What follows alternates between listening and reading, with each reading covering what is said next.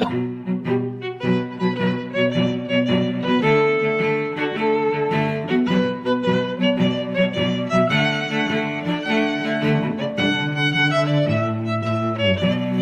1, 2, mic check.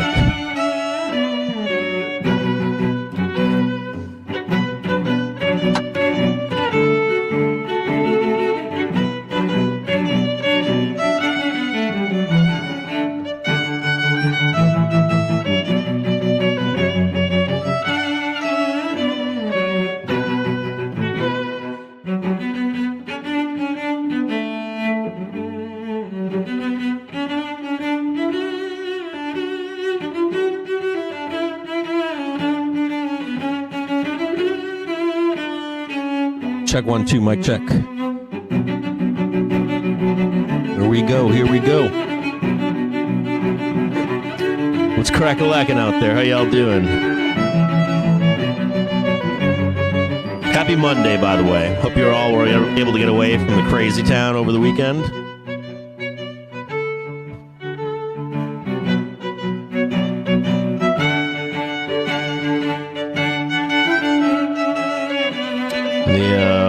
It's just non-stop right now, right? I want all of your attention at all times. No, I saw this morning they're talking about they're releasing people. We just can't, can we? Can't have a day off. That's one of my favorites. News breaking this morning that ICE is releasing illegal or undocumented workers back into the wild. Hey, come on in. Hey.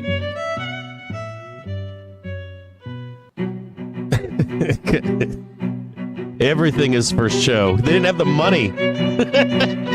Too busy doing glossy promo videos. Talking about. Yet, of course, we don't have the logistics nor the money. Oh, this country can't get any worse. I'm not even opposed to removing undocumented workers, and I'm not opposed to removing undocumented workers that have been through the system. I'm not opposed to finding a path for undocumented workers to work here and do the right thing and everything else that wraps up in that. But of course, we've got a fucking show. This morning, I'm reading an article. I'm like, yeah, who didn't see that coming a million miles away? And the day before, I'm reading an article about 55% of Americans cannot read at a 6th grade level. And the first thing I think about is, I bet half the fucking people I read this shit to don't even understand what I'm saying. That can't be true. Please tell me. I know we're all crayon users here, myself included. I really am not speaking. I have an AI voice that mimics my voice and just reads that shit off to you. I should do that. I should have like an AI voice read it to you while we discuss other shit in the background. I should figure something like that out so I don't have to use my voice. We'll just have like a, I don't know, Jim James copy. I had a friend who ran my briefs through a learn language model to come up with my mannerisms. I don't use it, but I thought it was fascinating nonetheless to try to copy my the way that I speak. It's 9:32. The market's opening. I guess you guys want to get right over there, don't you? Oh, hold on here. Wrong one. Okay, so we got to do some chatting here. We'll go over to the talking to viewer. Nope, wrong one. I guess I was ready for a office day today. I actually got a lot accomplished this weekend. I'm kind of happy about that. But I did set myself up for an office day today because I've broken through with some cool stuff. So we have to look at this together this morning. No, I released this brief. This brief pretty much mimics what I gave to you all last week. And let's start from there. So, well, let's rewind a little bit. So, basically, last week I was looking for couple of bumps in a roll. We pushed it out, couple bumps in a roll, couple bumps in a roll, and I was bullish, even with a couple bumps in a roll. But how I perceive bullishness is not how everybody else perceives bullishness. When I draw something like this, bump, bump, roll, and then this, people say, well, he's bearish. And in my view, at least, in my view, below I have an invalidation level, and I think we're going higher. But I always want to be buying dips. I never want to be chasing up here. I always want to be buying on lows in accumulation for an upside move. If we break below there, I want to be selling rips, all right, from highs, not chasing the lows, right? And I often think that people will read a brief from me, and what they want to see is up, up, and then this big, huge move. And they think that's bullish. That can be bullish, but in this case, bullish last week was a couple rips and then come back down. Now, even saying that last week, there's still another gap lower that will get cleaned up. That could be to this week. That could be mid-March or mid-February. That could also be at the end of March into April. They always come back for it. Let me give you an example of that, how that happens, because we have a recent one where it happened. We had a recent one that was kind of fun to watch. And hold on here. Where was the last fun one? This one's a good example right here. Right here's a good one.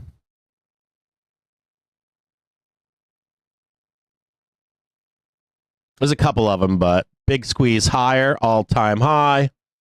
Back down, we left this gap. There was one here. It's not here any longer, but it was here. We continued higher, came back down, and then bam, took out that gap. So you don't have to take it out right now. You can take it out later. But for where we were last week, the idea would be, and I want to show you this from back in August here too.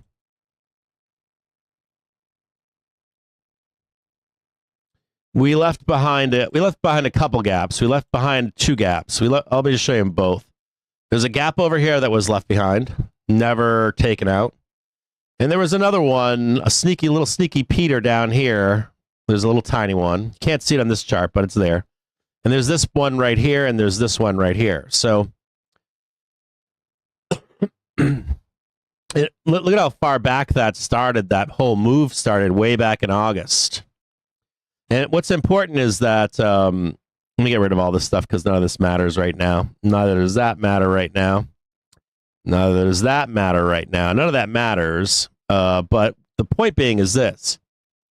We made an all-time high. And as soon as we made that, I'm like, yeah, we should do this 1, 2, 3 downside move. And on last week, we hadn't done that, had we? We had just done this one, and that was it. And I'm like, or not even that one. Yeah, somewhere in here. And I was like, yeah, we can do this goofy shit into mid February, but we're still coming back down here. And we can get really bullish for March, April, and leave all that shit behind. That's fine too. But we are coming back for it. 95% of the time. So you got to think about that stuff as you're, deciding what's going to happen and whatever. Now, this morning, I was fascinated by futures last night, and I was fascinated by the recovery. And then this morning, when I woke up at 4 a.m., I'm like, those fuckers, we were lower in futures, Globex, and they brought it right up before cash market at 4 a.m., and they just left just a little bit behind. They creeped down below. I think they hit 90 this morning. They may have gone a little bit lower. I had to go take a shower and take care of my daughter and stuff, but they still left a little bit behind. And what I'm talking about is this gap right here. More importantly, that gap. So this one's gone.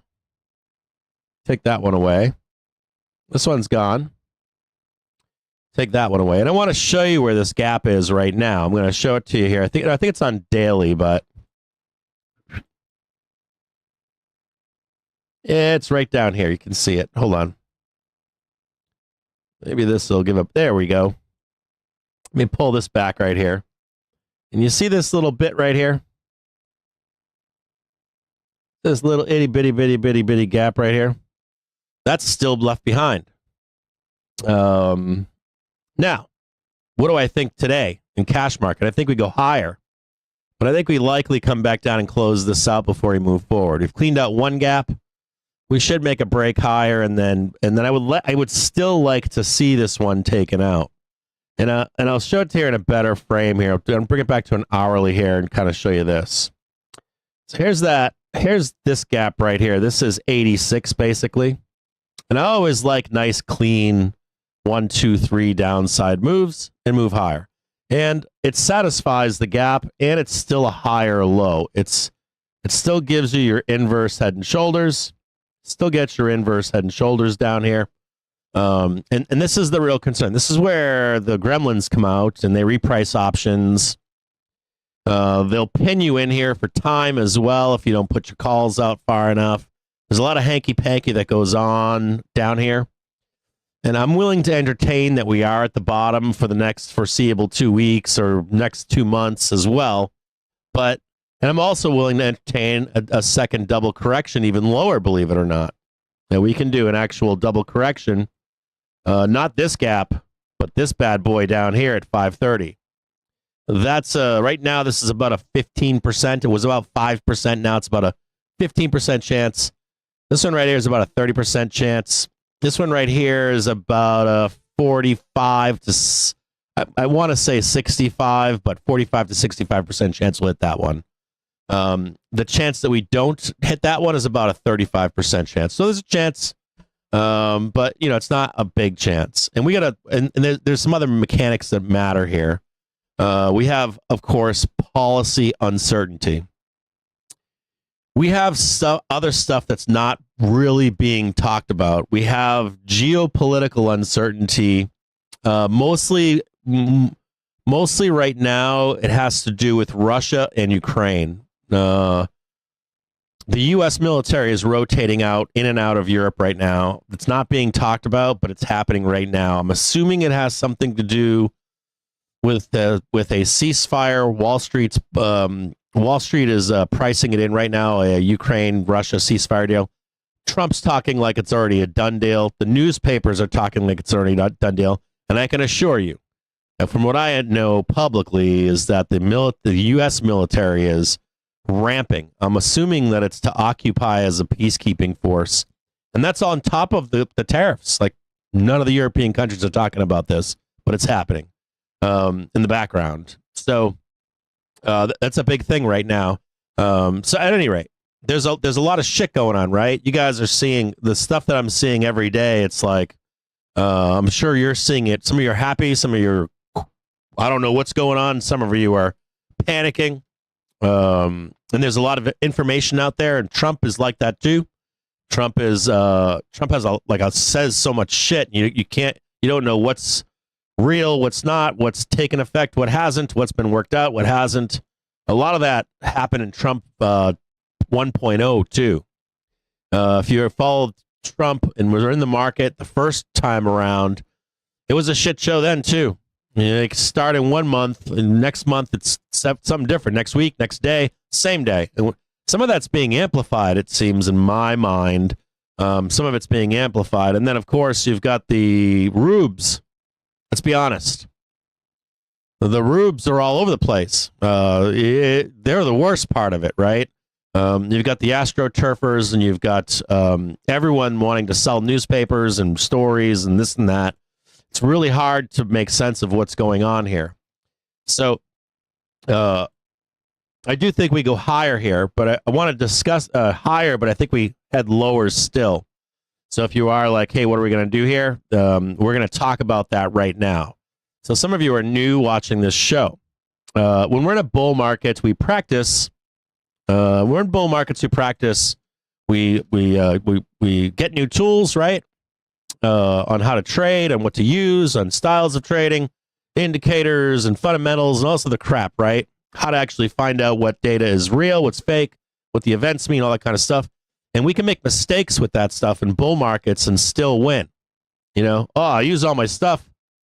I use all my stuff, right? But it failed. Oh, it recovered. Woohoo, made money. I look like a great trader, right? Yeah, I'm using my stuff, but whoop, made a mistake. Who fucking cares? It's gonna print, right? So this is like easy trading. And it's highly forgiving trading, right? But what you find out is that once we get into volatility, or even a bear market, changing markets, not so easy anymore, right? All those little things that you've been practicing that you're not relying upon you don't use them, and all of a sudden you need them to give you the best chance you can have at not giving all your money back to the markets, which is what happens. Make lots of money, give most of it back, lose the last of it, repeat. A very common experience for investors and traders in the stock market. So we have to become more reliant upon fundamentals, tools, best practices, all that kind of stuff.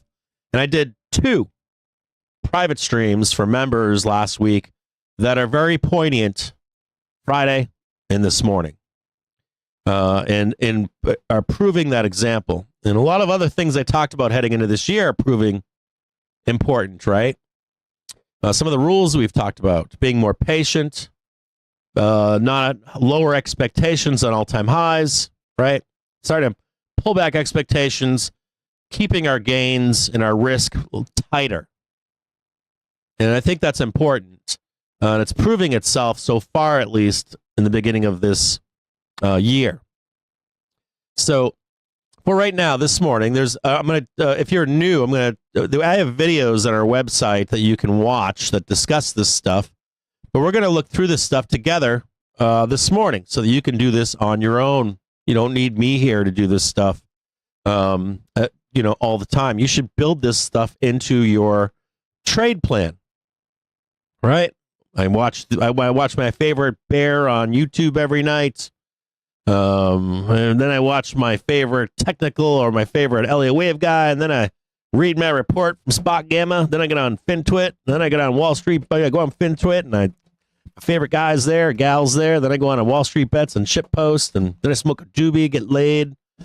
Go out and do my thing. You should be having a routine as well for how you figure out the stock market, or how you're going to have a plan for the stock market, so that if it goes against that plan, you know what to do, right? You know what to be looking for. So we're going to talk about some basic stuff this morning. We're going to start here, okay? Especially for where we are right now. And I'm going to ask myself some questions. Is price above the hourly trigger? The answer is no. The answer is no, it's not. Is the price down here at the daily trigger? Nope, it's below the daily trigger. That's not good either, is it? So if I wanted to get bullish again, well, what do I want to see? I want to see price, hourly trigger, daily trigger, weekly trigger, monthly trigger, blah, blah, blah, right? Price at the top, though, going down to the hourly and bouncing off, just like it's supposed to, right? We're not there yet, are we? Price is below the hourly, price is below the daily. And let's take a look at that real quick. So just as a base case, if we were going to be continuing up and to the right, the safest trade is to wait for price to, here's the hourly trigger. Right today, The hourly trigger is below the daily trigger. I like it. And I got some rules. I want to see that price breaks higher than both, back tests successfully, makes a new high, not necessarily all-time highs, just a new high right here, and then get long again in continuation over here. So all looks good, right? Boom, boom, off and running again. Everything is normal. Everything is fine. Now, we don't have that right now, do we? So if not, I have to begin to look for closing some gaps down below, right at minimum. Now, that's a base case here. Now, we had a bloodbath here on Friday. We had another bloodbath here over the weekend. So even inside this hourly expectation here, there are more moves, aren't there? On smaller time frames, isn't there? And I've got some things to look for here. Here's a 4-hour basis. Here's a daily basis. And just on an hourly basis, there's sellers up here, right? So I'm going to write a little 1 in right here. I'm going to snap another one right here. Bam. Got a whole lot of traffic right now, don't we? I got one more right there. Right there. And so even inside of this, what I'm looking to do here, at best case scenario, is for a trade higher, close this gap out on an intraday or 2-day basis. And I don't know if you can get this, but there's the hourly trigger, right? And then continue down. I know you don't want to hear that, but I'd really like to close that gap out down there. That makes sense? So this would be like a smaller time frame, like intraday of this day, right? And not only that, this hourly trigger is racing down, and it'll continue to the downside the longer we get pinned here. And furthermore, the half an hour trigger is right here. Do you see it? This is the aggressive one. And it's flying down right now, too. Every half hour that passes, this fucker comes down farther and farther and farther. And these sellers are trying to set you up to sell you down and close all of this out. So maybe I'll rein this in a little bit. Whoop. Right there. And I'll snap another one right here. It's kind of wonky, I know, but let's go back to a 1-minute basis here. Not yet. We're going to go to one more other thing here. We're going to check to see what velocity looks like and just check out everything. Just check 30-minute fellow and see what's up. Just want to see where... I want to see a few things. I want to see. Okay, hourly could go down a little bit more. Daily velocity looks like dog shit, I'll be honest. And this is yet to determine. It's at neutral right now, but we start putting together a few bad days this week. We're going to start turning negative on daily. So if we have that 86 as a target, we don't want to lose it. If we lose it, things will get ugly. We'll be trading 62 and then 30s. I don't want to see that. We are looking for a turn to the upside, though, quite soon. 15 minutes looking like it wants to turn up. Half an hour is almost there. A little bit more bearishness on hourly. So a little bit more bearishness here that I can see. We'll start with that.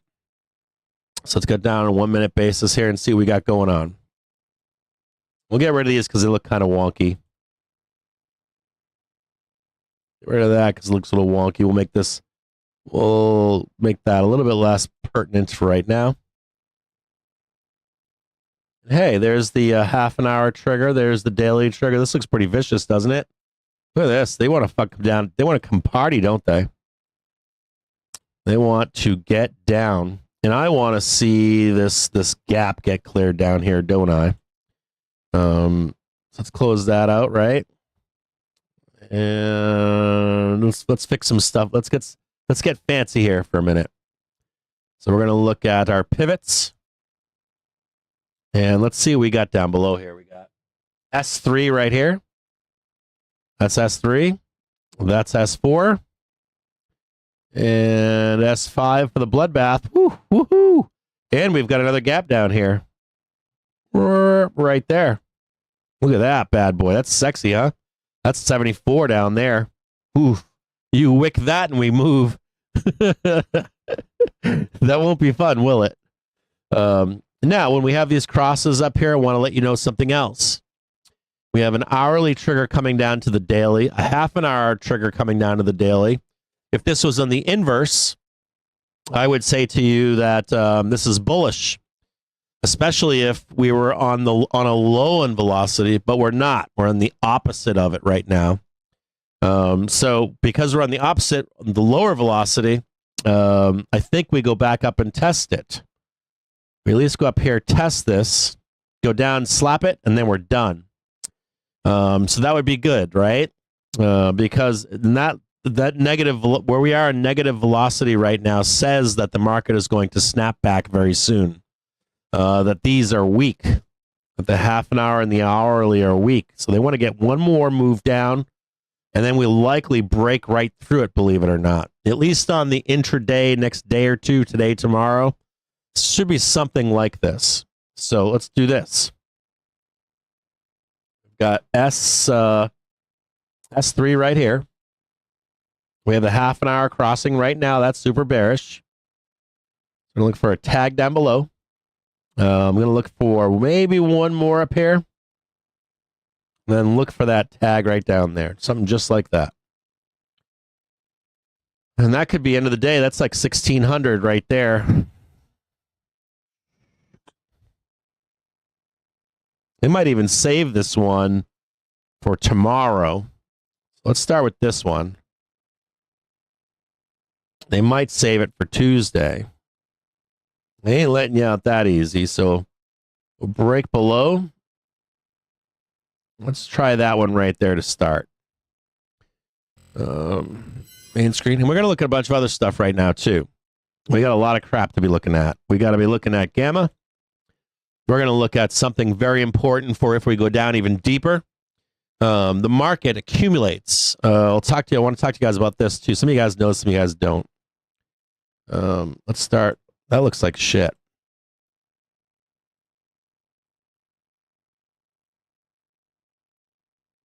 What time is it right now? 10:30 down there.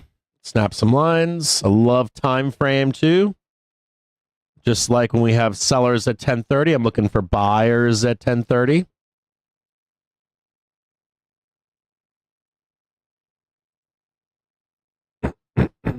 $11:30. So they should like try to get up.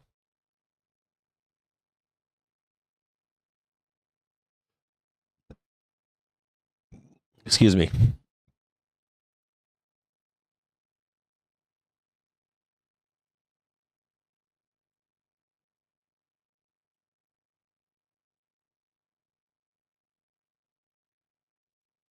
Try that right there.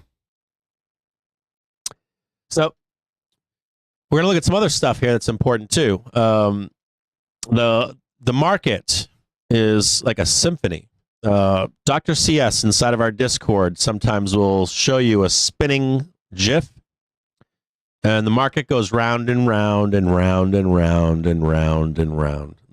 Wall Street wraps trades through currencies, through taking loans, through loaning money to buy from somewhere else in different countries and all that kind of stuff, right? They rotate in and out of different sectors in the stock market.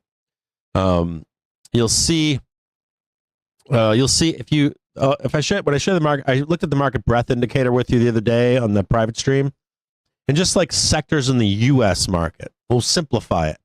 You've got communication services, you've got like fintech or financials, you've got I don't know, you got all these different sectors, right? And Wall Street will put risk on. Normally, it's financials first. And then they'll go into like utilities at the end, right? And they'll cycle in and out as they're accumulating in different sectors, and they'll bounce from one to the other, sometimes out and in. And then once they're done, they will cycle out of risk. Well, they start with like risk on, and they move to risk off. I should say more than this. I'm not prepared for this conversation this morning. I just woke up. 4 a.m. But they cycle in and out of sectors, right? That's the key point. And when they cycle out of all sectors together, sometimes they have, if you had a scorecard of 1 to 100, they can cycle out down to about a score of 30. If they cycle down to a score of 20 out of 100, they will often do what's called a liquidation.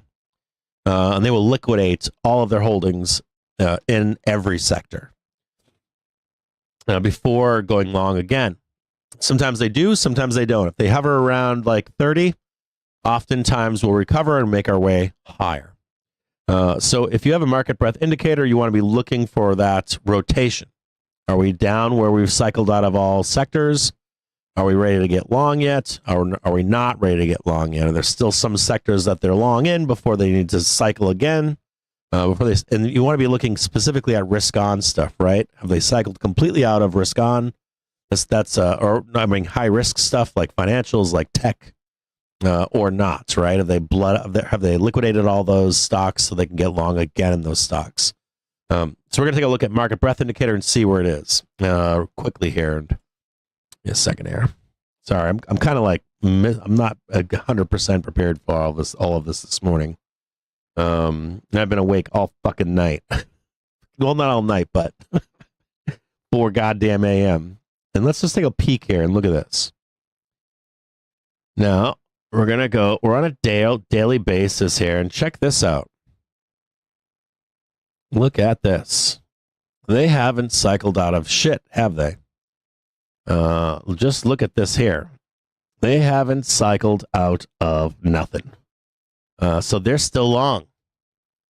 JPM's base case on Friday was tariffs are not permanent. GS came out and said GS came out and said it's going to be short-lived. Not only that, doesn't really matter. The impacts are short term, and most of these banks have also said they're not going to sell. They're just going to stay long and keep adding on major lows as we have volatility comes into the market. This doesn't surprise me here at all for where we are right now. Douche Bank came out and said the world was crashing and falling. I thought that had more to do with Douche Bank trying to protect corporates in Europe, to be honest with you. Because the damage is more towards them and not the United States. They were saying the world was going to collapse over all of this. And what I can see right now, none of the numbers here says that Wall Street has liquidated. So this big stretch down in price disagrees with the market breadth indicator. And I'm not shocked at this. Normally, this kind of a move, at this point, I would have expected a little bit more down in the market breadth indicator. So this is making me believe that one of two things could be afoot. Either one, we're going to blood the fuck out of this market. Whenever that thing goes down, whether it's now or later. And number two would be that we're likely just rotating and we have stretch in price. Price is stretching right now and they're not selling. The real fear is not here, at least from Wall Street. So that's kind of fascinating to see, right? There's no real panic here. And I don't think that you're going to see much panic here either. I spoke to Vol Wiz on Friday, and you know what he said to me? He said, boy, all this shit, he goes, and even this price action, he goes, you know what there isn't a lot of? And I go, what? He goes, volatility. And I go, you're right. And this morning, I'm thinking the same thing. And why is there not that much not volatility, but fear, I guess, truly fear. Like fear. There's volatility, but there's no fear. And I think most market participants have the message that we're not going into a bear market. And I think most people believe this. I think most people believe, yeah, you know what? Bring on the volatility. Give me a stock market crash so that I can buy more and hang on. And I think that's the thesis here.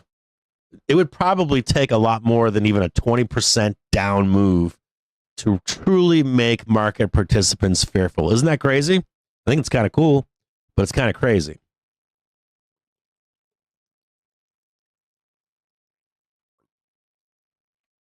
I think people are welcoming this. You might not be, but I think most are.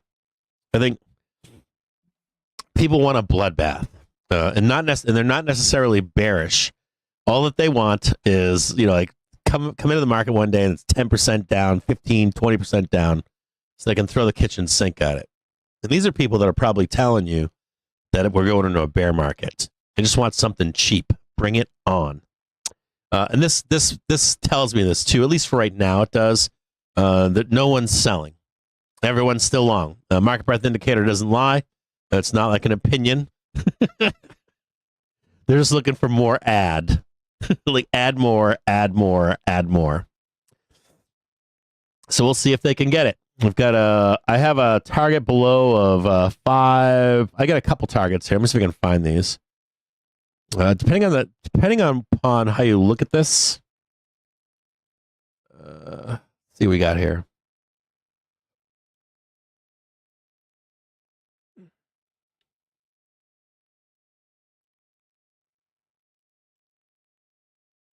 I think I got 582. I got like 582. Well, let me see. Depending on the day, the day will matter too. I got 578 on like a wick. And I got the gap close at 586. Maybe 584, 86, somewhere down there. So we'll monitor this. What I would say to you is be patient. I've said this to you the entire year. Just be patient down here, and if we can get a nice little bloodbath or something like that, I say bring it on. I want to get long down here. 584. Whew.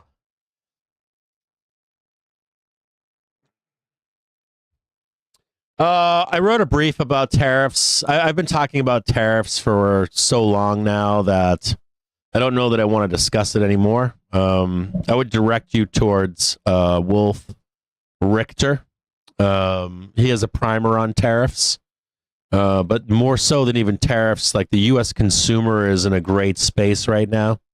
They can absorb tariffs. There's a reason why we're getting tariffs. There are very powerful people that want your money. You're very well off. You have money to spend on tariffs, believe it or not. There's some fundamental economic reasons for tariffs. There's a bunch of this, but some of it has to do with taxes, a new form of taxes if they're going to honor the old tax code from 2017. It's complicated, but it's not really that complicated. It's kind of easy to see. I know that I know there can be a moment where more tariffs can become, or impact market direction or the health of the consumer. But the tariffs that are today are not that. Inflation should go up, I think, 0.7%, but you got to remember, Jerome held back from cutting, didn't he? He's got a couple he's got more than he's got a whole point he could add, right? He could have rate hike, right? He could add what? 4 25 basis point hikes, couldn't he? So Jerome did the right thing by pausing. He has till summer. I think that's when his term is up if he gets replaced. He's got some ammunition here where he could literally hike and offset inflation if it spikes. There should be a small spike in inflation, but we can absorb that too. And rate hikes can actually help with that. And importantly, Jerome Powell at this last meeting, this is something I haven't talked about, but that's why I'm just expounding upon this tariff stuff a little bit more, because this is an aspect to it that I haven't spoken about.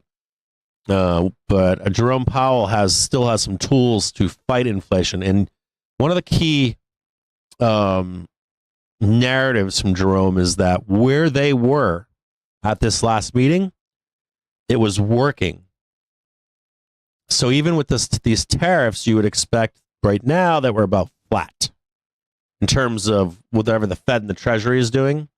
We're about neutral right now. So we're not negative. That's why he didn't hike. That's why he didn't cut. He said where we are with our fiscal policy, right, is working on inflation. Employment is robust, right? So economic or fiscal policy from the Fed, in their view, is working. Now we have something that just happened with tariffs that is counter to that. So if anything, you'd say, we're about neutral right now. And he still has ammunition on his plate into summertime to help in the form of rate hikes to offset any negative damage or velocity, let's say, in inflation. And the math's already done on this stuff.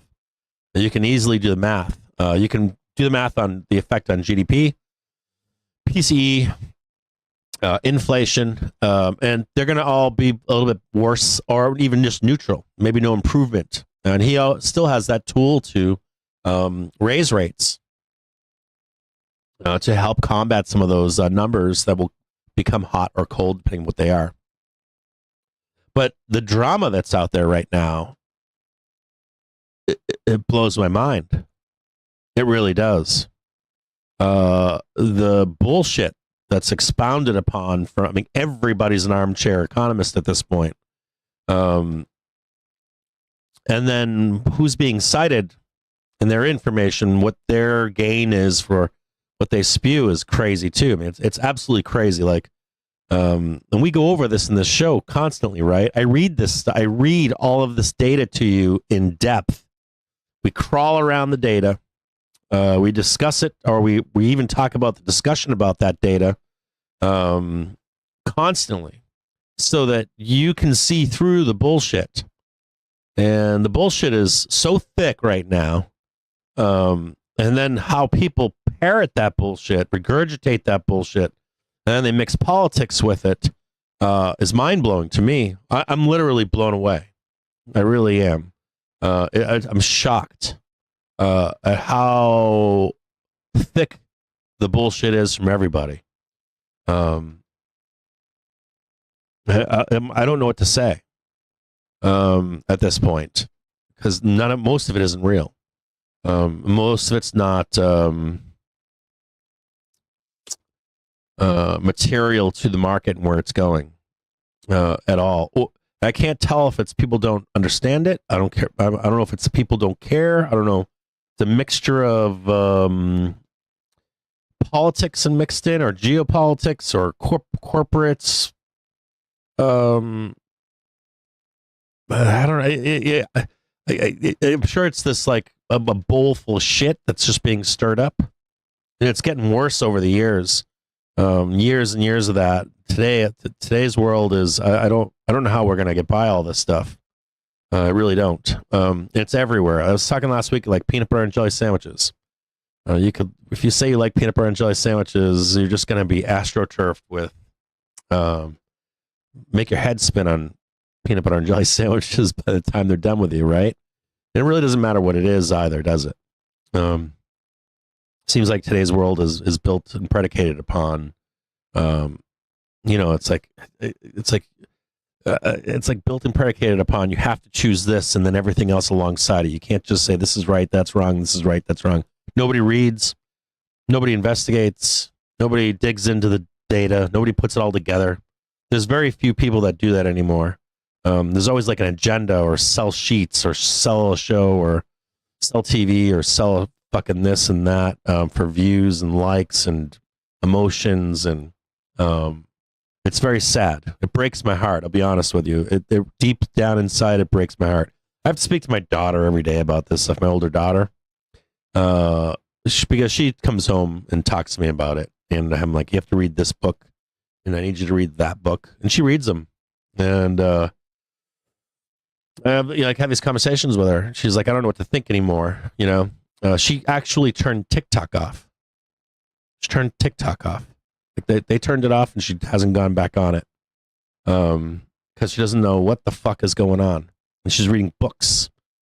And it's just hard to wade through it all, right? I was reading something this morning about Panama. China has influence in Panama. We might go to war with China. That is a way for us to get goods and services through that canal, right? And the knee-jerk reaction, I'm not a Trumper, but the knee-jerk reaction is they shouldn't be doing that, right? Because it's Trump calling it out. It's like everything is wrong as if it's from this person, everything is wrong as it's from that person. It doesn't matter what it is. It doesn't matter. It doesn't have to be politics, it's anything, right? And it's like, that's all bad because it's from over there. And it's hard to pick through it all and say, this is right, that's wrong. So I tell my daughter is, I'm like, the only thing you can do is read. Literally read. Read books. Like start on a surface. LLM written language models are like this. They're just topical. And like the internet, small. Then you have then you like go to Wikipedia, and that's being astroturfed by all kinds of different people too. So then you gotta like get books and start to actually fucking read about these topics. You go to college and shit. If you don't go to college, you have to read books. You're like, oh, you don't need to be college educated. You don't, but you do need to read fucking books. You can go to lectures. When I was a kid, my dad would take me to Harvard. I was in high school at that time. He would take me to Harvard, to Longfellow Hall, to lectures. These days, you got YouTube. You can sit right on YouTube and listen to lectures from actual top universities, MIT, Harvard, right? You can go to Oxford lectures. Just online, you can do it. But those are important things to do. And it's not that those people are right. It's that they have critical thought. And you learn critical thought that way. And you write, right? You write and you read. And then you have to look introspectively on yourself. Introspect. And find out what your own values are. And what you believe. And your beliefs might not be the same as mine. But you have to have some conviction behind your beliefs. Then apply those things to what you're reading or consuming. And that applies with everything in life. I'm not an economist. I went to school for business. I took economics classes when I was in college. And of course, my experience in the stock market, I'm a dumb stock trader. And for years, I would read Bloomberg, or I would read Wall Street Journal, or I would watch CNBC or Fox Business News. Then I would read the news hot sheets, right? Then I would read FinTwit. And I'm like, man, none of this is coming together for me. Right? I got to find someone that understands this data and can explain it to a dumbass like me. So you start to find a few guys out there that can explain this stuff to you. Some do it topically. Some go more in depth. Some of them have great conversations that are extended. When you find those groups of people that explain it to me, it starts to make sense over time. So you spend more time, even when you don't understand it. I talk a lot about this with learning options. I learned how to trade options from the Options Industry Council. It's free. First time I listened to their videos, I'm like, this is dry and boring, and I have no fucking idea what they're talking about.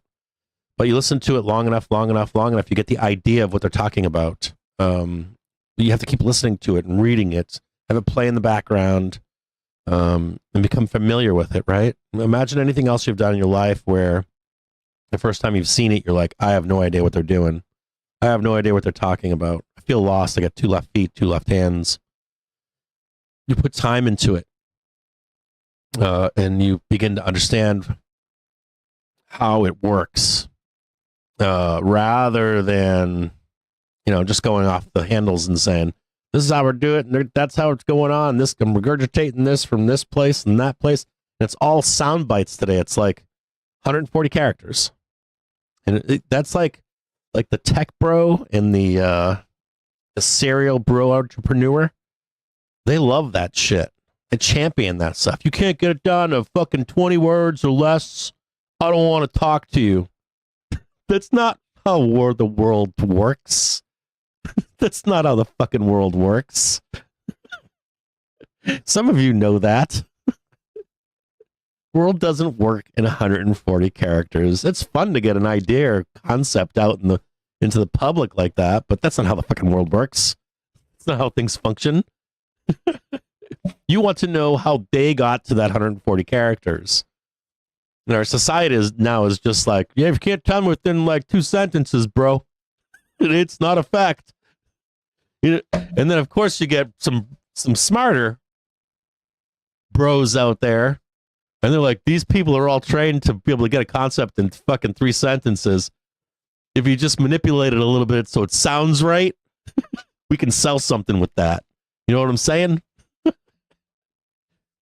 that's what it becomes. And we get trained in just consuming 2 or 3 sentences. And then now what happens, right? You get a headline, you get something that makes you angry, makes you happy, no matter who you are, no matter what you're doing. And within 2 or 3 sentences, you've got the gist of what they're talking about. Then you go around, you're like, brah, brah, brah, brah, brah, brah, brah, brah, brah. And I'm not a rocket scientist on a lot of subjects, but I'll give you the way you can figure it out. There's a couple ways here. One, you ever notice how many things make you happy or sad and they just disappear? Stop talking about them. They're not focused on the next week. It's a big flag, right? Another flag would be something that you do know a lot about. Let's say you're like, I don't know, let's say you know a lot about the color, or you know a lot about magenta. And I'm over here talking about magenta and it's all topical. But you happen to know a lot about magenta. You're like, that fucking guy doesn't know what the fuck he's talking about. That's how you can figure out, too, that, or how much information today is low context. And especially Americans. America is rife for low context information. If you go to like Japan, it's not like that. They say one word to you and it has a meaning. Come to America and we just like, blah, blah, blah, blah, blah, blah, blah, blah, blah. If you ever record it, write it all down and be like, all right, let's go back and check this stuff. You'd find out that it's just bullshit. So you have to be aware of that when you're trading this market. Okay. So we're trying to put all this together, right? Find out what's going to happen, where are we going to go. Right now, market is trading lower. Right? Just grinding lower right now. Coming in at S3 right now, that's at 589.71. I want you to also know we're in cash market. So at the zeros and the fives, you're going to either find automatic support or resistance. We already hit 590, I believe, in pre-market. I don't know if I'm right or wrong on that, but I think I saw it this morning. They're just trying to grind through all this demand right now. As soon as we break through, we should squeeze down, or it's not squeeze, but break below that 589.50. Hopefully, we can get a little bit lower. It might bounce off it though because of that demand. Let's take a peek over here and see how many buyers there are. See that bar down below there? Just nice little mountains. A little bit of water down below the mountains.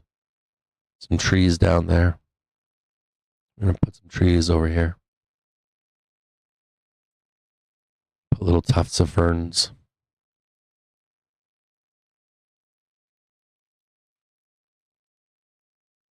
See that they want to go lower, right?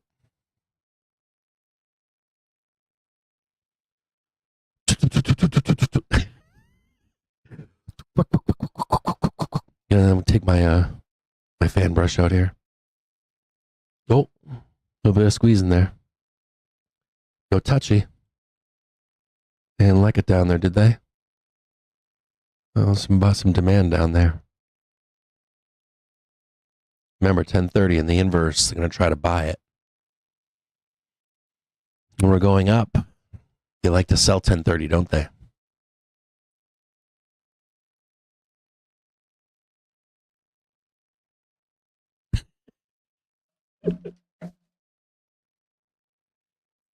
Touchy, touchy, touchy. We're going to pull the car over. While we going to pull the car over, Dad? There's some cows over there. You kids are from the city. You've never seen them. All right, Dad. Go stand next to that fence. I'm going to take a picture of you. This one right here. Aye. That's an electric fence, son. Keep some cows in there. I thought it was hilarious. I didn't even tell you it was going to shock you.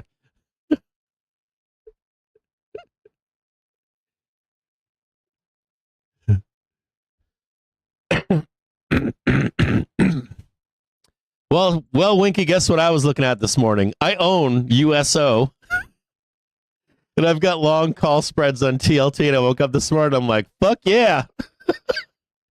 Who would have ever thunk that would be a great pair trade?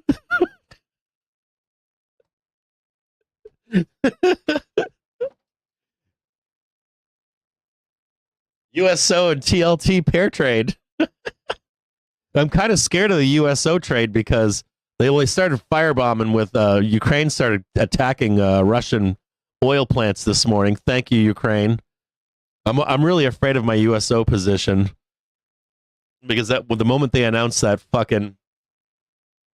ceasefire, oil's gonna shit the bed. So I'm like really risking it right now. Like USO and TLT was cracking this morning. I'm like, fuck yeah. The only green shit in the market this morning. Any ticks from those cows? Woo, 1030, baby. Come on down.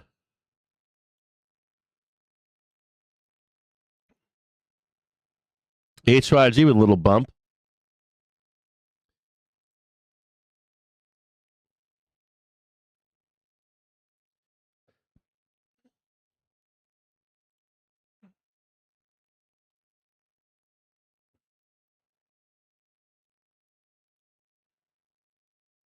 HYG also coming into the put wall right now.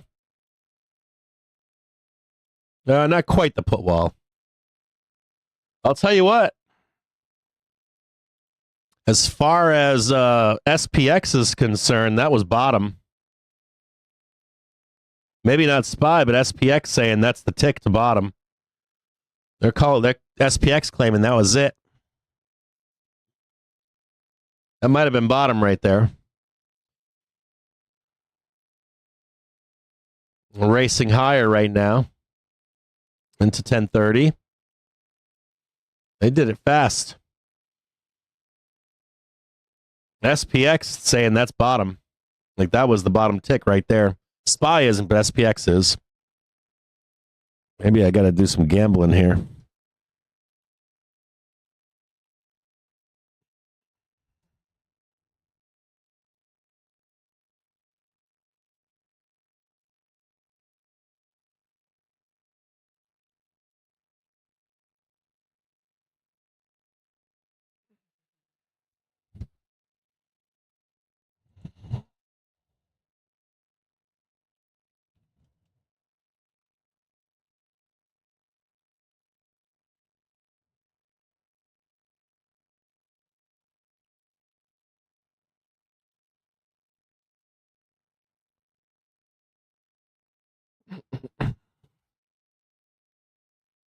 Let me show you SPX down below here. So we are in cash market. We satisfied at this moment, SPX is satisfied. I'll show it to you over here. That low right there. That low right there. And to the tick. That low is satisfied right there too.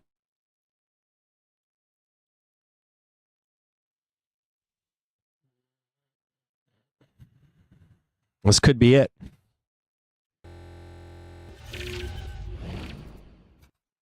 SPY still has some slop in it. Give me a second here.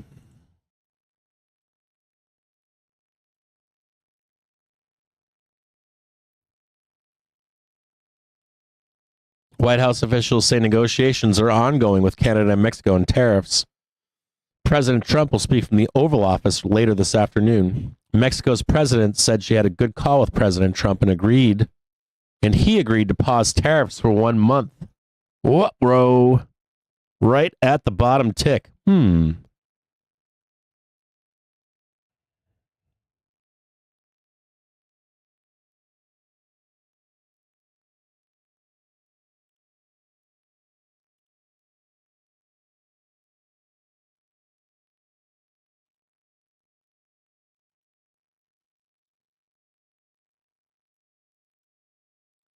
She just spilt the beans.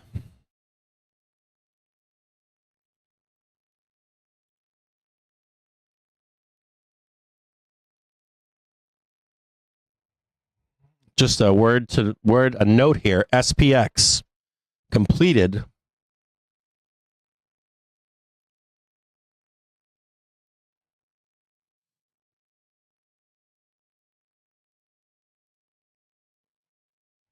If you are a bear, be careful here. Mexico president saying that President Trump has agreed to pause tariffs.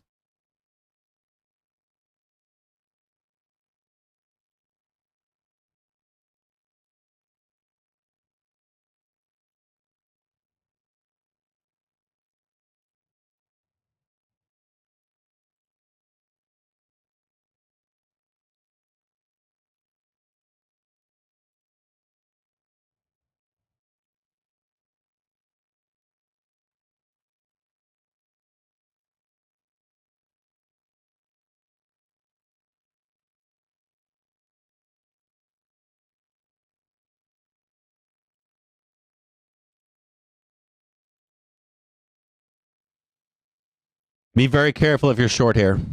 If you're short, be very, very careful.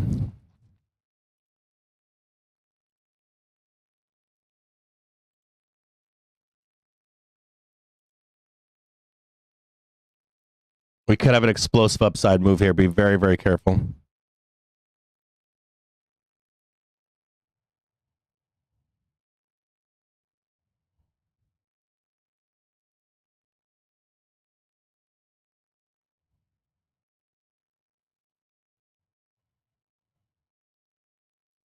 Watch out if you're short. You get squeezed out here.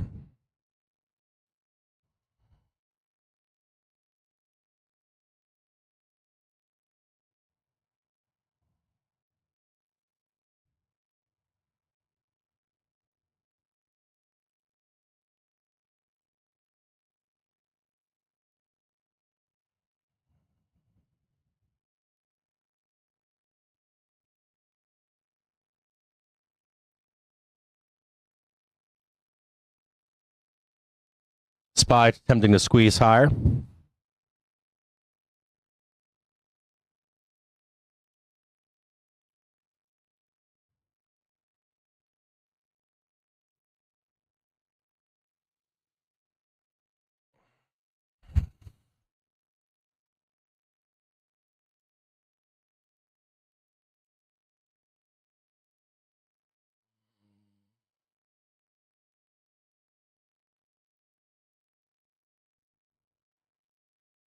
Ooh.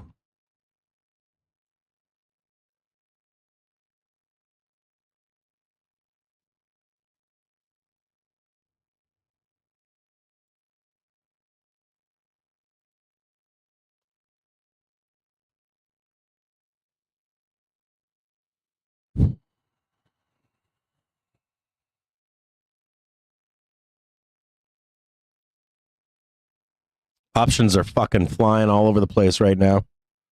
600s are fucking going, but they were at 40 cents, 20, 30 cents. Now they're trading 70.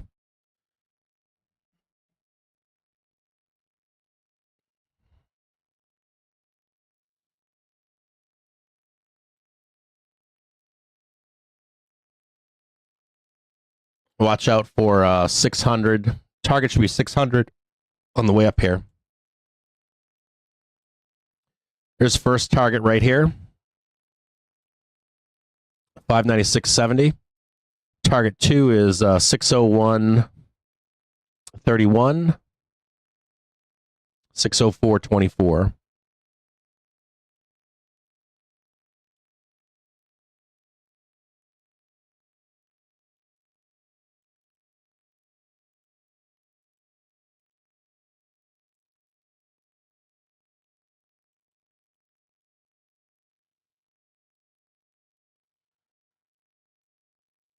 I'm going to push this one over. We're at the half an hour right now. Oh, I had my half hours wrong here. I missed the 1 half hour there. I apologize.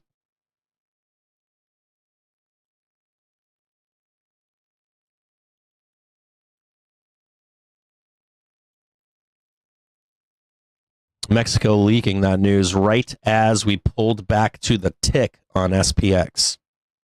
Fascinating, huh?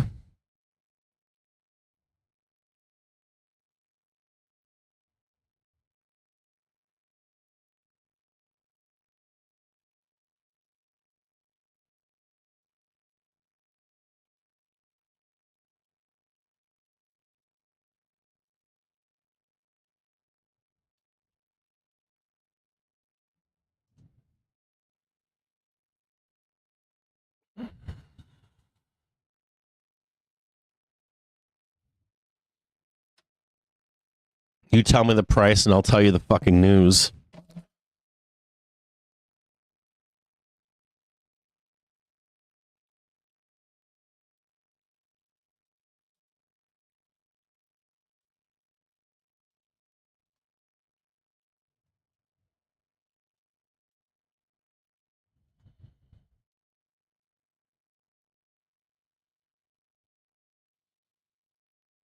Be very careful if you're short. They're going to crank it.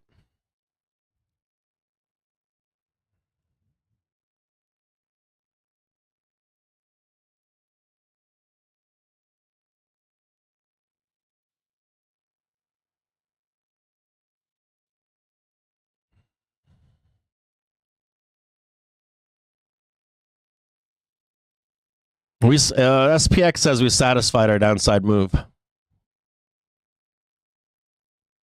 We could come back down and test it, but we should be done here.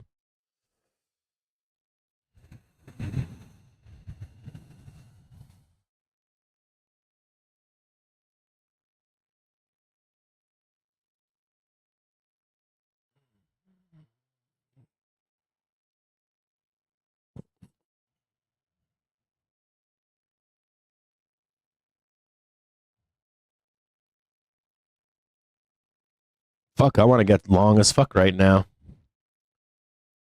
I want to get long into like fucking middle of March or some shit.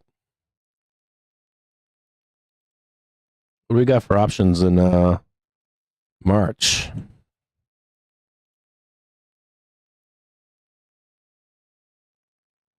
Jesus, 600's already pumping to 91 cents. I guess we're going there, huh? Just note here, we also have 598.58 is S1. And also note that, let me just check something out here with Gamma. Hold on.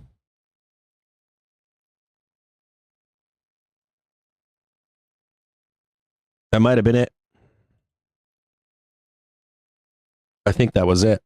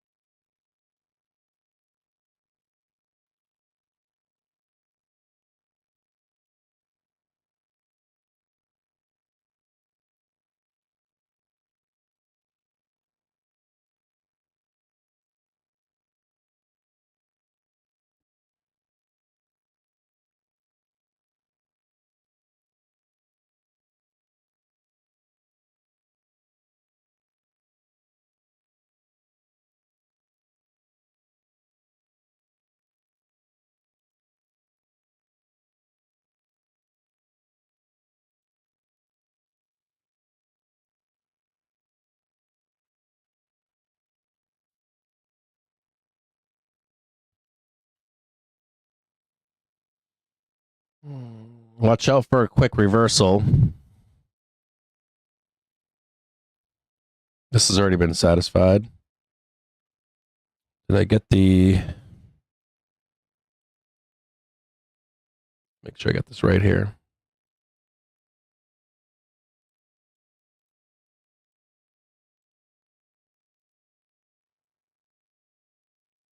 Watch out for a back test. The gamma flip sits... gamma flip is at 605.98. Gamma flip is... Let's make sure I got that right here.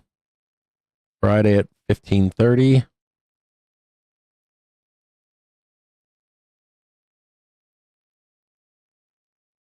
$602.15 is 601.68. See what this number one is? This is where the gamma flip is, in and around this area.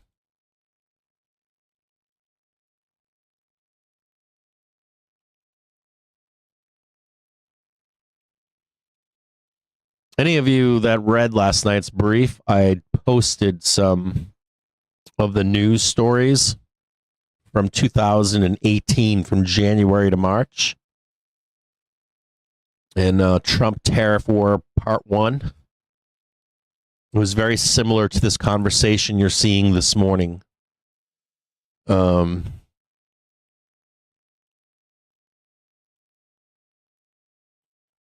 Trump, back in 17, he was like, I'm going to tariff these guys, I'm going to tariff these girls and these guys, I'm going to tariff them, I'm going to tariff undocumented workers. I guess I sound like George Bush, don't I? and then a week later, he'd be like, well, I gave them a deadline of, I think it was March 5th or something. This is like February or January. He was like, well, we're working on the tariffs right now, and we could do some exemptions. He did this with Japan, too. Japan was the only country that stroked his ego, and they actually got concessions from him. I shit you not. We went through this for like 2 or 3 months.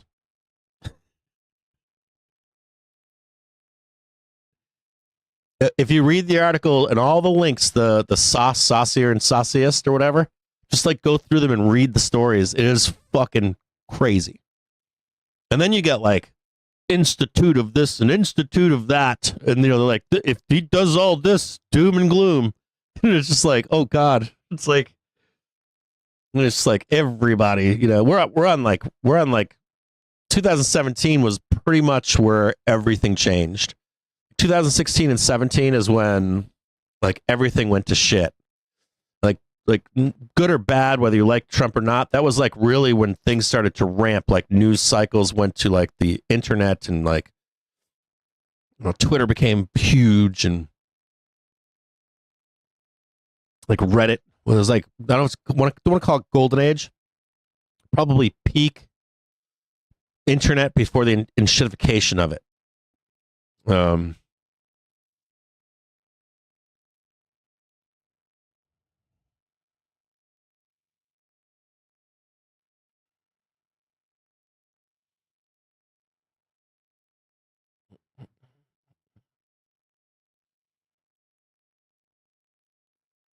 Note that SPX is coming into the daily trigger right now.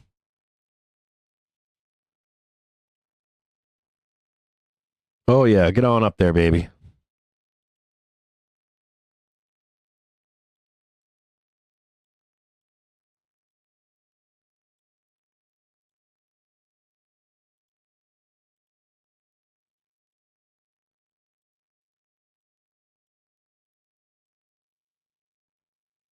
All I need is a little patience. Yeah, yeah. Just a little patience. Did we talk about that song recently? Just trying to get it right.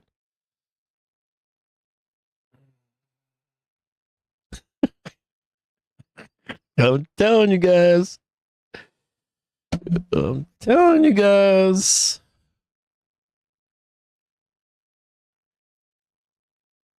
Just imagine the amount of rage.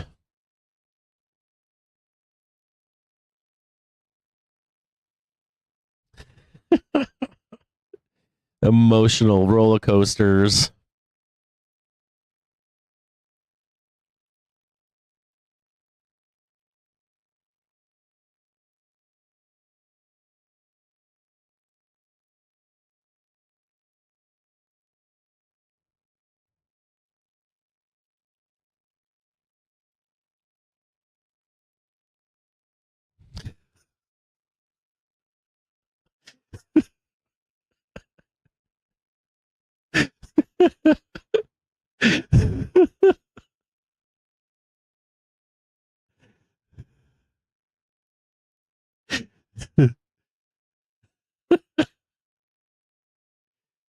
And did you guys see any of the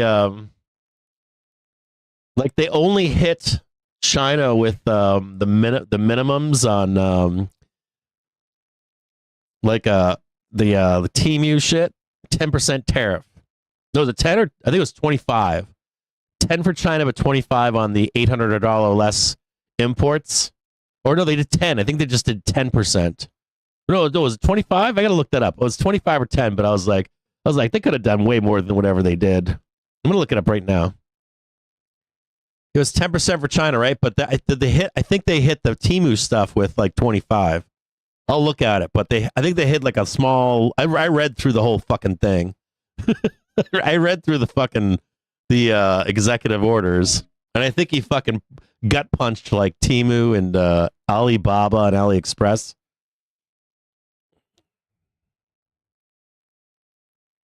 Stop with the whatabouts. The only thing you should be pricing in is what actually gets in stone.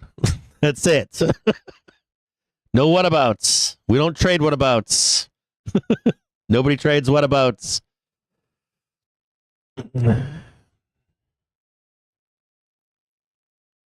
Yeah. Why are yields running up? Long end of the curve, right? Why? Ask yourself why.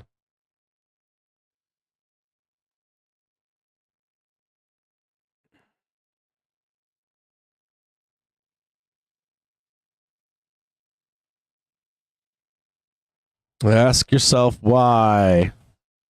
It's the same reason why. It's the same reason why Biden didn't remove Trump's tariffs.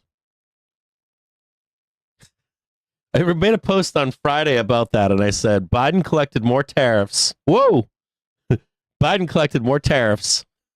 Someone was short there, huh? Made a post that said Biden collected more tariffs than Trump. And of course, I'm a Democrat. And people were like, yeah, but that's because Trump made them. And I'm like, yeah, but Biden didn't fucking remove them, did he? They all gave tariffs. Like all presidents in modern history have put tariffs on and have not taken them off. Why? And then I read somebody else saying, but, like one of the biggest importers is Canada. I go, yeah, that's right. But look at the protectionist tariffs Canada has. There's something else here going on, too, underneath the surface of all of this. I don't know how true it is. Look at that fucking down strike right there. Look at that wick. Can I buy that? Can I buy that for $1? Who got let in right there in that dark market? Who the fuck was allowed to buy that? I wasn't allowed to buy that. Look at that. Who the fuck was allowed to get out?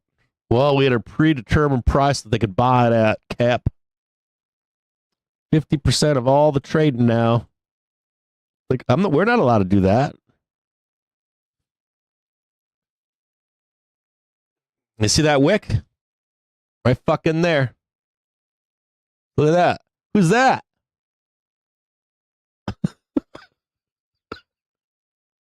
That ain't me.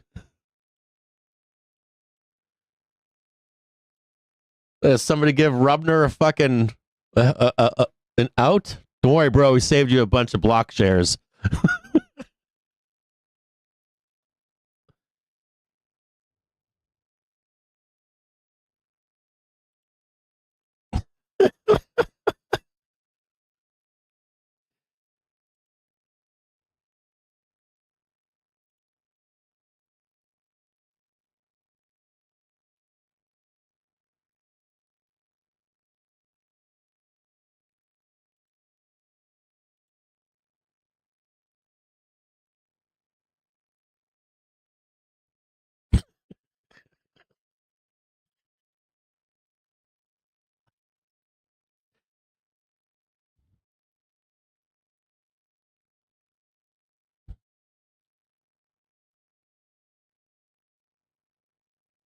Uh-oh, President Trump just confirmed the pause for Mexico 2 minutes ago.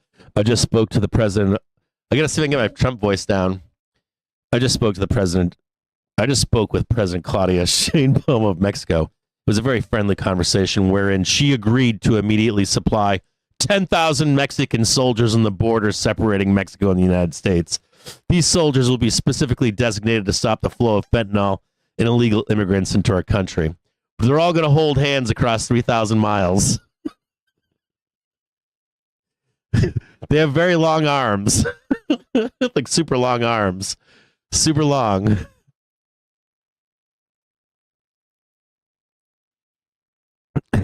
These soldiers will be specifically designated to stop the flow of illegal immigrants into our country. We further agreed to immediately pause the anticipated tariffs for a 1 month period. Shocker. During which we will have negotiations headed by Secretary of State Mark Rubio. Secretary of Treasury Scott Bessent will be. That's so fucked up. Wall Street will be there. Secretary of Commerce Howard Lutnick will be there, and high-level representatives of Mexico. I look forward to participating in those negotiations with President Sheinbaum as we attempt to achieve a deal between our two countries. Didn't fucking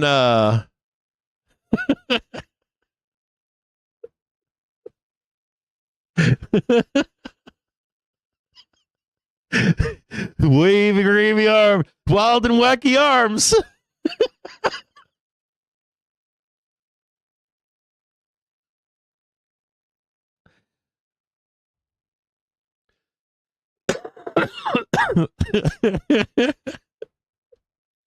Oh fuck. The fucking theater in this country. This country is a fucking joke. Can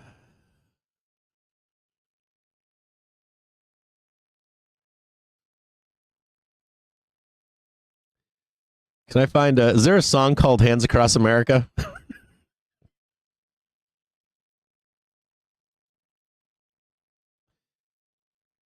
Oh, there is.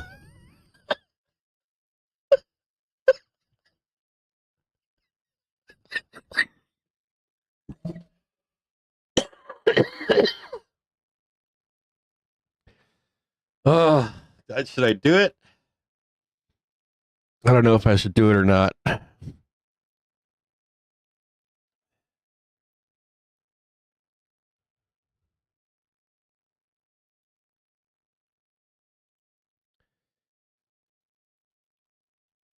That's so absurdist. I feel like I'm living in a fucking Mel Brooks film or something.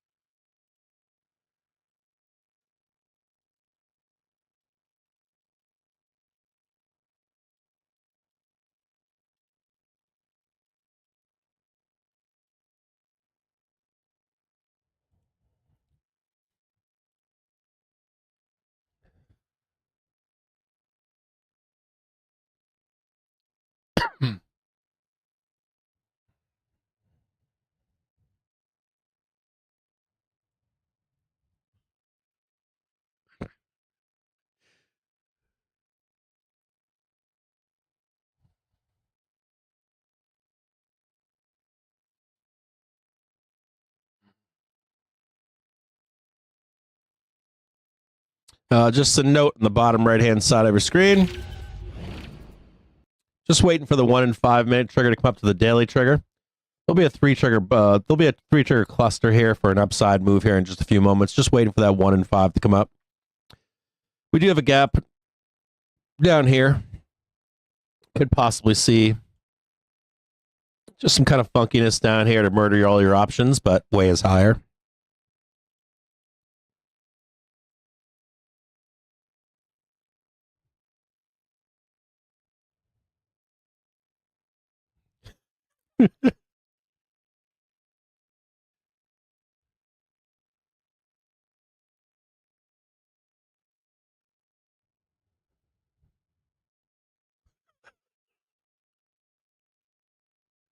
Oh god, this is so bad.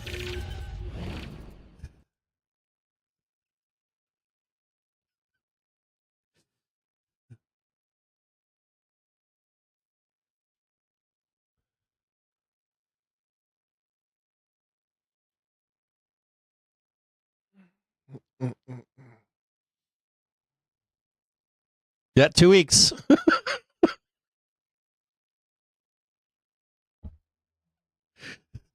I remember there were people in this stream, like right before he became president, they were like, I ain't trading that presidency. I'm like, you wait, you're gonna learn. You're gonna learn. It's been 84 years.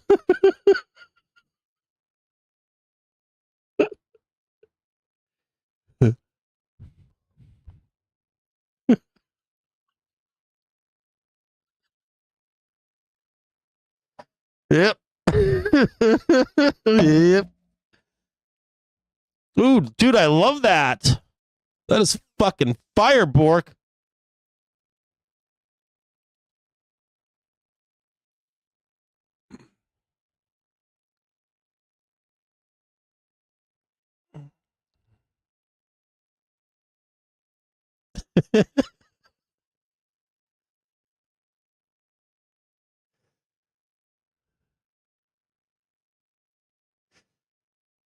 Oh, dude, Bork, I just saw a bunch of your new GIFs, bro. These things are badass.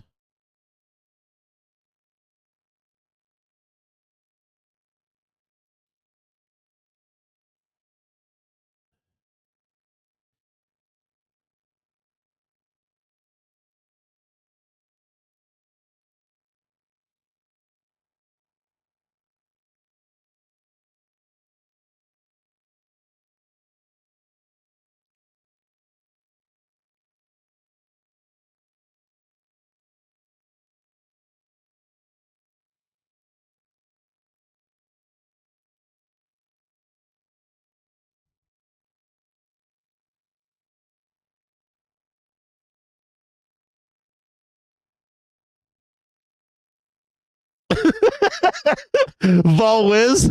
Now we wait for the Trudeau concession around 4 or 5 p.m. and sees futures spike. Look at it.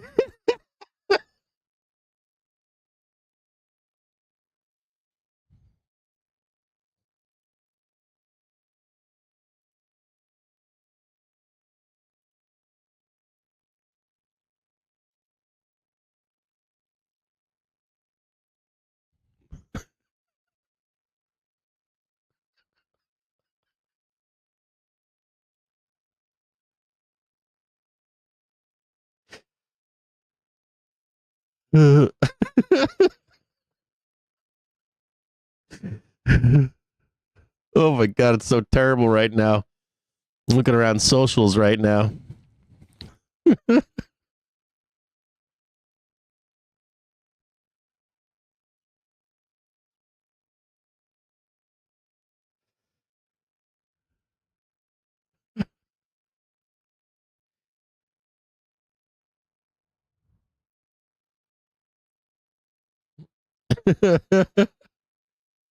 You guys aren't riding the gravy train on the way up here? You guys are all afraid?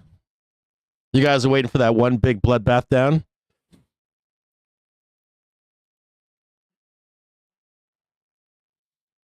Giant gap. Look at that big ass gap down there.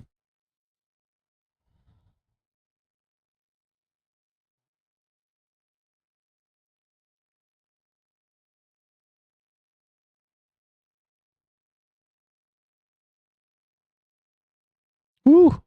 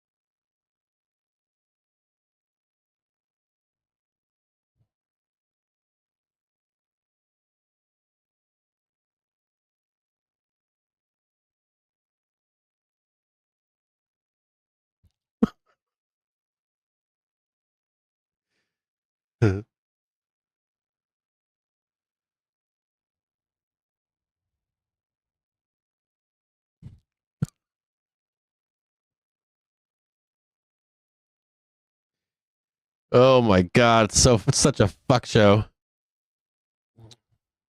Or you guys don't need me the rest of the day, right? We're just going up.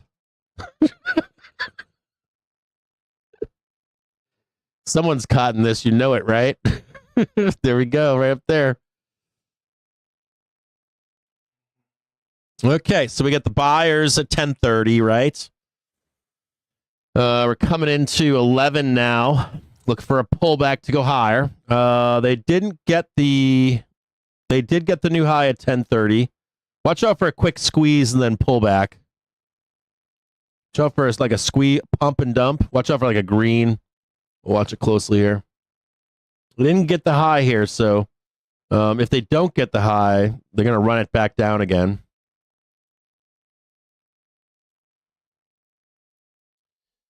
I can't believe this fucking market.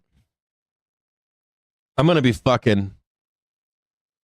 Any of you that didn't trade Trump 1, I fucking pity you. You're going to be old men by the time this shit is over.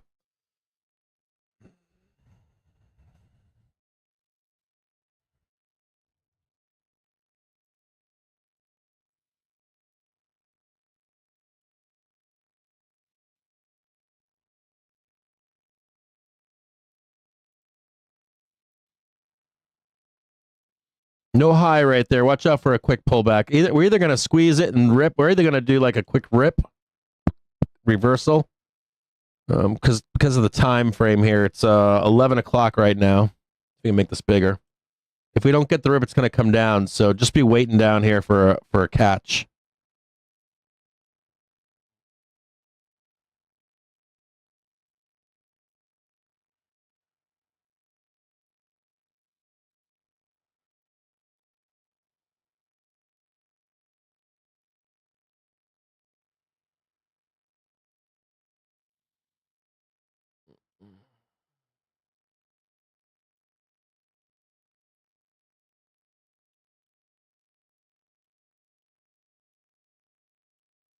Note we are above the daily trigger. Bullish.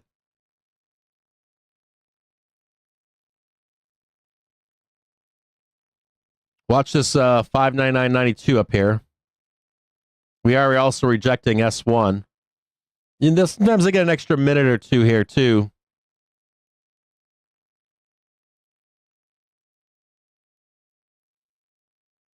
Come on, baby.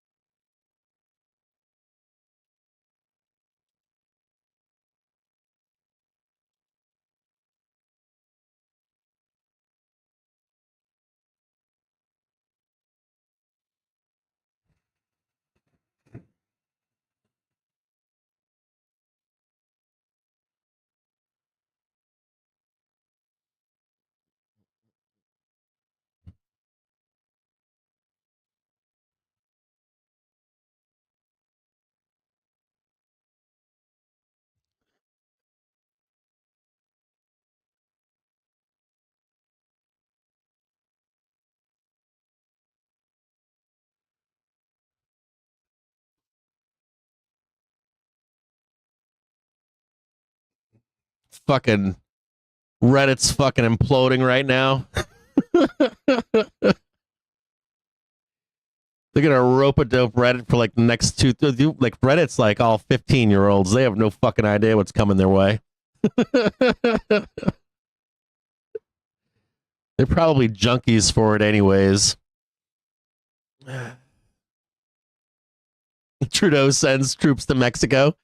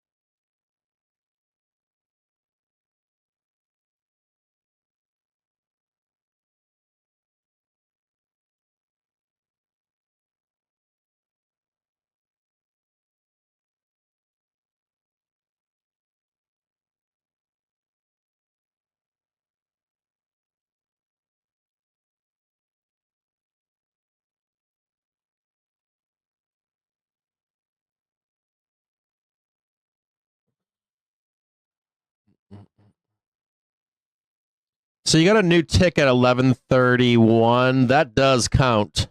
So we're still bullish here. If you're trying to grab a dip here, you can probably grab this one right here. Try a 5-minute check back. 11:30. Check how many pumps we got here right now. Okay, so just watch this really quick with me, okay? You got the initial move here. Let's call this one right here. No, that's not one. That's wrong. So there's one move. Here's a correction coming up. Could be flat or sharp. This move here should be pretty big. So if you can catch this one, it should be a pretty big upside move. Watch this. I'm going to check a 15-minute here.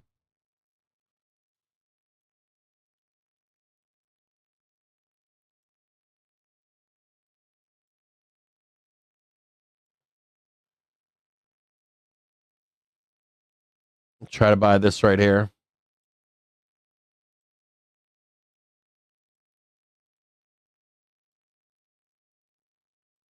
Okay, so we're going to try to buy this dip right here, a little bit lower. I don't know if they're going to give it to us, but I'd like to buy that one right there.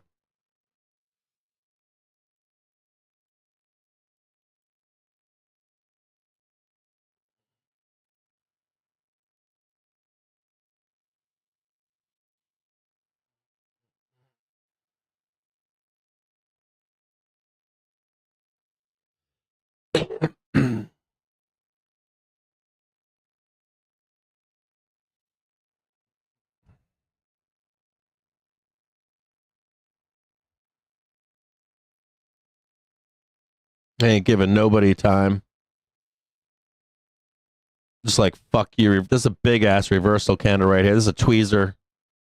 Look at that in 1 minute. We're just like, fuck you. We're not going down there.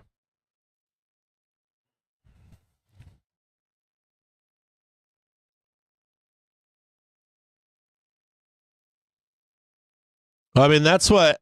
So, like, Green Vegas is, I mean,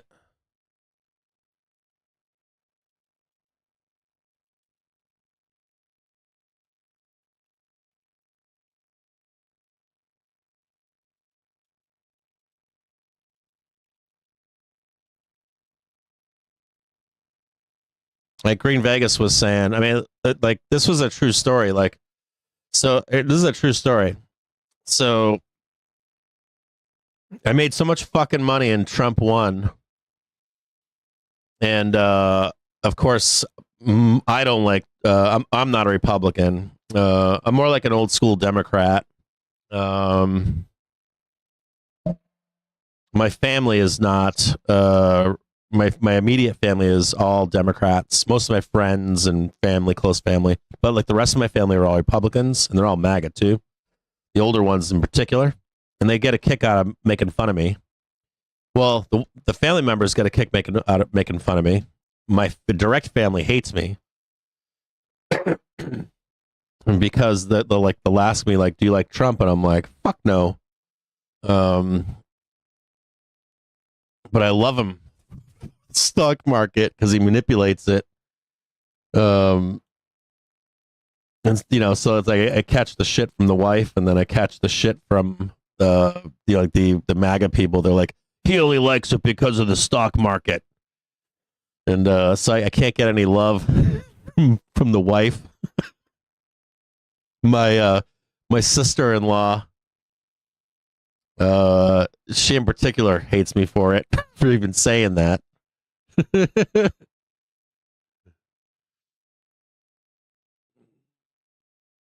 Yeah, do you think anyone?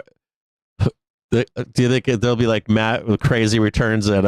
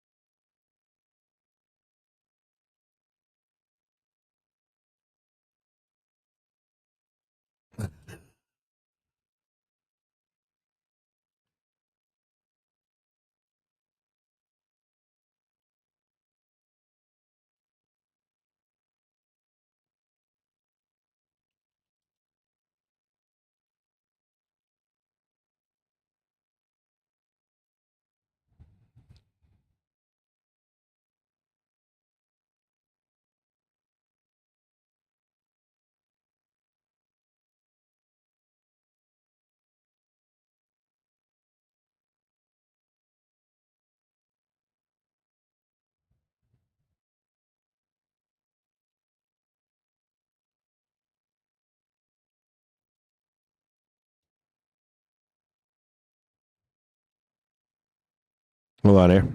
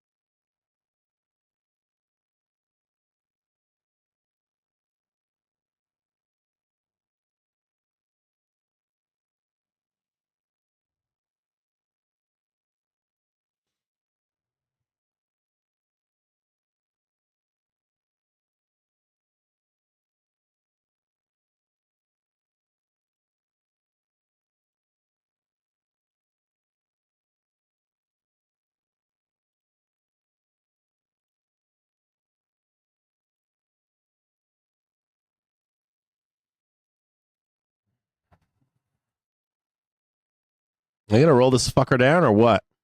You gonna give me a chance to buy this dip or what?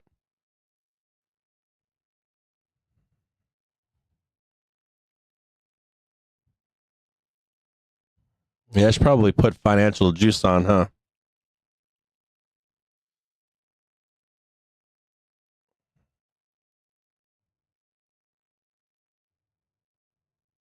We're back on again.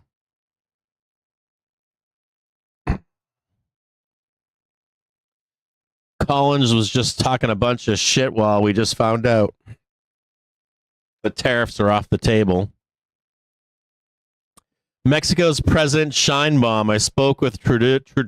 Jesus.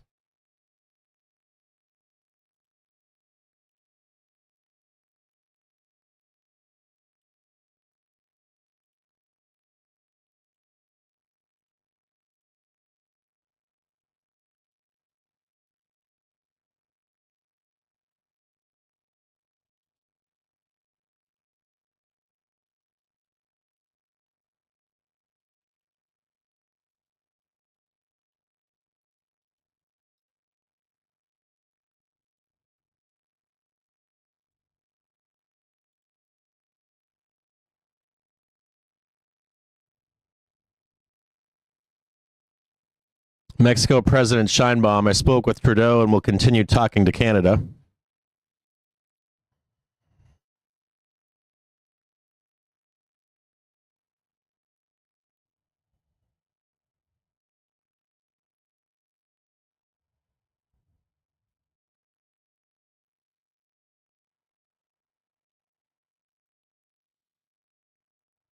Looks like they're going to roll this down. I think we're going to get a roll here. Watch out for a roll.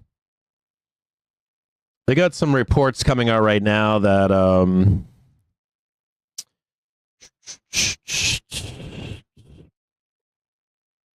I think Volwiz has this right. You're going to hear later today that now we were getting a Trump presser later this afternoon. I haven't seen a time on it yet. But the Mexican president's saying that they're in discussions right now with Canada. If you hear, I'm going to tell you guys hear like Canada, Mexico tariffs are off again, and you got a 10% China, all this shit's coming back. So maybe not right now, but like late today, after the close, possibly trade it sideways, something like that. But just be careful if you're short. All they got to do is say they have like they're going to pause this. They did this back in 2018. They like paused a bunch of shit. It was like a month earlier or something. I don't think it was. I think it was a month later. It happened in March, not February. And they like pushed things off for a month, and they had meetings with all of these countries. They had some tariffs and some not tariffs. But it was on again, like tariffs on again, tariffs off again. China was the one that lasted for a long time. Like China, we never got over the China tariffs. It was just like, it became a meme. You'd say Gyna talks on, Gyna talks off. There's more going on here too. I said this earlier, but I didn't give you guys the underlying of all this stuff. There's something else going on here, and I can't guarantee it. I talked to some buddies. I don't know what I can say. I don't know what I can say publicly or not. What's public? Some of it's public, some of it's not. And some of it we've known for a little while. Like in Europe, right? They're rebuilding bridges and roads to handle tanks. There's a part of these tariffs specifically with Europe that, God, like I got this, like, I don't have access to that shit. Not that I could tell you if I did that I could ever tell you that stuff, but I was in the military at one time with a pretty good security clearance, and not because I was I actually got kicked out. I got a long story with military intelligence. Like I went to I was kind of a smart guy, and I wanted to be. I didn't want to be an officer. I have a lot of military in my family, and I didn't want to lose command authority, which is not fun. So I went in as an enlisted soldier, and I wanted to lead troops, but I wanted to lead as a non-com. I wanted to blow shit up and tell people what to do. And that's the truth. And you can only do that as an enlisted soldier. If you're any good as an officer, you're gone. You get like 6 months, you're gone. Like literally. Good officers, what happens is higher up officers find a good officer, and they take them under their wing, and they're like, you get your one tour in, and now I'm going to take you, and you're my bitch, basically. So you lose commands quickly. And at any rate,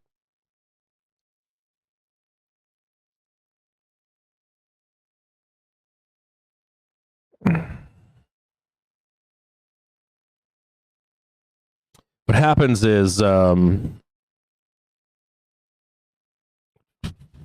guys can't hear this, can you? I got this on now for you to listen to. So what happens is, so anyways, I joined the army, right? And I scored like a perfect ASVAB.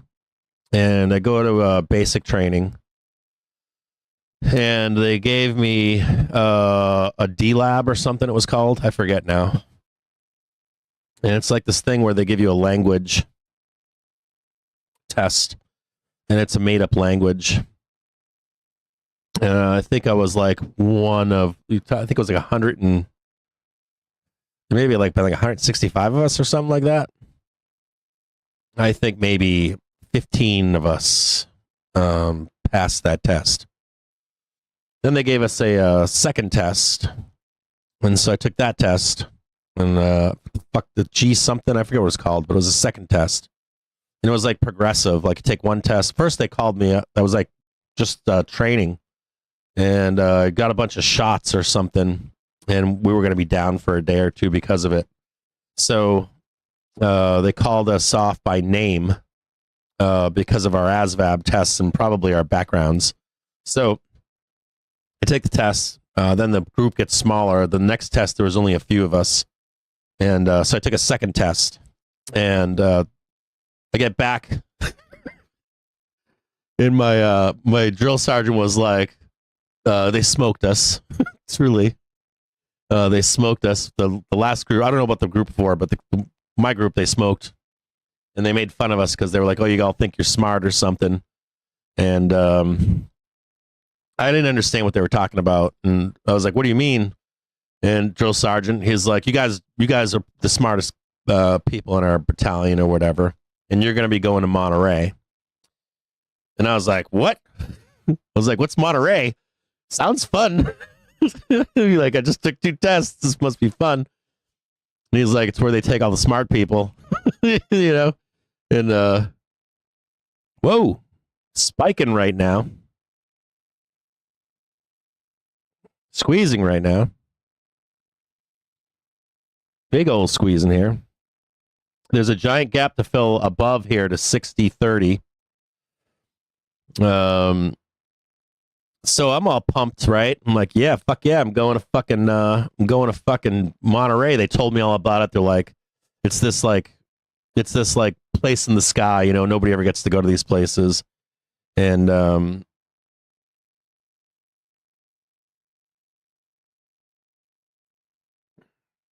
on here, I gotta do something. So there's this like dude, there's something going on here with my something going on here.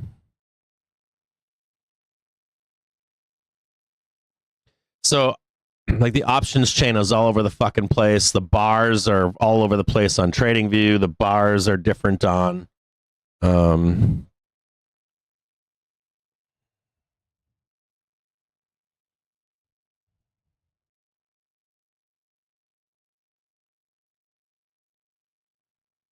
fuck is going on here?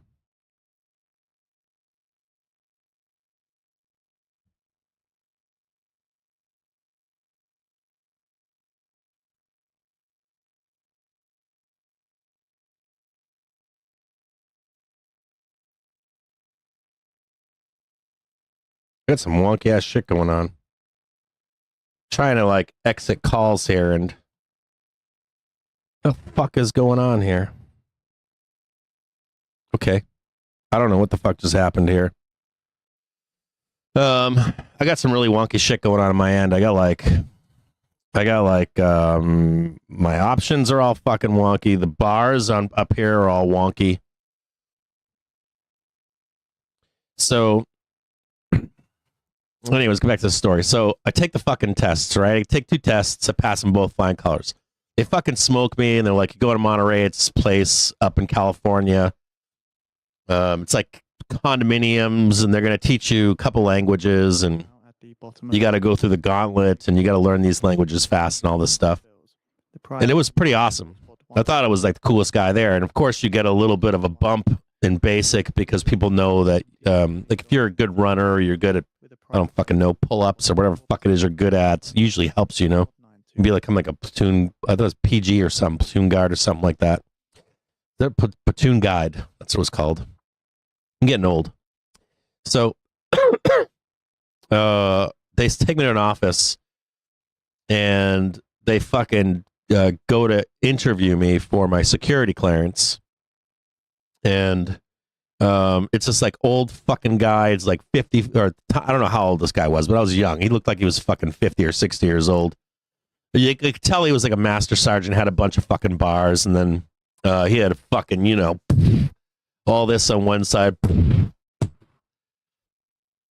And he's drilling me. He's fucking all over me. He walked right up one side of me, right down the other side of me, crawled around my fucking sides, up and down me.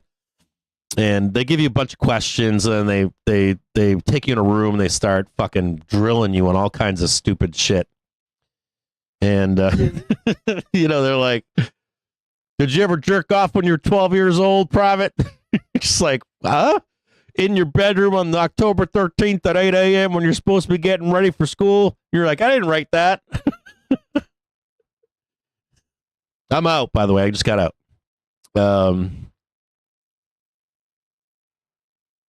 So I'm in this fucking room, and I fucking didn't lie. I fucking didn't lie. I fucking told him the truth. God, stupid. So, you're like, did you ever smoke marijuana? Yes, Sergeant. But only with friends one time. You know, that kind of shit. And so I didn't fucking pass. Oh, and I had a speeding ticket. And I had admitted to smoking marijuana. This was pre 9/11.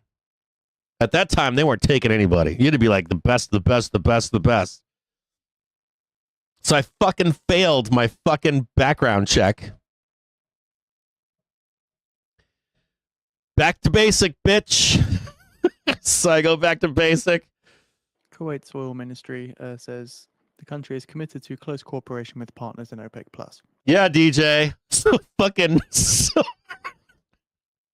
I got fucked. So I don't get my... And then, like, I don't get my security clearance. I can't go to MI. So I'm like, fuck me. I was so angry. It would have been cool as fuck. And the crazy part is like hindsight. I would have done very well because 9/11 happened just after. I would have done very well. They were giving rank out to anybody with any experience, but that once you got in the ramp up, you were in before that, you're fucking the man. That shit still rubs me the wrong way to this day. My life would have been different today had that happened. That was a fork in my life. I wish that hadn't happened. But you know what really pissed me off the most was years later, I did get a security clearance. I got a top secret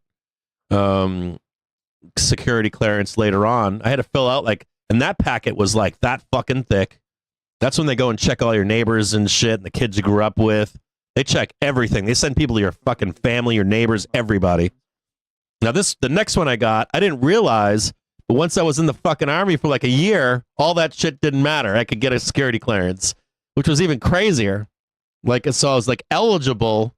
For a security clearance. Fucking year later. So that really pissed me the fuck off. I was really angry. It's the fucking army, man. The army is so fucked up. It's stupid.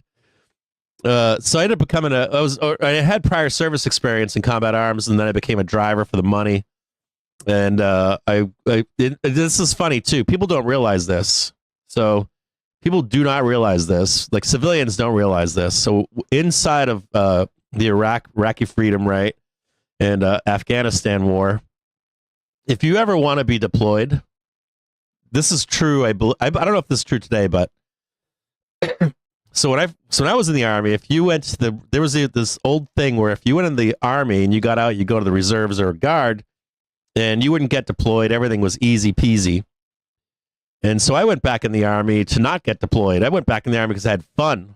Well, this is my second time in the army. I even fucking lied to get back in the second time. It was crazy. It was fucking crazy. I was prior service, and they weren't taking prior service, so I had to go back to S12 or some shit to get all my back rank and time and all that shit when I was down basic. Big fucking story, but And once I was done, they were keeping me.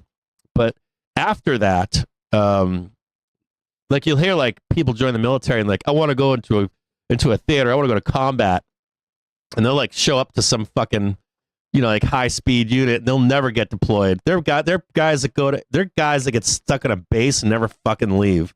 I shit you not. If you join the Guard, if you joined the Guard 2001 to like 2009, 10, you were fucking deploying more than regular Army. Like you could do more. You could do tour after tour after tour after tour after fucking tour. You could be fucking like, they were like National Guard guys with like fucking 3-4 tours under their belt. I mean, like seriously. Like, you want combat experience? National Guard. National fucking Guard. Oh, fuck you. Sideways. Literally sideways with combat experience. I shit you not. So I got this like experience as a driver now in combat arms, and they find this slot that's open. The one good thing about the Guard and Reserve, well, I don't know, but one thing about Guard and Reserve, I think the reserves are better, but if you want it, if you want a slot, you can get it. In the Army, it's not like that. But like the reserves and Guard, if you're like, oh, there's a slot open in Denver or Alaska or I don't know, fucking you name it, and you go and apply there, boom, you get cut orders, you're out of here. And that was awesome too. So I found a job in U.S. Army Command, was a driver for some people, and I got it. Cover of 3.04, 3.0. That's where I got my security clearance. So leading into this conversation about that, like my spidey senses are all over the fucking place right now. Like when I see, even when I see these tariffs, the way they're structured and who they're directed at, I know that some of it has to do with military spend and all that kind of stuff. And I got friends that are fucking, like, all combat arms are rotating. They're shifting now from CENTCOM to fucking European theater now. And there's some shit going down, I promise you guys. I don't have a security clearance anymore, and I got no access to that stuff anymore. And nobody tells me anything that shouldn't be public, but or it isn't already known. But I'm telling you guys, like, all this shit smells like a fucking ramp up. And then you got like China just built a new Pentagon buried underneath the fucking ground. They're in the middle of it right now. And you got this shit going on with Ukraine and Russia ending a war. Like, seeing U.S. troops as UN peacekeepers wouldn't shock me. And the whole like pin it all down for the fuck around when it comes to China. You pin down Russia and all this, even if Trump's playing friends. Oh God, I want to get long again. Just a note here. There's a half an hour trigger coming up right now. We just back tested it, and a 5-minute trigger down here. We're gonna get a squeeze here. What's going on? What the fuck was that? I got some shit going on. I don't know what the fuck is going on here. So, like, all this shit that I'm seeing out there, I'm like, I remember at that time period what they would tell the public and what was really going on. And when I see the stuff today, I'm like, man, this smells like there's way more going on than the public knows.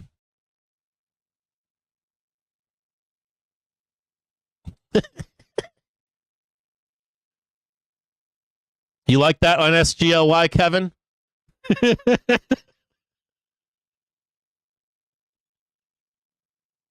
You just hold long enough. It's like GME on steroids. SGLY is like steroids and crack.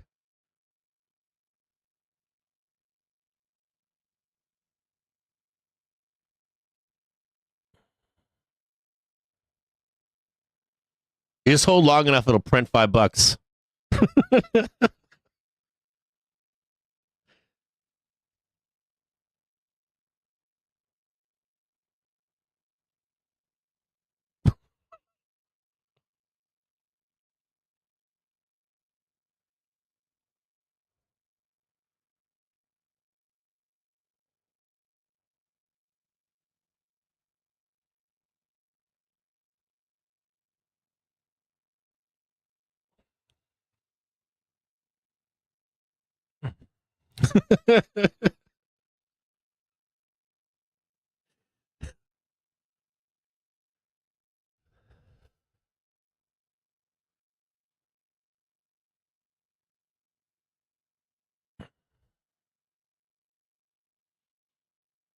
This ticker we buy on Lowe's called SGLY. Don't fucking buy it right now.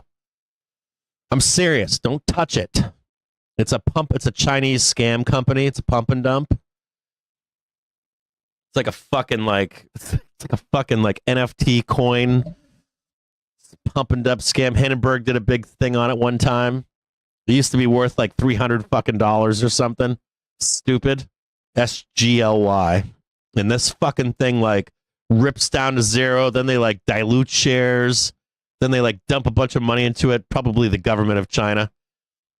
It's like SE. Is it SE or C? That's how the China pump and dump from back in the day.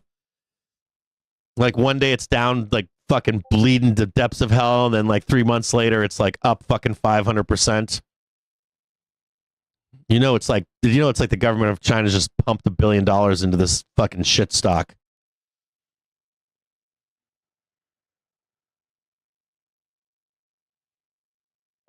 Okay, so here's the rest of this story with let me tell you the rest of the story about this shit. Let me tell you the rest of the story about a security clearance. So they want you to fucking be able to lie in a fucking on a fucking lie detector test and pass it. 2. This is more fucked up too. So I'll be honest with you, I have taken a lie detector test and have passed it. I have taken a lie detector test and I have passed it. So anyone that tells you that they cannot, or that's bullshit, that is not bullshit. You most definitely, there's the 5-minute trigger. You can most definitely watch out for a grind here. So just a note here, they're going to grind you out. I want to warn you of this. They're going to grind you here and they're not going to run it up until the end of the day. Dealers are going to fucking take all your money on your fucking bullishness, then they're going to run it. You can do a call spread or something if you want, so you don't get theta fucked here. But so I have lied. I have been. Matter of fact, I was given a lie detector test by one of the best supposedly, and I'll tell you how I passed it. If you guys want to know how I passed it, I was coached on how to pass it. You want to know how to pass the lie detector test? Any of you guys know how to do that? No. Yes, you lie. Well, you're supposed to think good thoughts when they ask you questions. And so what you do is you train yourself to think good thoughts while answering a question neutral. So you have to so let's say somebody asks you is the sky red, right? You say the sky is, and let's say the sky is not red. They say, why don't you answer truthfully? They don't actually ask. I can tell you what the process is if you want. But they give you baseline questions, and you have to start with your baseline questions with thinking different thoughts. Once I did that, it confused the machine or whatever they had running. So you have to think different thoughts as you answer truthful questions and false questions, regardless if it's true or false. Right? Does that make any sense to you? So if you're telling the truth, you're thinking a different thought. That's good. Right? So if they ask you, is the sky blue? You think the sky is red as you say blue, even though it's blue. Does that make sense? I don't know if that makes sense. So what color is the sky? Blue, and you think red at the same time. Does that make sense? And it confuses the machine. I probably shouldn't be telling you guys this, but that is true. Yeah, and this is the crazy part. The bigger the lie you tell, the more nice things you think about while telling the lie. And you will confuse the they do have a machine that can tell if you're stressed. And you can practice this before the test. Now, when you're taking this test and you've practiced in advance with a friend or something, right? What happens is you confuse the test taker. And so the test taker will begin to ask you questions. They will say to you in the interview, they'll say to you that I'm getting mixed results here. Are you lying to me? And you say no. And right when you say no, you're thinking about something nice, like your girlfriend, having sex, whatever it is that makes you happy. No, not at all. Think about it. Think about it at home right now or your office. Say that. Say have a private conversation with yourself. It's very easy. Pass this test. And then they start to ask you more and more deeper questions. They do increase the questions in the depth of the questions, but you pass. The end result is you pass. That's true. I'm telling they're easy to pass. Once once you figure out how to pass them, easy.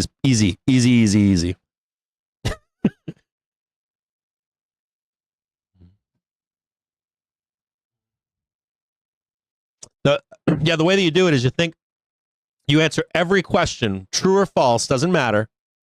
The way you want to answer them, and you answer them all thinking about that same happiness every time. You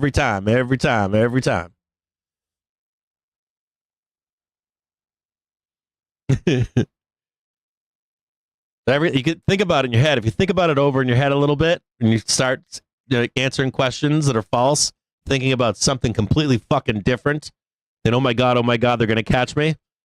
That's how you pass. It's that simple. It works. I'm telling you, it works. I fucking passed.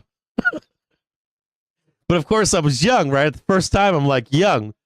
If I had been any fucking older, I would have passed that. I would have been like, fuck no, I never smoked any marijuana. Thinking about sex and drugs. It was such a good time. But I wasn't that person. Like, I'm young, so I'm idealistic. You know, you're supposed to never tell a lie, all this shit, you know? Like, young and dumb. They don't want young and dumb. They want someone that can fucking lie. That's truly what they want. I'm telling you guys. Dude, the army will give you more stories than fucking... The army will give you craziest stories in the world.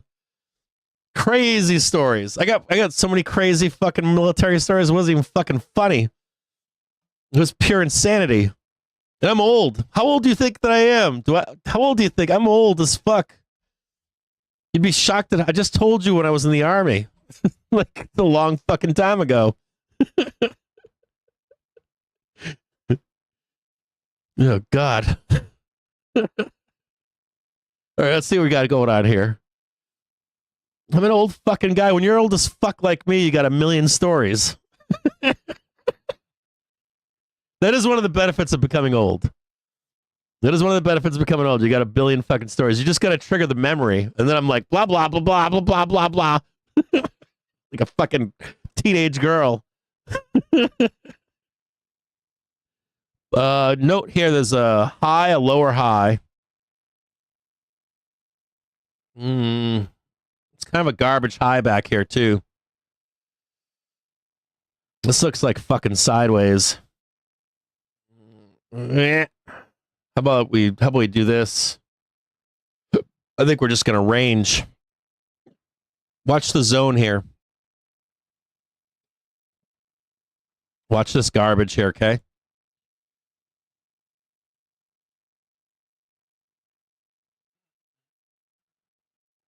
Well, let's go down in here and look at this for a minute. Just a couple notes here. I'm not like anti this move higher. Like dealers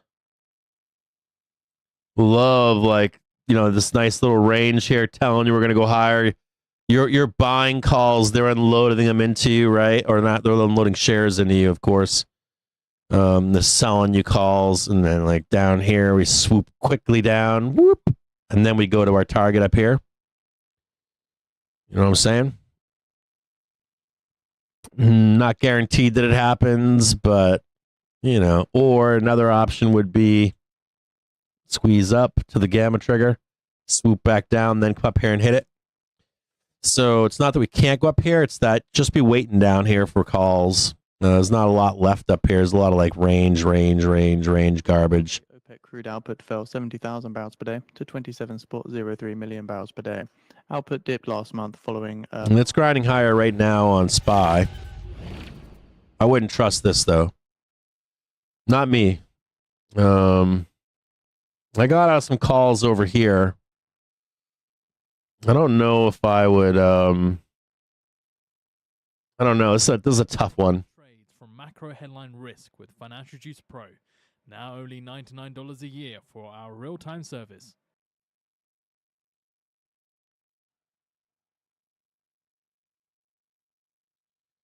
We never hit that 15 down there, and there's the gap down here. This is 10:30. I'm looking at 15-minute again.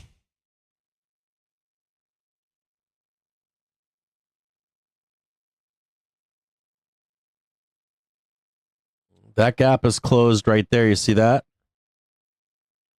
There is a larger gap up here. All this is kind of gappy. On this is all a gap on SPX. At least on a 1 minute it is. There's like more gap to close here, but there's a reversal for the higher move here.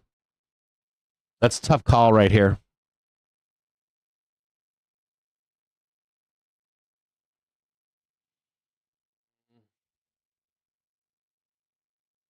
This is a 15-minute bar. If you're looking to get long, this is where the buy is, I think.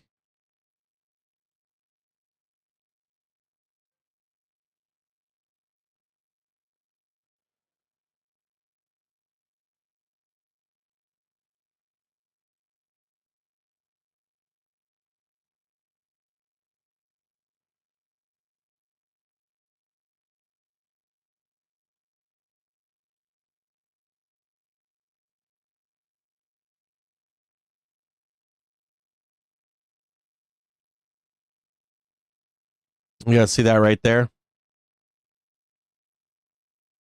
1, 2, 3, 4. Higher. You could read this another way too. Plans to send notification to Congress as soon as plans to revamp USide. Which would be 1 down, big move up here because you got your second one. Your second leg's usually bigger.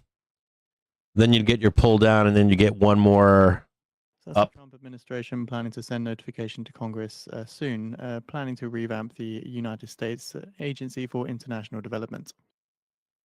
There's your one move, flat correction. Next move, Official says that bigger. Trump has entrusted Musk to oversee the efficiency of the US AI. I don't even know if you come back down that far. 1. Is that 2? Is that 2? And that's 3. That's 4. That's 5. I guess if you're really bullish, it's like that. I don't like it though.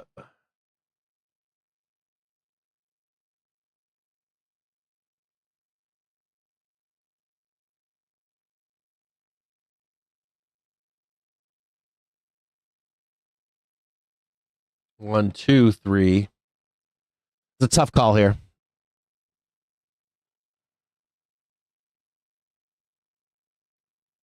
It can be counted a couple different ways here. I don't know what to say to you guys.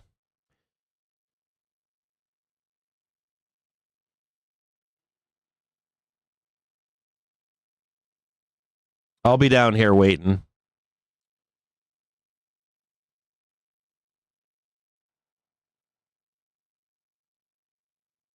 That's all I'm looking at there is like, see that right there? There's one. They didn't hit this one. An Axios reporter on X says Israel's PM Netanyahu is to extend his trip to Washington and will return to Israel on Saturday. 1, 2, 3. I might be wrong here, guys.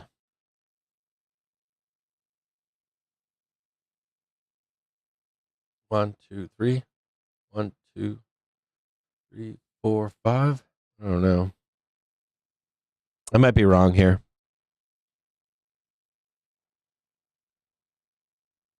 Was this 12 o'clock? Can put Mafia Gang maybe? I don't know. White House official says the Trump administration is having discussions about merging US aid into the State Department to significantly reduce the size of the workforce for efficiency purposes.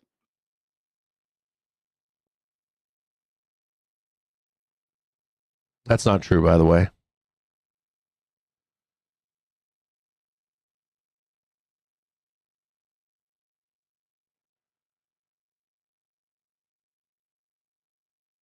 O'clock. 1:30.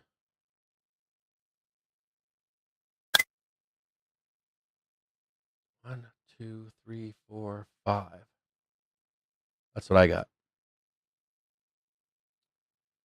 If they leave me behind, they'll leave me behind.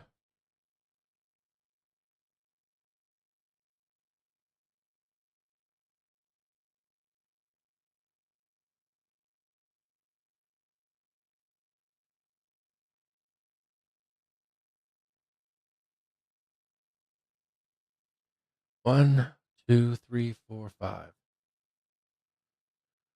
This one looks bigger.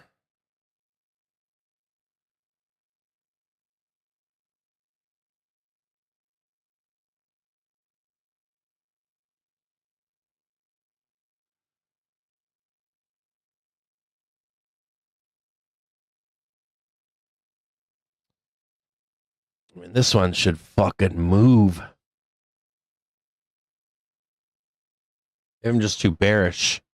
I might be too bearish here. To each your own. We might not come down here for this one. They might be saving this one for later. If we're counting this,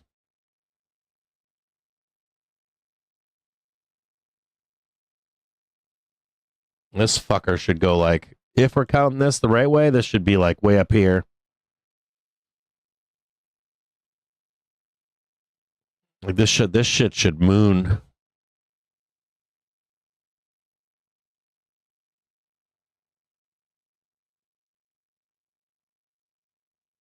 That's what it should be.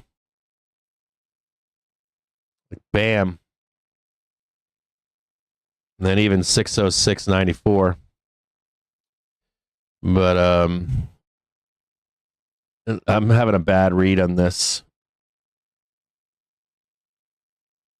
I don't think that's what's going to happen. I think they're going to take you down here.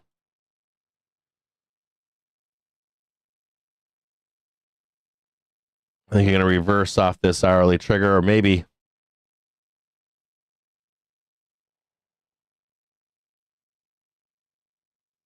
let me get a little of that.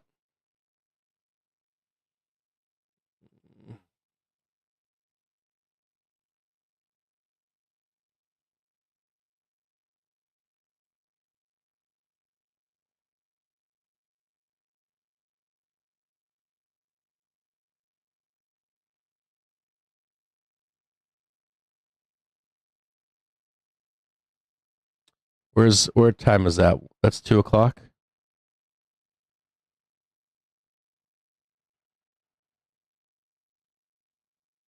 It's 12:30.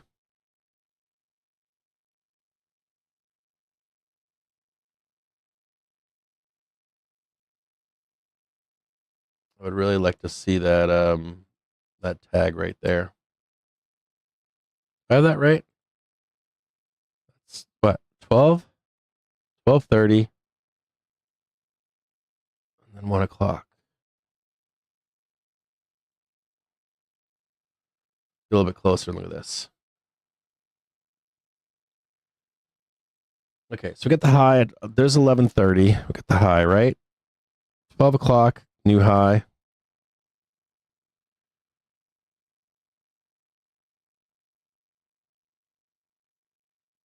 One o'clock, new high. Call it like this. Something like that. I'm still down here waiting. And I don't think you get that. So you get just a pin strike right there. New high. If you fail the new high, you're going all the way down here. This fucker down here, we haven't been back to the 15-minute at all. You do that, they pull you down to the 5-minute trigger. You get the new high, but you fail the gamma flip. You get back down, one more, and then we start sending it down.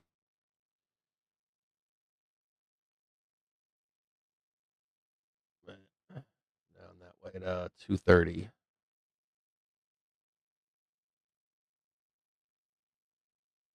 Something like that.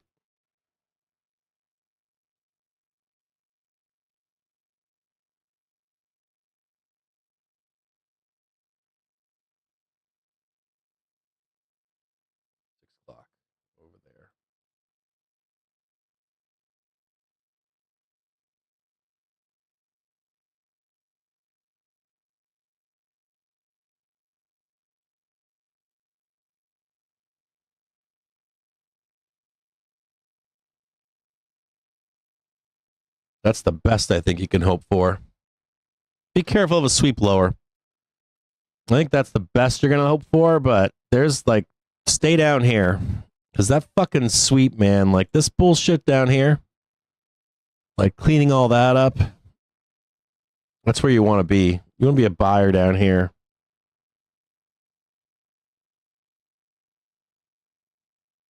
We just failed it too.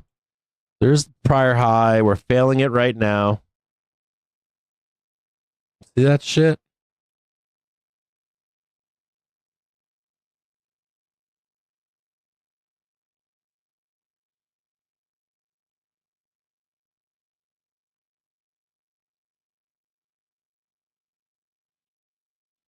I can't read it.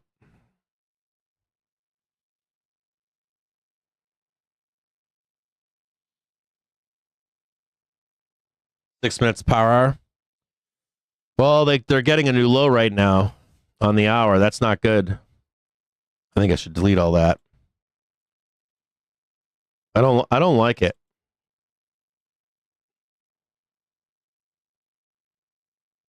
I feel like the buy is down here no matter what we do. Whether we go up or not, I think the buy is lower. 590, 593.97.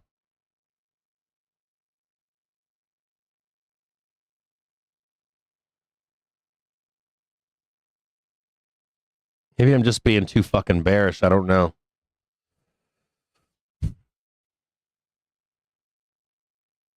Oh, he did say don't buy the dip? Jesus Christ.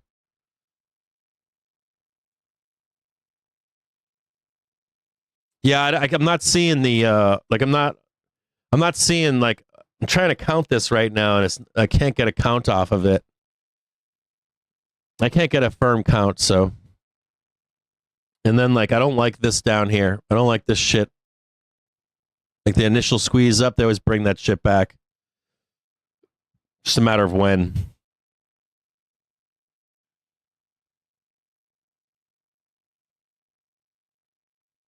IWM had a nice bounce. Like IWM just closed their gap. NQ has not broken above its daily trigger yet. And I've got them going down some more, just a heads up. Yeah,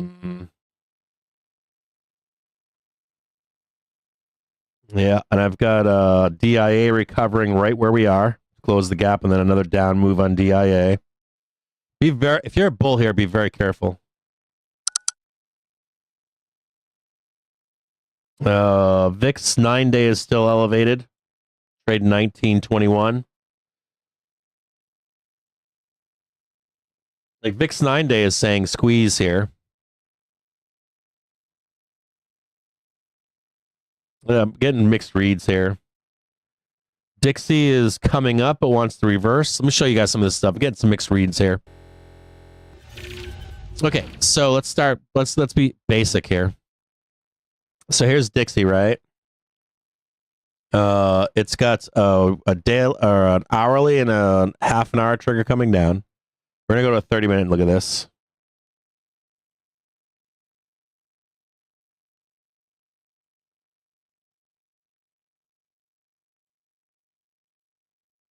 So Dixie looks bullish here, but the hourly does not. So Dixie looks like kind of like this and then down. I'm gonna Dix over for you so you can see it. So I can't catch a read here on the market from this. This would imply that we're going to get a quick move to the downside on SPY at least, and then you get the roll down in Dixie. The hourly trigger is bearish on Dixie, which is good. That's bullish in the market. HYG doing its thing down here. It's got some gaps.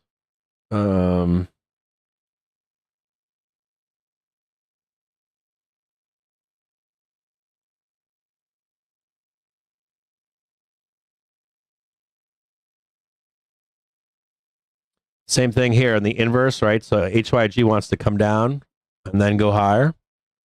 So initial weakness on SPY from Dixie and HYG, even if it's bullish.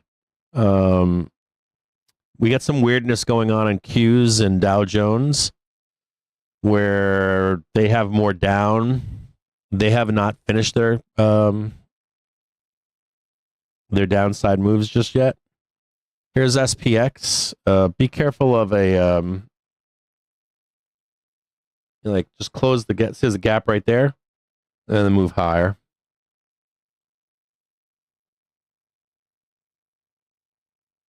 Kind of like satisfies all that shit right there too. I can't tell if it's a fake out to go higher.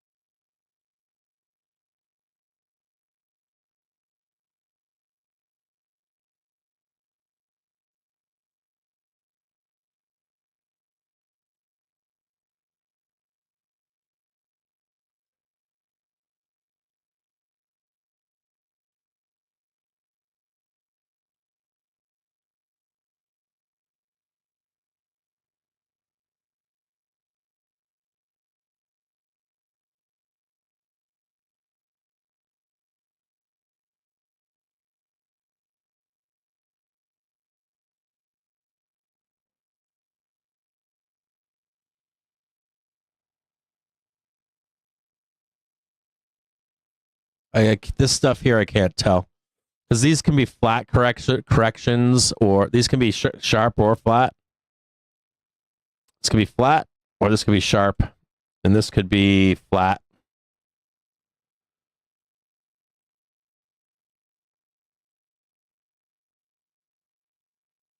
All I would say to you is, regardless of what happens here, to be waiting down here for a dip buy either here or over here. Just be buying this right here. So I'll leave both of these low. And this fucker right down here wants it bad.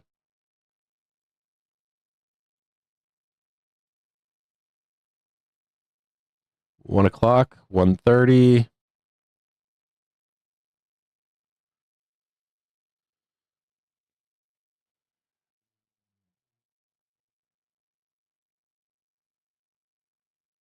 Something like that. Just be patient.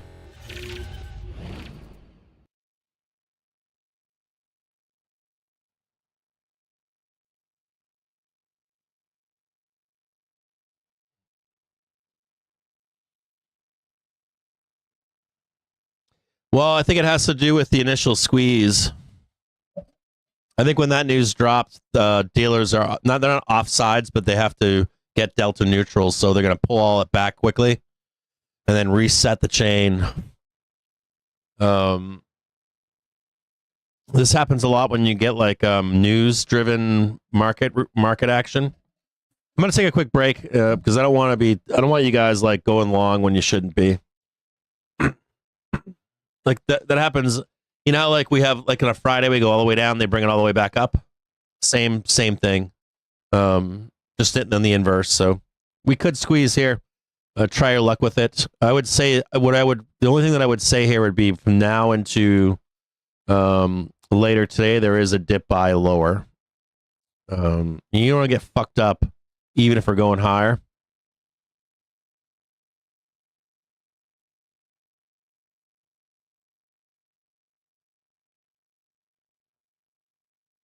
Just note that down here is always waiting. Like we're going up. I don't like the reset of option chain.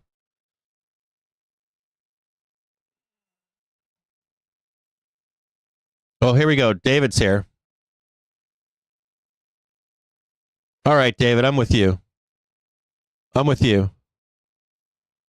Thanks for the... Hey, thanks, man.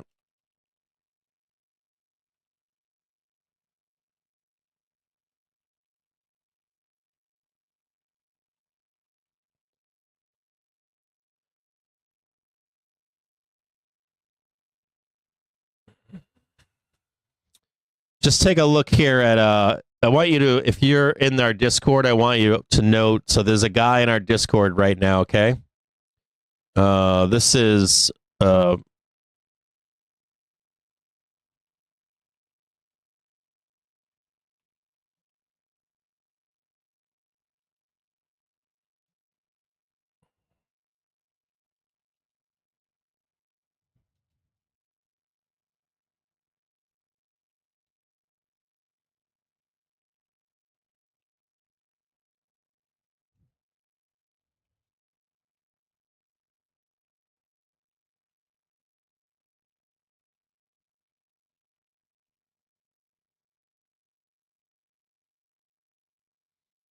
yeah, brother, I'm with you, man. I don't care if we do squeeze here.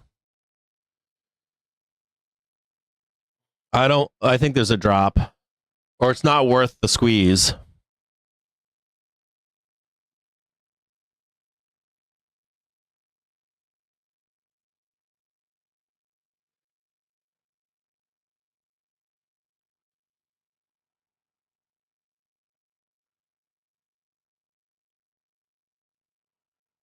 Be patient here.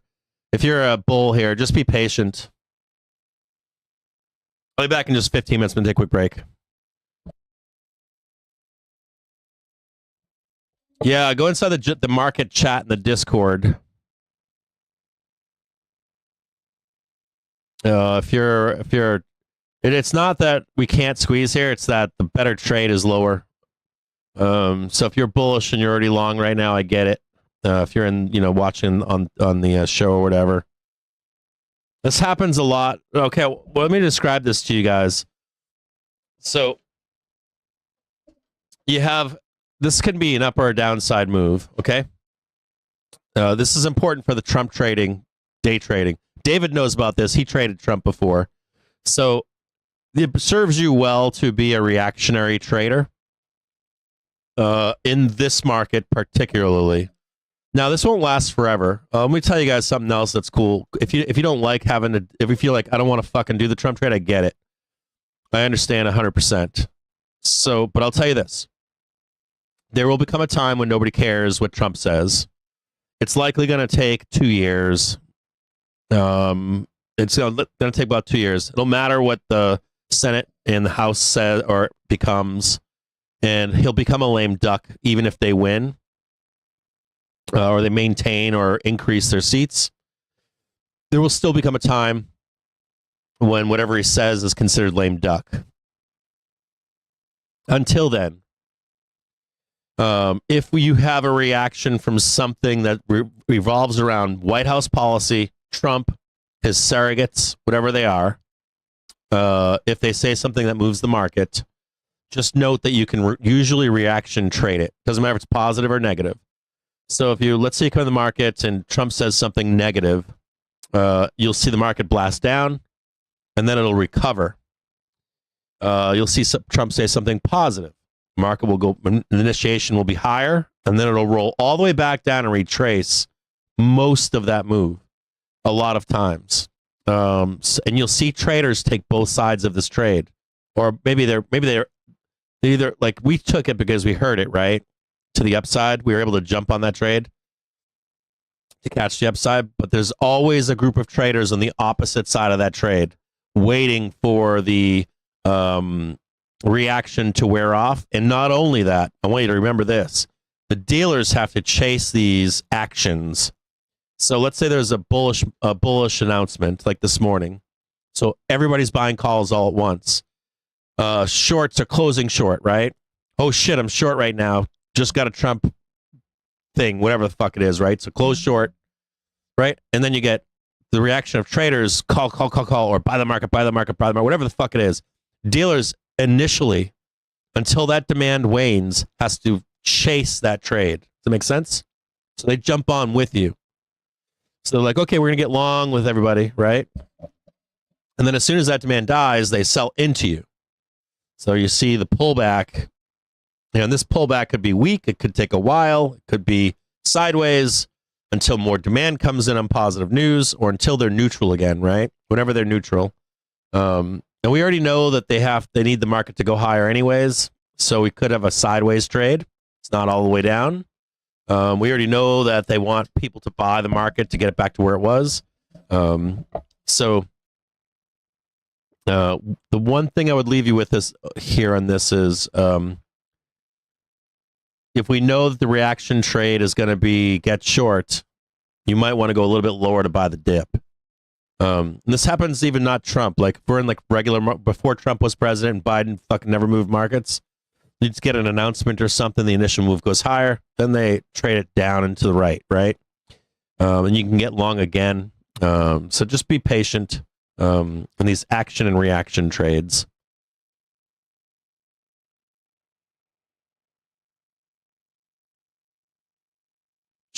Bullish, dude. That was the bottom. Chase. That was technically at least the bottom. SPX hit their bottom. Technically, the correction is done. Just want you to know that. Like, we need bad news, man, for double boner correction at this point. We need something ugly. There is some Qs shit that's not cleaned up yet, like Qs. Let me show you Qs. This is the other thing that's bothering me.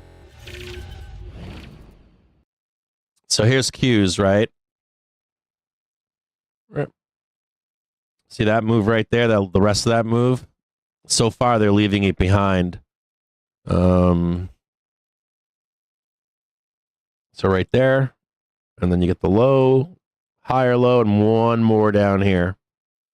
So there could be some rotation stuff going on, and this can be left behind. And that's bullish. That all fits. We could say, you know what? We're not going to do that. You might catch that one right there to go higher.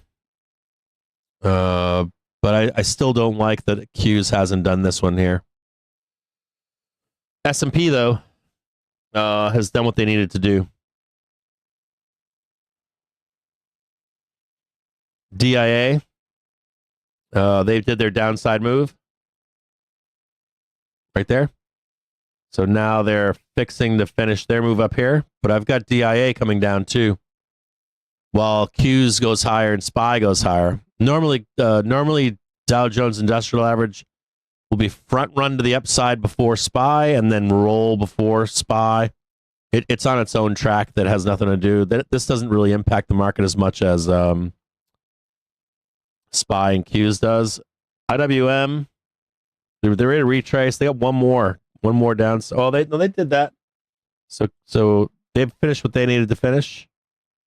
They got one more upside here, but I like them lower too. I like them over here before continuing up.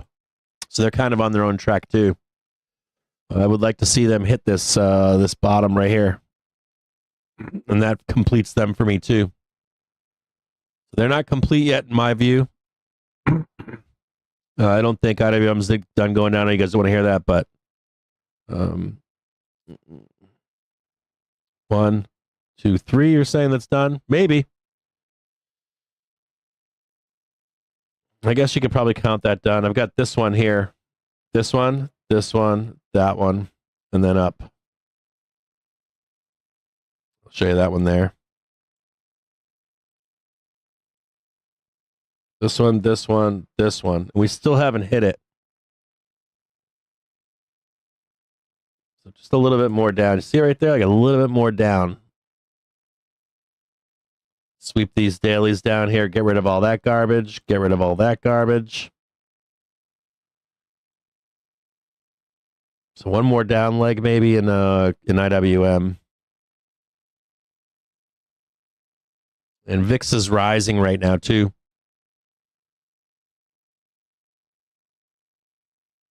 Be careful of a dump. There's still some cleaning up that needs to be done.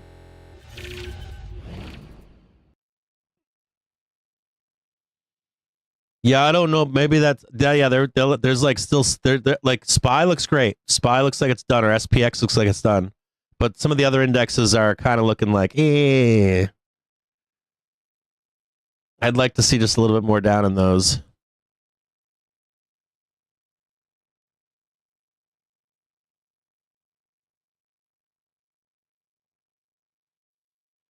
Chase, how about this? Why don't you go over to Wolf Richter and tell him what you're telling me? I want to hear what he has to tell you. Let me know. Just like go over to him right now to his most recent article and spout off about tariffs. Just do it for me. I would love to see the back and forth.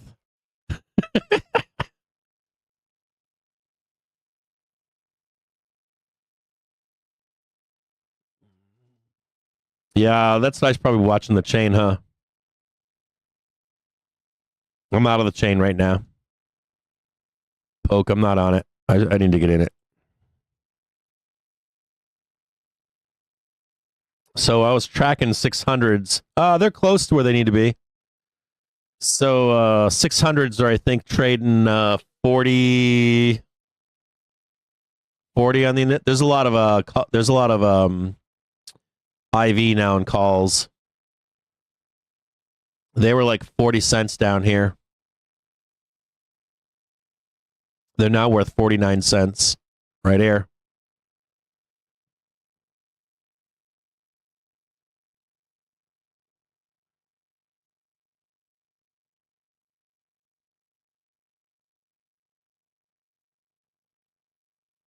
Yeah, Ted. I don't think the dealers care if we get down here or not. They're just gonna fucking grind it. I think all they care about is just like either we're going down to sweep it or they're gonna grind the fuck out of those options, dude.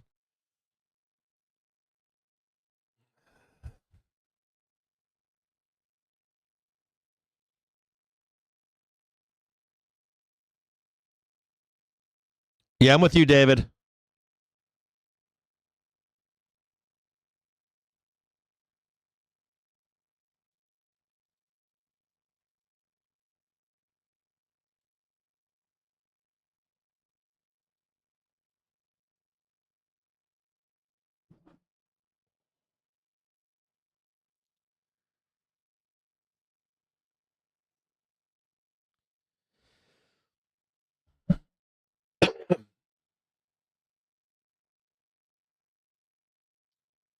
All right, give me that break. I've never taken that break. Let me just take that break with you guys. Let's take a look at this here. It's like a hot mess.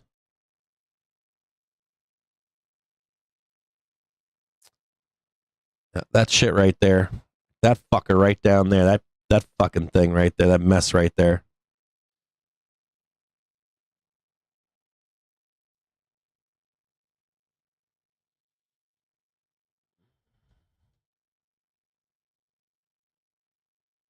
I think you know who else? Vol Wiz might have gotten it right.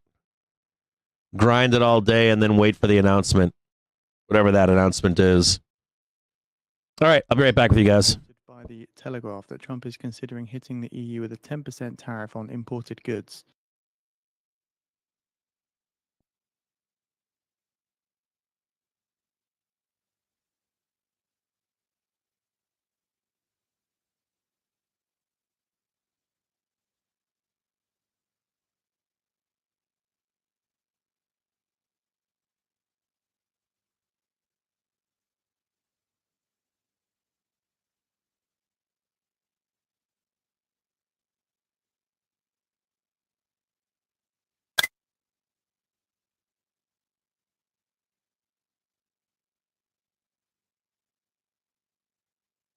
In 10 minutes' time now, at the bottom of the hour, we are expecting comments from Fed's Bostic. Fed's Bostic speaking on the economic outlook in a moderated conversation at the Rotary Club of Atlanta. No text is expected. There will be a Q&A.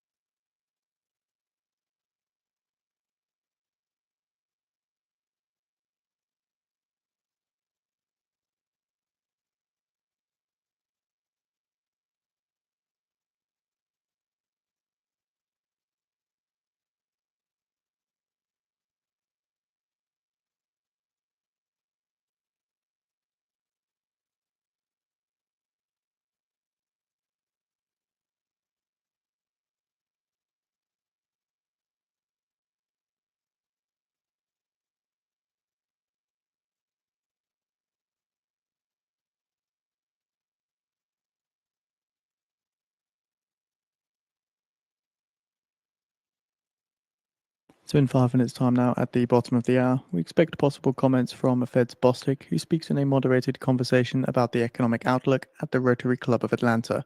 No text is expected, but there will be a Q&A.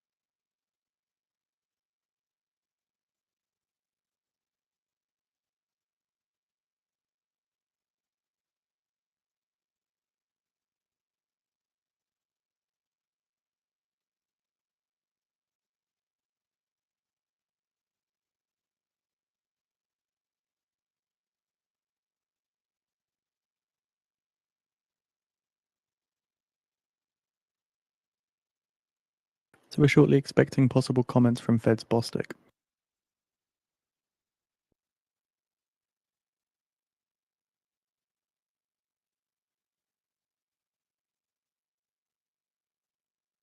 US Secretary of State Rubio says we don't want to have a hostile or negative relationship with Panama.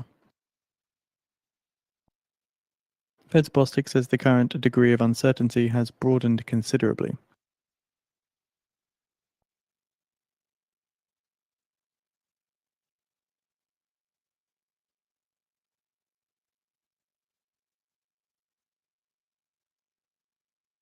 Do you want to stay up to date with the latest and be on the bleeding edge of news for non-farm payrolls? Then sign up today and get our special offer of Financial Juice Pro for a year's worth of our service for the price of 1 month and save 92%. Ooh. Look at that grind. Look at that nasty grind.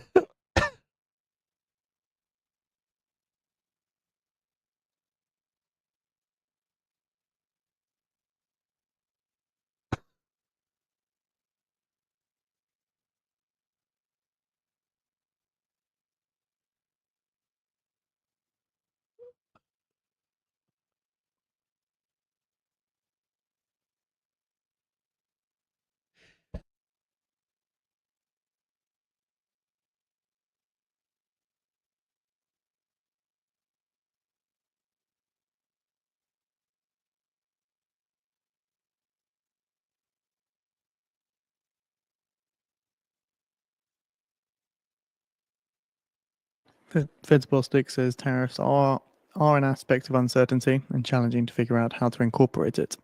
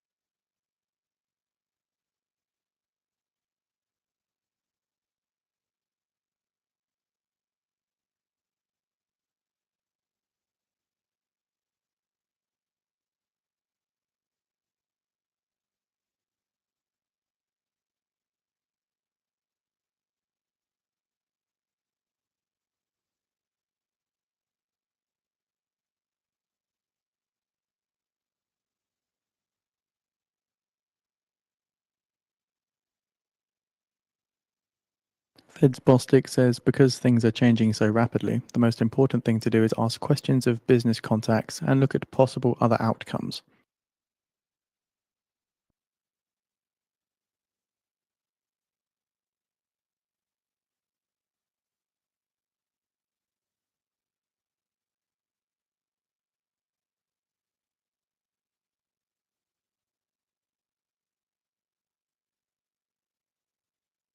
Fed's Bostic says the Fed needs to keep a sense of how businesses and families might react to changing conditions.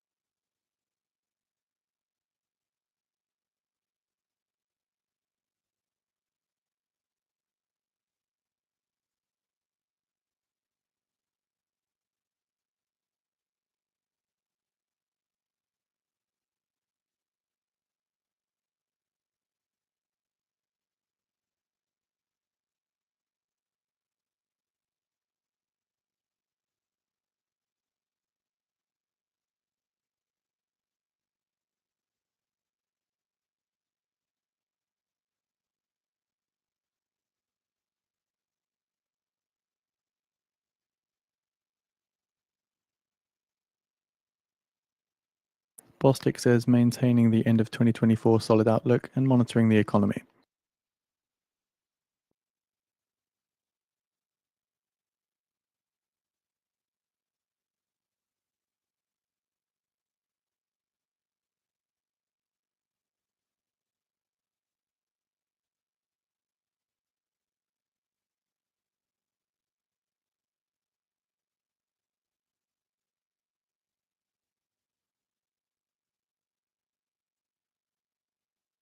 Bostic says the emphasis is still on inflation.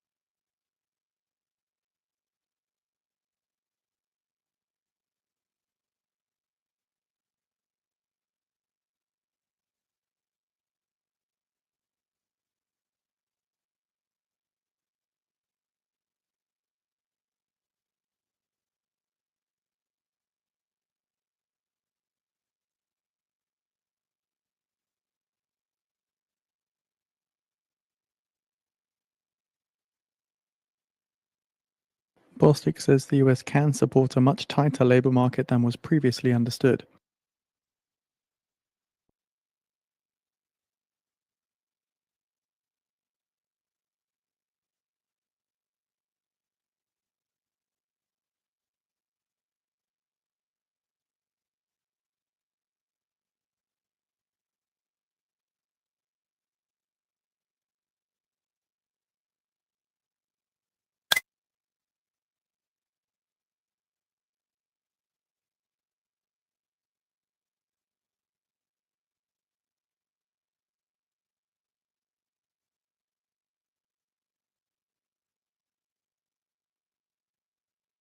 Bostic says the outlook is for inflation to continue to fall.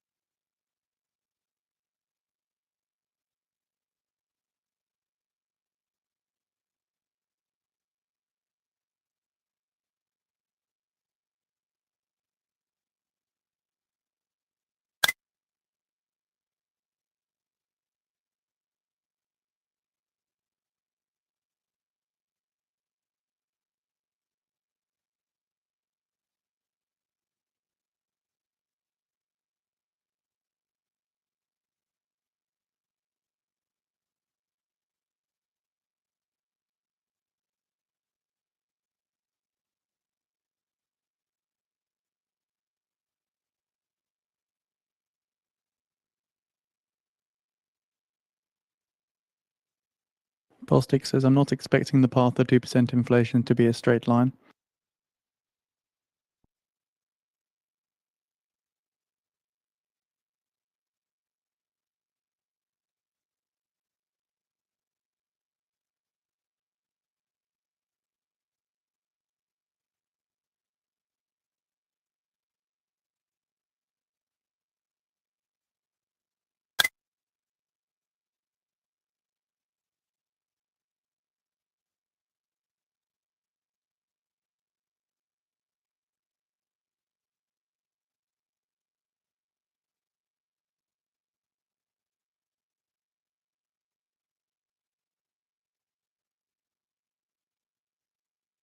Protect your trades from macro headline risk with Financial Juice Pro.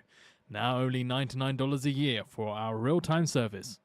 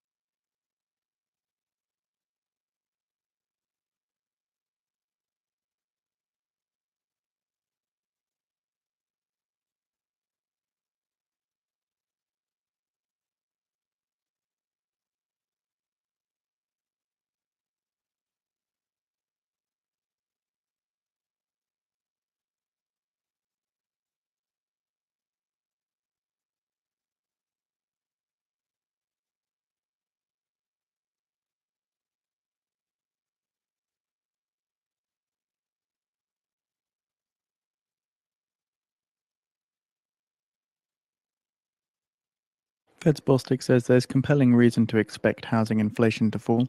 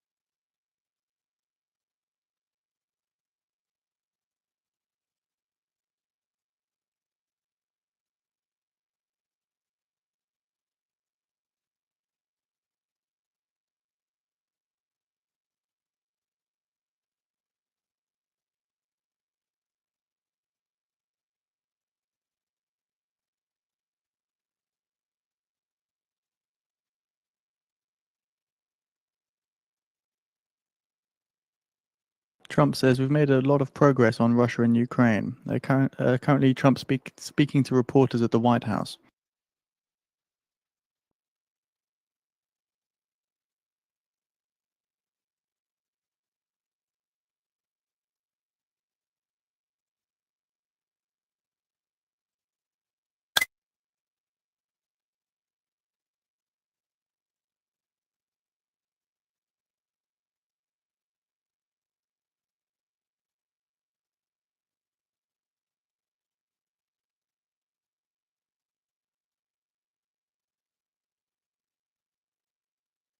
So again, currently Trump speaking to reporters at the White House. Does not seem to be any media availability for Trump's comments at the moment.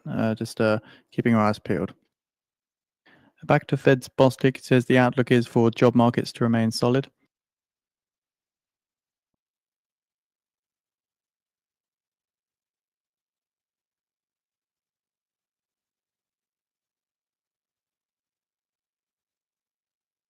Tesla shares extending losses, last down some 6.2%.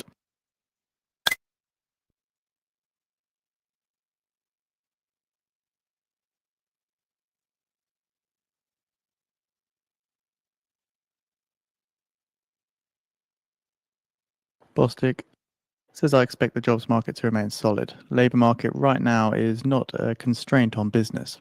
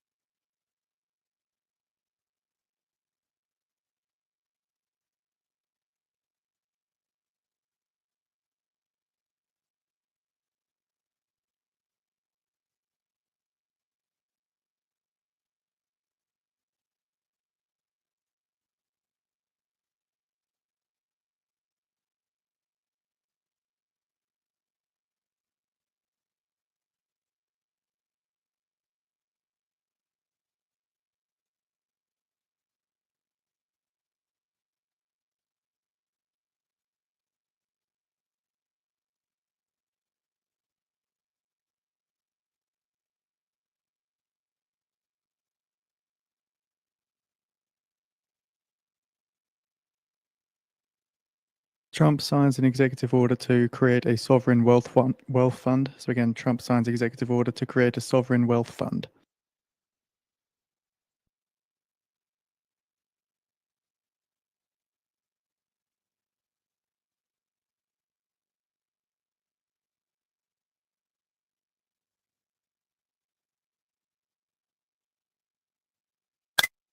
Fed's Bostic says I want to see what the 100 basis points of cuts last year translate to in the economy.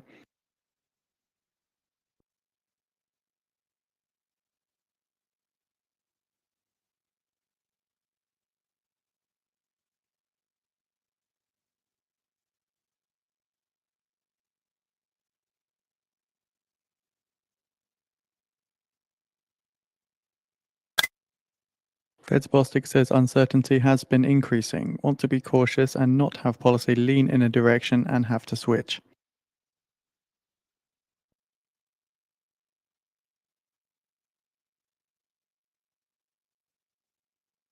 Bostic says I want to see again the impact of past cuts. May wait for a while.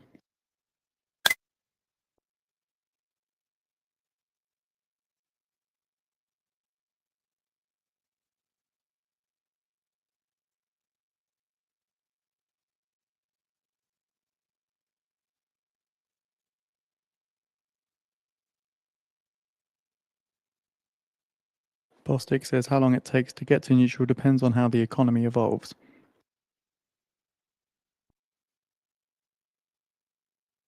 Bostic says prepared to wait a while to cut again. And Trump says we'll be doing something perhaps with TikTok if we can make the right deal. TikTok could go in the sovereign wealth fund, says Trump.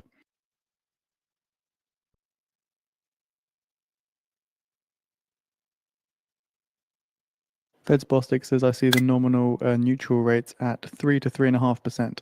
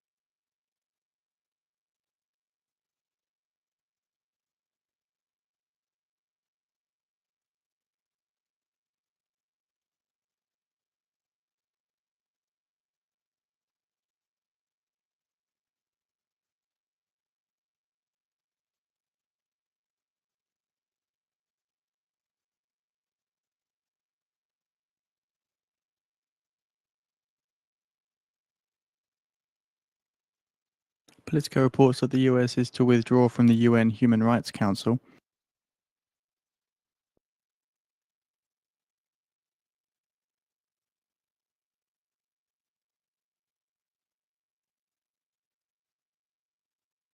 Trump says nobody is out of tariffs.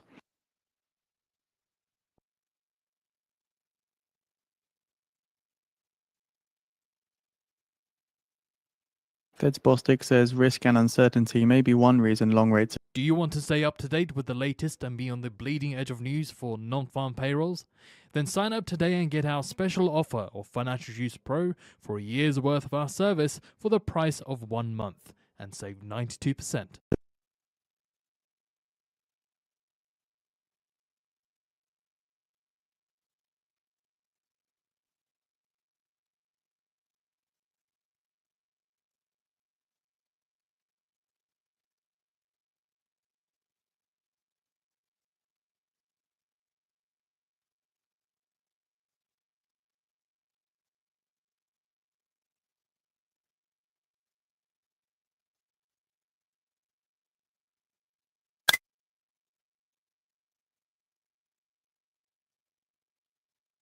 Trump says I had a good talk with Canada's PM Trudeau as well. So again, that's Trump saying that he had a good talk with Canada's PM Trudeau. They were slated to speak at 3 p.m. Eastern Time today.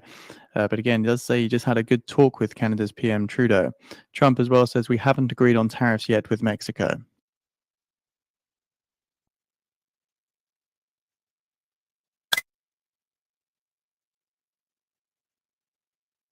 So just some whipsawing in the dollar and in the S&P 500 as Trump speaks here. Again, he did say he has had a good talk with Canada's PM Trudeau. We're not treated well by Canada, says Trump.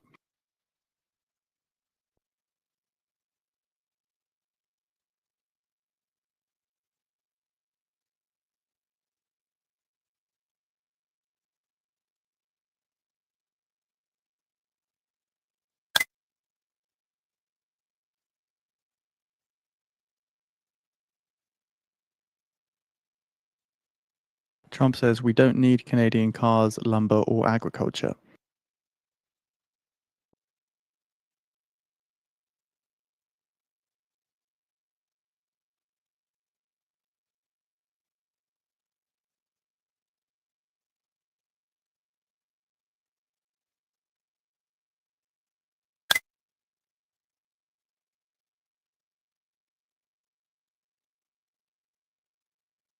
Trump says I wouldn't mind making our cars in the US.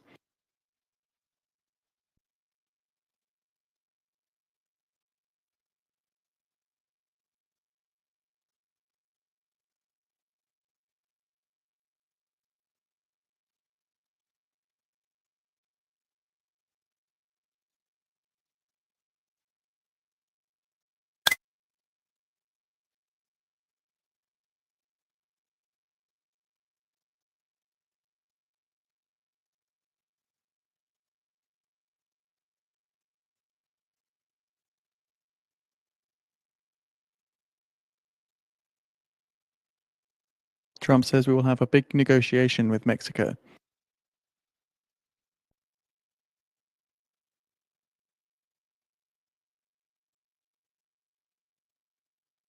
Says we will speak to China over the next 24 hours, probably. So again, Trump will speak to China over the next 24 hours, probably.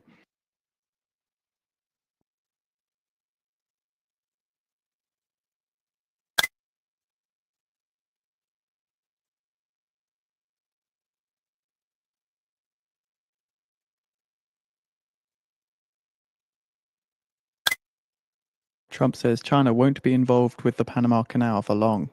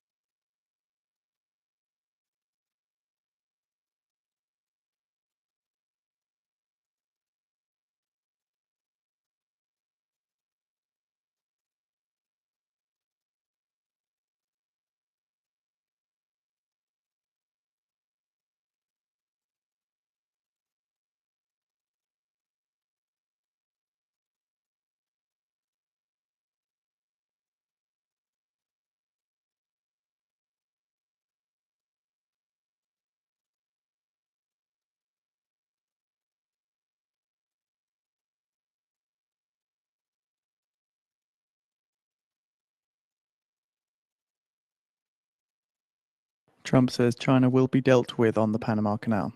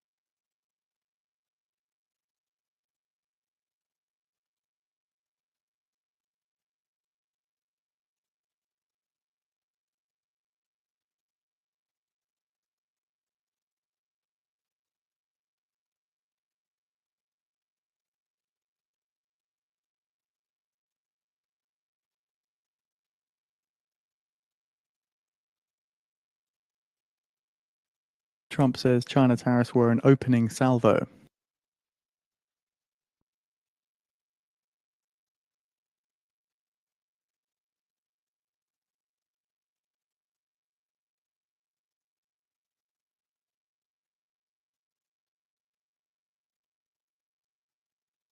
China tariffs will go up if we can't make a deal. That's Trump saying China tariffs will go up if we can't make a deal.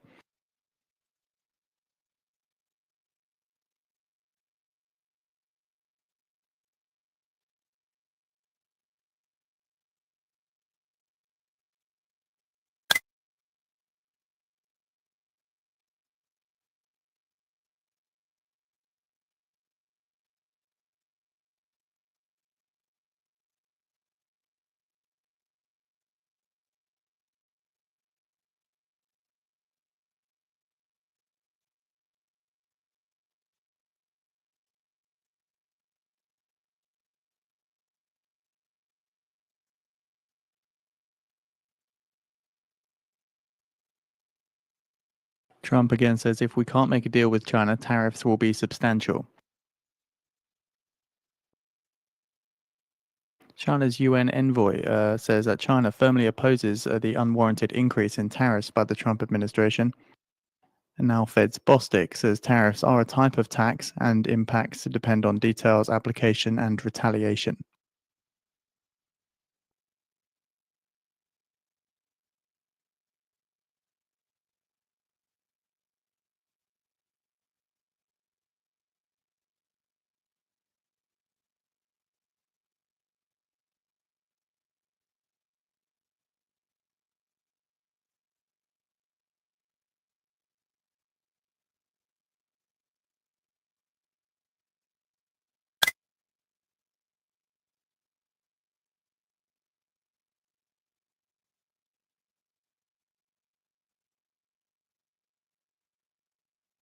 China's UN envoy says in violation of the World Trade Organization rules, China will be filing a complaint.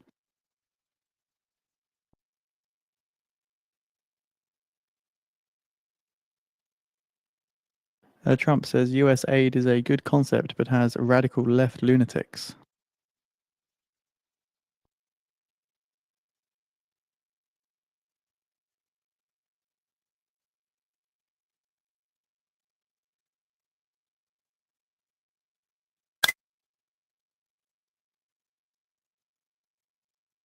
China's UN envoy says Beijing may be forced to take countermeasures against the US.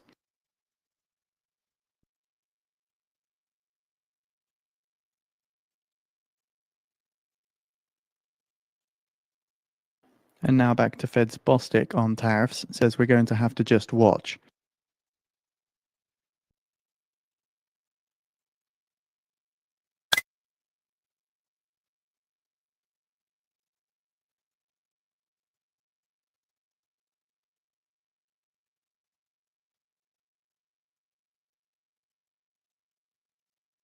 China's UN envoy says there's no winner in a trade war.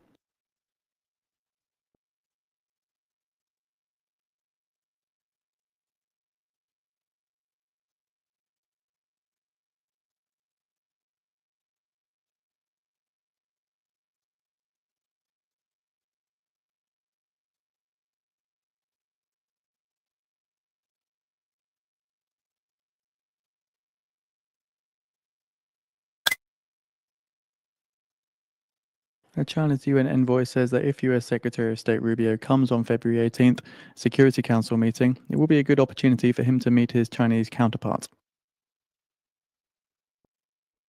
Oh God, what a terrible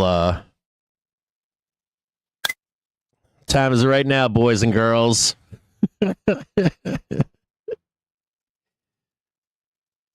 You guys all get to have lunch out there? Says the US should look at its own problem with fentanyl rather than shifting the blame onto others. And Trump says he likes the idea of reciprocal tariffs on more countries. So again, Trump says he likes the idea of reciprocal tariffs on more countries. Oh boy, Trump's playing cover today, huh? So this whole US aid thing is so yesterday I think it was yesterday or over the weekend or whatever, last Friday, Trump tried to, or Elon Musk tried to send people into the USAID office and plug in their data recovery tools. Do you guys know why? No one's talking about it. I think it's bizarre. USAID is a front for the CIA. Fairly common knowledge. So they kicked him out of the office and said you don't have a clearance to get it. This is why I talk about security clearance. To pass the cost through. So they're like, no, sorry. And they're covering today saying, well, we want to roll it into the State Department. And the truth is, that's going to take like closed door sessions more than likely in the Senate to make that happen. I'm wondering if we can catch that squeak where it looks like this looks like a flat correction here. This doesn't look like a sharp one. The real danger here is that we're stuck in the middle. Like this, like to me, I'm like, oh, I want to get long right now. But don't. It's not worth it. You'll just get cut up. It doesn't even matter if we squeeze here. It's not worth it. That's Bostic saying firms say that they will Protect your It's always better to be trading the edges. with Financial Juice Pro. Like just trade the edges. A year for Like literally do not get caught in here. You can get caught down here and you can get caught up here if you want to sell. Trump says we're telling Ukraine that they have valuable rare earths and we want a guarantee. Do not fuck around in the middle. Whatever you do. Oh, you do? You got his GOAT chart saying the same thing? Like, don't fuck with this? Yeah, don't fuck with it. Don't mess with it. You're going to get eaten alive. It could go either way, too. Like, so there's no point. Trade the edges. I'll post that right now.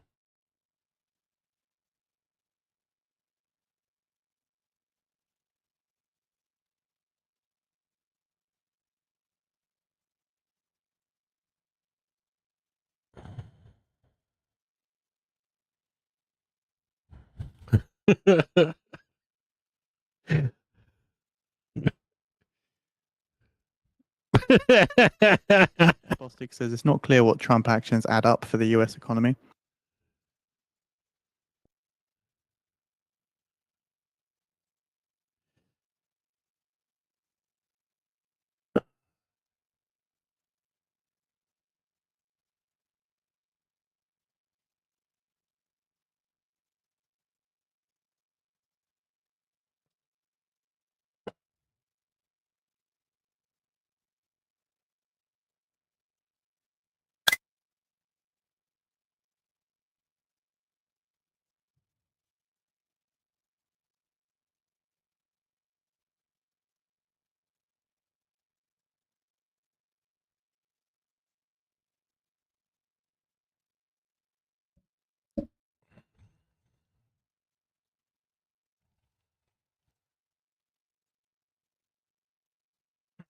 Oh, nice. Thanks, AGS.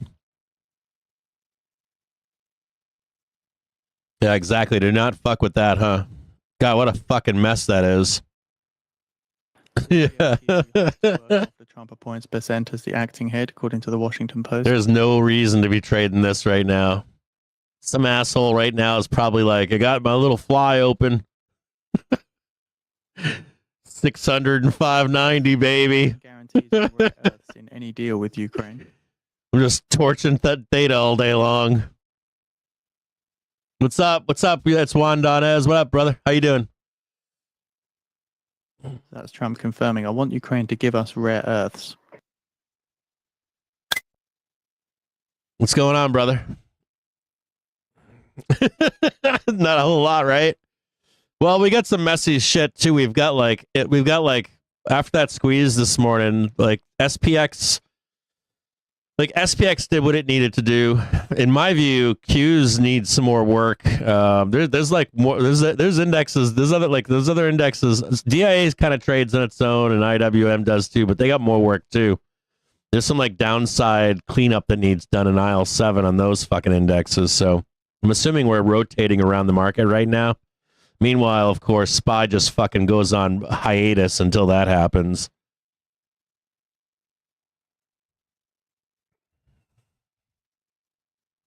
Yeah, 100%. 100%, David. That's ugly, man. Look at that. Just fucking look at that. Earlier I was like, I'm gonna chart this out. I tried to look at it like 3 or 4 different ways, and I'm like, nah. I'm like, there's no hope here. Like they're just gonna grind them. Like regrettable decision by Panama on the Belton. I was trying to do the count, and I'm like, flat correction, fucking sharp correction. I'm like, none of this stuff's making any sense right now. And then Volwiz said something earlier in the Discord. He's like, watch. He's like, they're gonna fucking grind this out all day long. They're gonna wait for that Trump meeting. You know, there's a Trump presser later today. So, and you can already figure too. We got the action trade here, right? We got the reaction trade here, so you know people are coming in short. UN envoys. They probably want that downside move into this Trump meeting, like a little bit of blood, right? On many things. Now, I'm not guaranteeing this is going to happen, but you know how it happens, right? They make you look, they tease you, and you're like, oh yeah. And then it's bloodbath. This is when the real dip is down there, right? So, I mean, that'll fucking, that shit'll take down, that'll take down on me $5,000 gone. Just gone.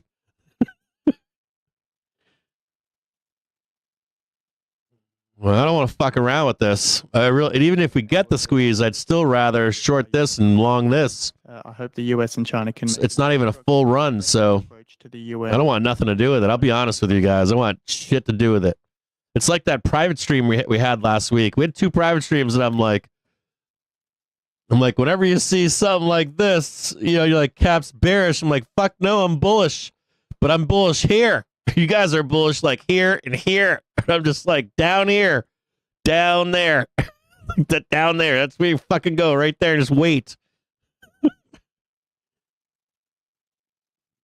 And if the idea is that we're going to go, you know, like this and then up, sure. But we're not there yet, I don't think. It's happening right now? I don't think it's happening right now. This is the guy that's talking right now is like, Trump is just espouting a bunch of bullshit out in public right now. He's saying all kinds of stuff. He's like, we are telling Ukraine they're vulnerable. Seeing Garrett, is this, or maybe Trump is he talking right now? I'll put him on. Friday. Hold on, I'll put him on right now. Like, who's talking? Oh, maybe I'm looking at the wrong stuff. I'll check right now. If he's on, I'll put him on. Trump says, I'm not happy with the Panama. Oh, yeah, you're right. But they have agreed to some things. Hold on. I'm over here blabbing away, and there he is fucking doing his thing. Did you know that you can have... Oh, wait a minute here. Hold on, I'll throw him on right now. Trump says, I have no guarantees that the Gaza ceasefire will hold. Nope, this isn't him. Is this him right now? Nope. 39 counterparties take $97.781 billion at the Nope. Fed's reverse repo operation. I don't have anything live on him right now.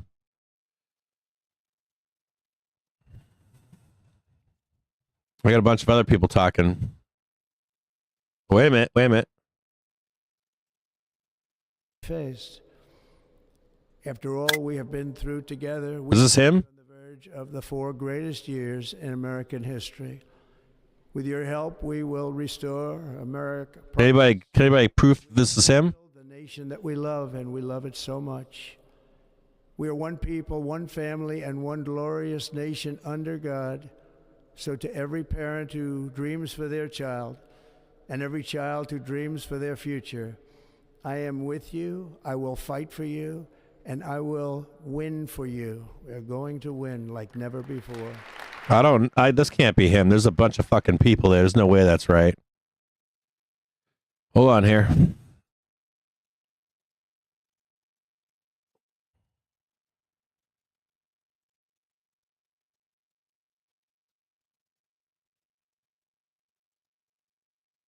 Follow us all over. The progress that you're seeing is happening. This might be him. Historic victory in a recent presidential election, one that has become quite well known throughout the I think this is live. Things are happening to a lot of countries.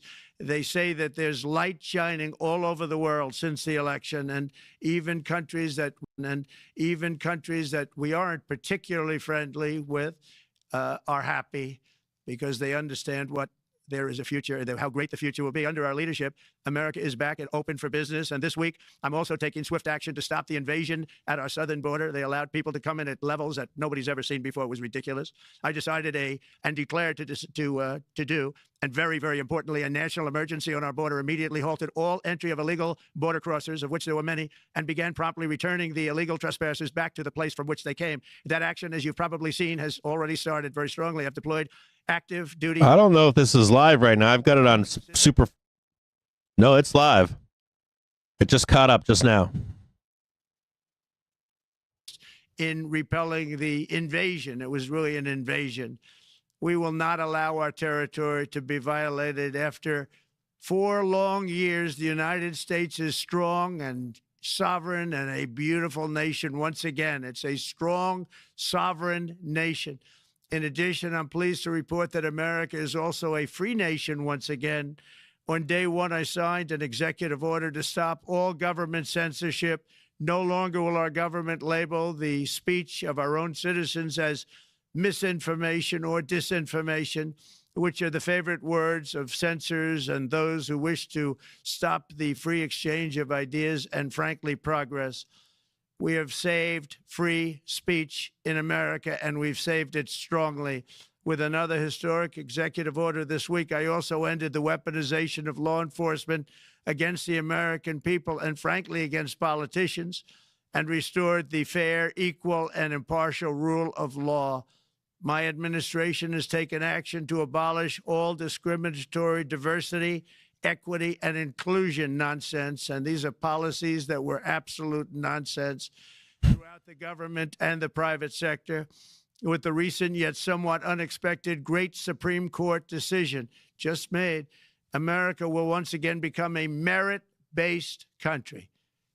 You have to hear that word, merit-based country. Every time it says DEA, we drink. An official policy of the United States that there are only 2 genders, male and female, and we will have no men participating. I thought these Republicans that stayed out of your bedroom. Gender operations, which became the rage, will occur very rarely. That's a double. Finally, as we restore common sense in America, we're moving quickly to bring back strength and peace and stability abroad. I'm also going to ask all NATO nations to increase defense spending to 5% of GDP. That's the one that I got. That's the one that I'm worried about. It was only at 2%, and most nations didn't pay until I came along. I insisted that they pay, and they did, because the United States was really paying the difference at that time, and it was unfair to the United States. But many, many things have been unfair for many years to the United States. 600s are up now, 53 cents. They've held their value all day. Fire agreement in the Middle East, which wouldn't have happened without us, as I think most of the people in the room know. Earlier this week, the hostages began to return to their families. They are returning, and it's a beautiful sight, and they'll be coming in more. Just a note here that half an hour of velocity is improving. Secure a peace settlement between Russia and Ukraine are now half hour time frame. Hourly velocity is improving right now. Millions of soldiers are being killed. Nobody's seen anything like it since World War II. They're laying dead all over the flat fields. It's a flat field farmland. Citing U.S. concerns and about there's Huawei millions and of TikTok Russians and and DeepSeek, millions of China's UN Ukrainians, envoy asks how and many more do nobody's you want seen to ban? anything like it since World War II. It's time China's to UN end envoy it. says And need here to in see America, we have big an events end to coming these up. knee-jerk Next reactions. year, we They are have not the warranted. 250th anniversary. Who said that about the knee-jerk reactions? Honored to be president during that. That's been a big event. They've been talking about it for 10 years.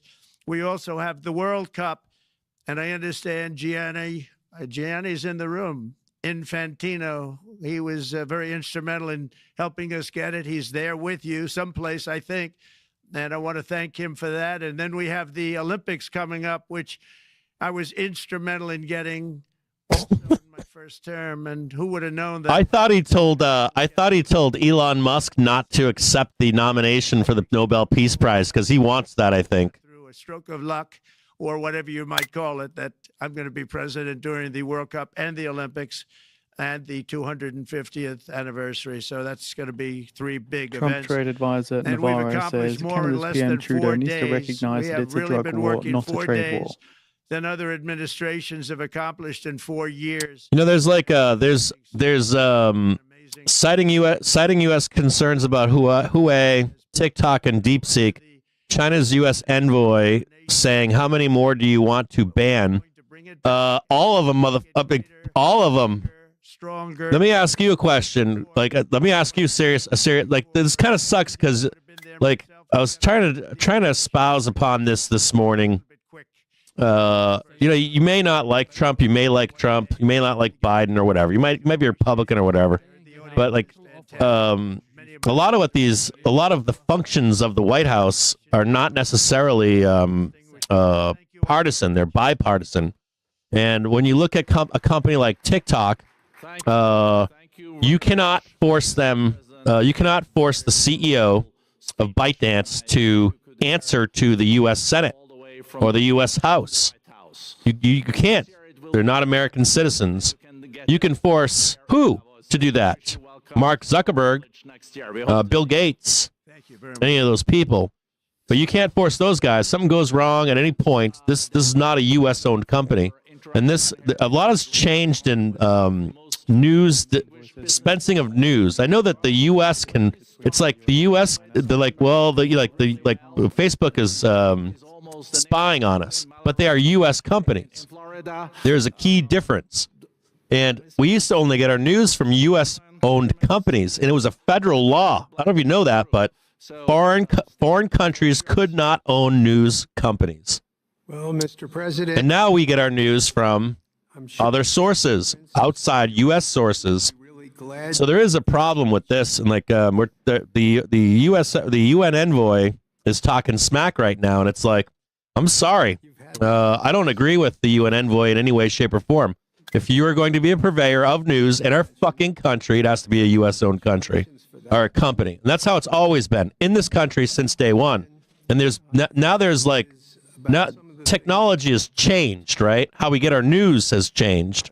So yeah, I got an issue with that. I'm reading it right now. UN envoy saying, we're China's UN envoy, we need cooperation on AI, particularly between China and the U.S. Fragmentation will only enhance risk and reduce benefits. Risk of what? Enormous frustration with the regulatory regime. Holy shit, what did they just switch to? And they attribute slower growth rates here because of the numerous factors, but especially because of regulation. I think Trump is done. And you've taken a completely different approach in this area. And if you could explain the theory of what you're doing, how you're going to do it, and what you expect the outcome to be, I'd appreciate it. Well, thank you very much. Oh, that is Trump. People asking Trump questions. But right now, China's like, which companies you have a problem with? And they're getting snooty about it, like citing U.S. concerns. China's U.S. envoy, how many do you want to ban? Fucking all of them. Because you mentioned like all social media from your country. You ban our social media in your fucking country. Get fucked, China. Sorry, I like Chinese people, but like, no. but they're very frustrated because of. Was this the Davos speech? This isn't even live, is it? I'm going to turn that one off. I think maybe Trump's making comments elsewhere. I don't see anything from Trump on Truth Social. What do I see here?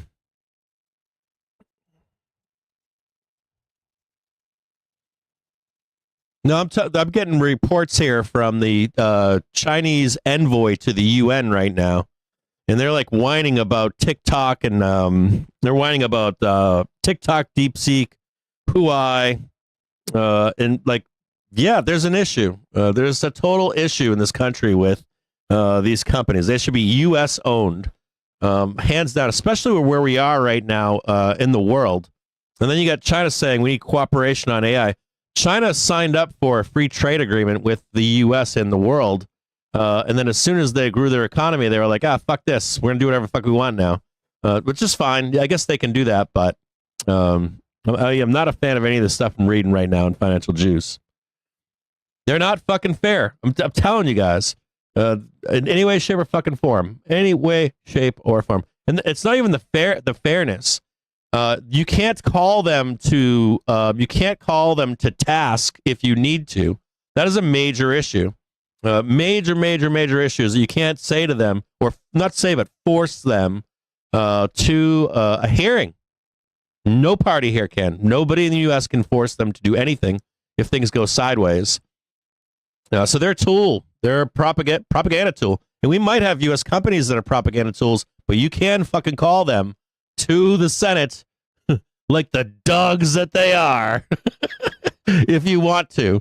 As an American, you can do that. And the fact that you can't do that to these companies, there really is an issue. With the fact that people today have changed their consumption of news. Basically, we have new technology in the world, right? I want to buy the fuck out of this so bad. Oh God, I just can't do it. Just tell me not to. Make somebody poke the jukes box, because he'll be like, yeah, buy it. Let's go along. 5-minute trigger coming in right now to a squeeze part, or a position of squeezing here. 5-minute trigger is about to cross the daily trigger. What I don't want to do, one of my fear is here is that we get the squeeze up like right here, and then it drops, and the real buy was like right there at the end of the day. I don't think that was the Trump presser, by the way. Someone is saying that the Trump presser is going on because of the news squawker, which I thought the same thing, but I can't find any video from Trump right now. Maybe I'll check right now and see when that press conference is going to take place, but I don't see it anywhere. Walter Bloomberg is not saying anything right now.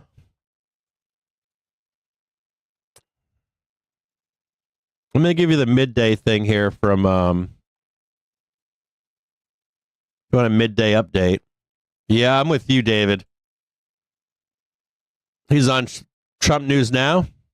Let me check.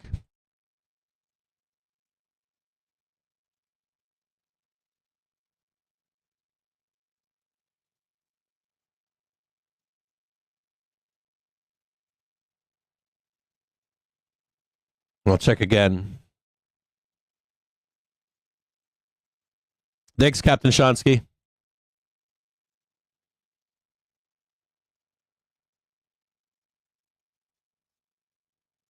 Hold on, Fox News Live. Free Tax USA, where federal filing is always free. No, that ain't it.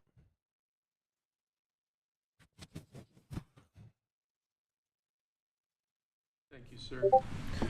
Next, your This is administration it. has smashed records for appointing large numbers of highly qualified, capable people at all levels of the federal government.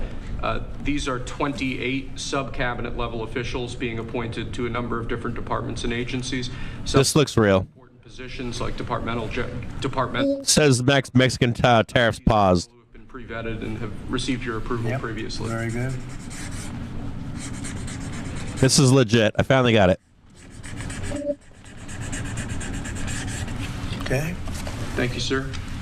Next, this is an executive order. This charges your Secretary of the Treasury, Scott Bessent, and your Secretary of Commerce, Howard Lutnick, to begin a process that will hopefully result in the creation of an American sovereign wealth fund.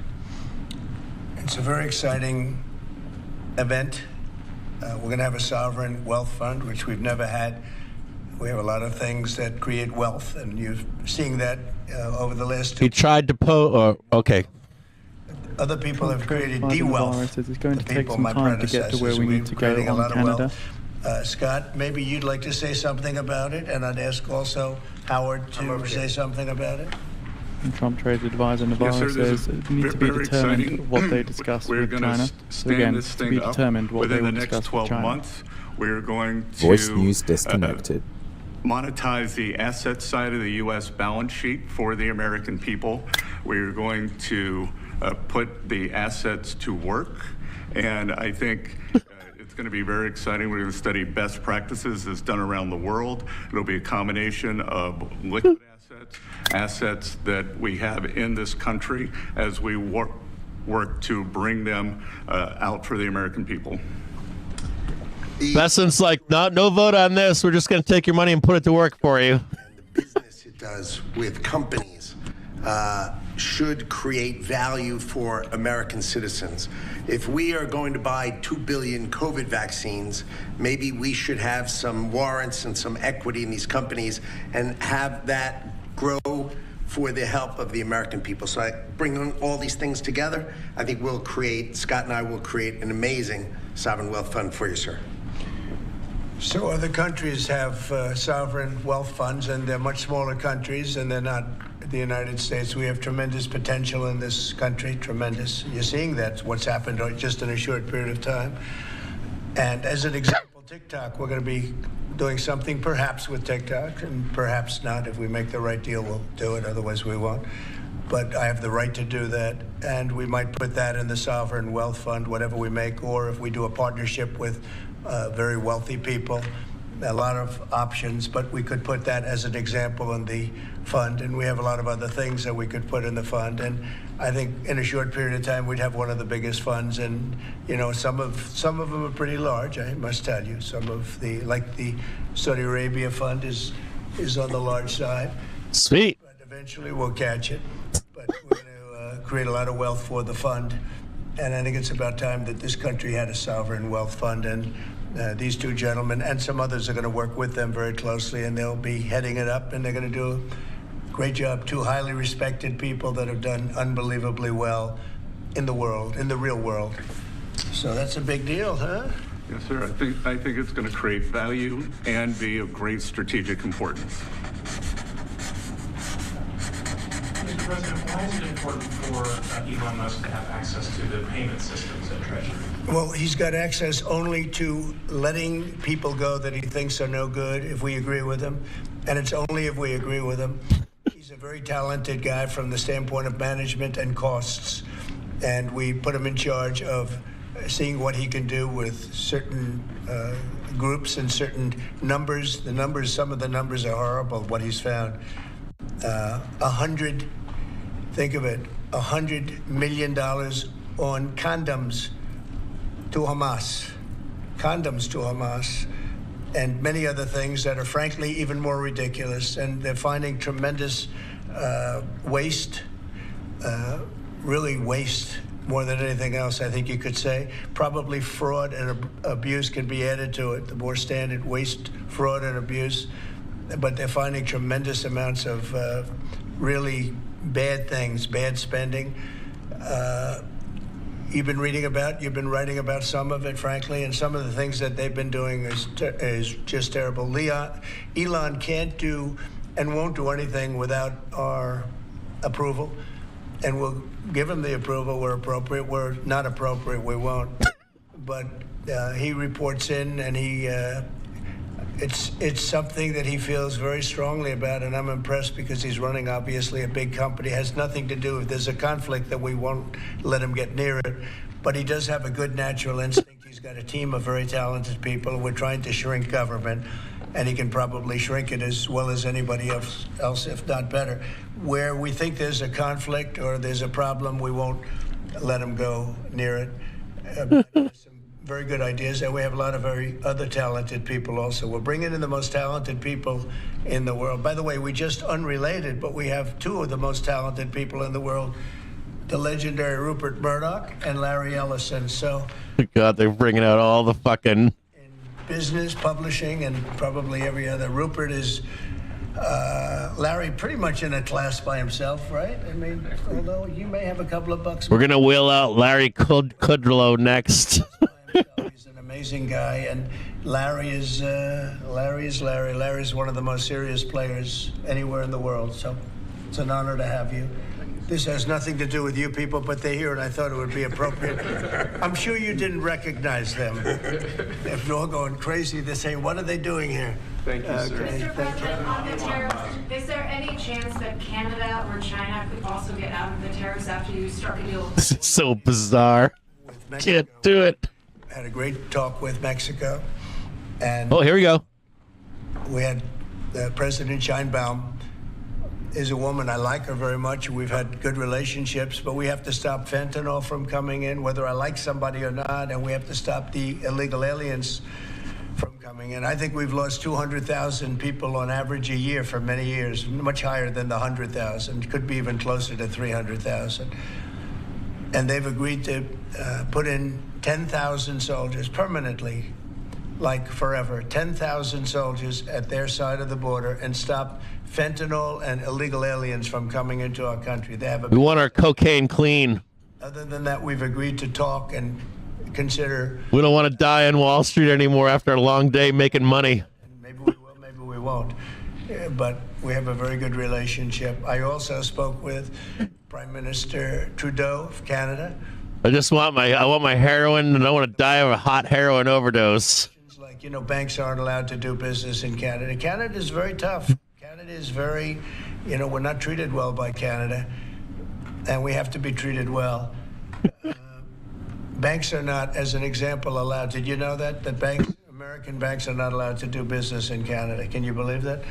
And that's one of many things, and we talked about it, and I think we'll win most of the subject. Besson's drooling in the background. I want to do banking in Canada. I noticed that in the first. It's like dollar bills sweating out of Besson's pores. You learned that Larry Ellison's very tough to do business with, okay? It's very tough. I mean, I'm sure you're shocked to hear that. Nancy Pelosi's at home right now. Woo! Make me some money, Daddy. We can't let them take advantage of the U.S. They don't take our agricultural product for the most part. They don't take our cars. They make cars, but they basically don't take our cars. And, we don't need, and I think we're going to have another good conversation today. We're actually speaking at 3 o'clock again. But we don't need them to make our cars. We don't need them to give us lumber. We don't need them for agricultural products because we have all the agriculture we need. They don't take our agricultural product for the most part, our milk and dairy, etc. A little bit they do, but not much. We take theirs. And as far as cars are concerned, they took in a big percentage, almost 19% of the market. For the ones who get it done, Whoa. the most important Whoa. one you need.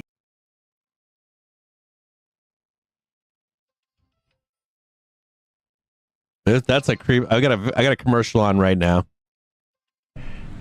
So the call with Mexico went very well in the sense that they're very strong now on the border. They're going to put soldiers there. So, actually, they're best military soldiers, and they're going to be at the border. 10,000. That's a lot of soldiers, and they want to protect it also. They don't want people running through Mexico, coming through Mexico to come into our country. So they're going to do that. And then we're going to talk about other things over the next 30 days, we're going to have Scott, Howard, and Marco Rubio, Secretary of State, lead the delegation. And we're going to have a big negotiation with Mexico. I'll be involved too, and President Sheinbaum will be involved to see whether or not we can work something out on the tariffs. What about fentanyl? China will be speaking to China probably over the next 24 hours. On fentanyl and China, President Trump. We don't want fentanyl coming into our country. Now, we had another big thing, speaking of China. China's involved with the Panama Canal. They won't be for long. and that's the way it has to be. Marco just got back, as you know. He's in the process of coming back. I guess he's almost back by now.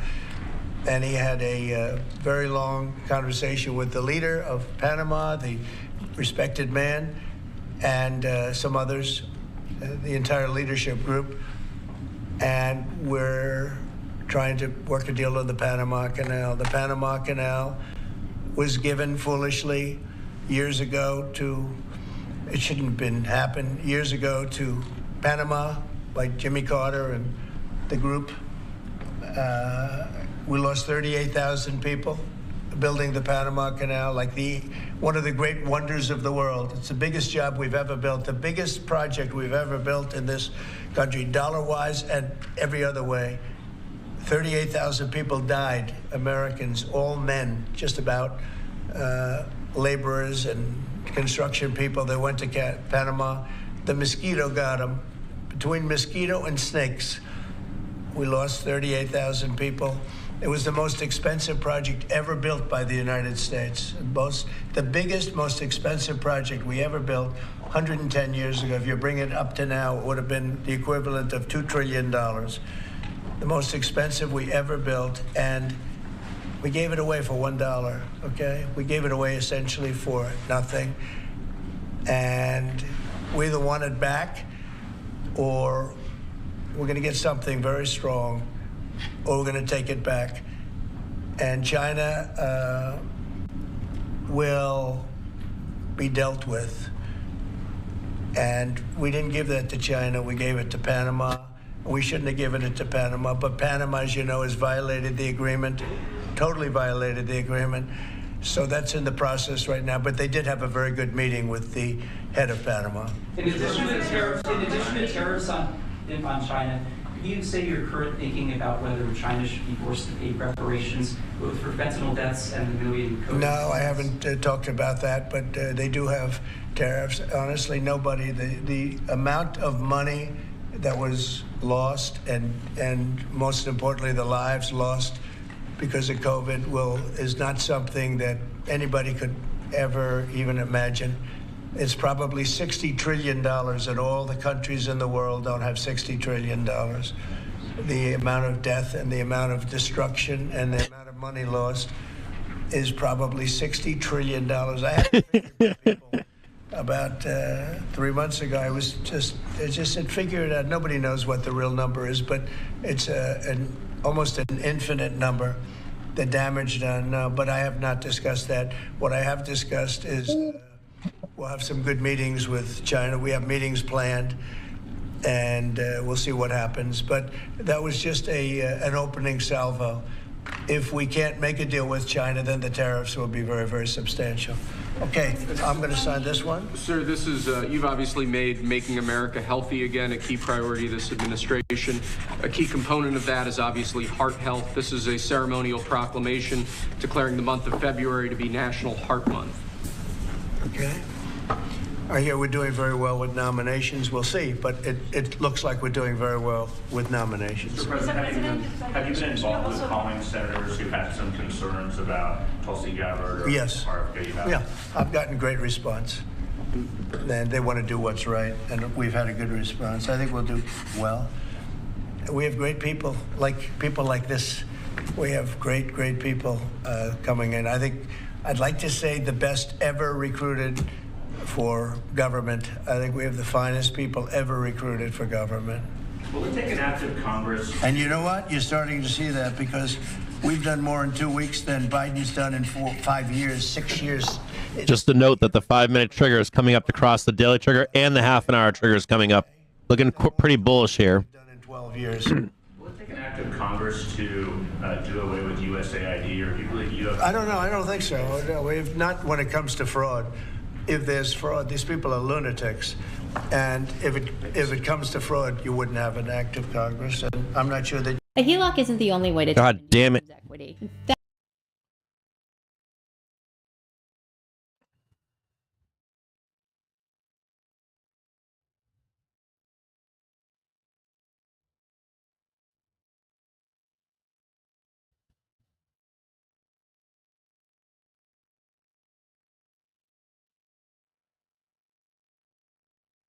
In the first term, though, USAID was something that you liked in some respects. I love the concept of it. Yeah. Program. Sure. I love the concept, but they turn out to be radical left lunatics.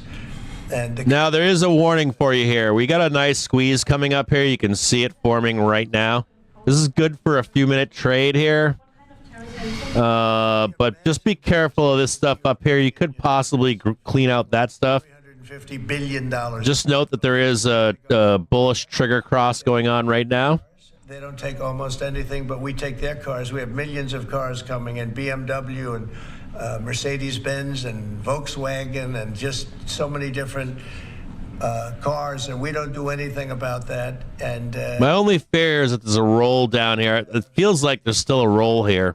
In the European Union, they make it very difficult. Agricultural product, they actually don't take it, and they have a lot of excuses. Some of them are the pesticides and the different chemicals used. And Bobby Kennedy actually is looking at that very, very seriously, because maybe it's not necessary to use all of that. You know, we want to be the healthiest country, and we're not. We spend more money on food than anybody else in terms of its creation, but we're not the healthiest country. So maybe there is something to the fact that we shouldn't. Did he just say chemicals are okay? But and maybe that'll stop. But I don't know what the fuck he just said. I don't. I was kind of listening, but then not listening. And neither are the Europeans. So we'll see what happens. But they use it as an excuse not to buy our product.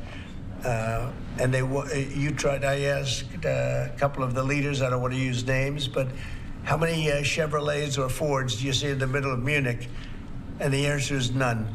I don't want to say their names or anything, but Munich. So the European has abused the United States for years, and they can't do that. And they want to make a deal. Let me tell you, in all cases, they all want to make deals.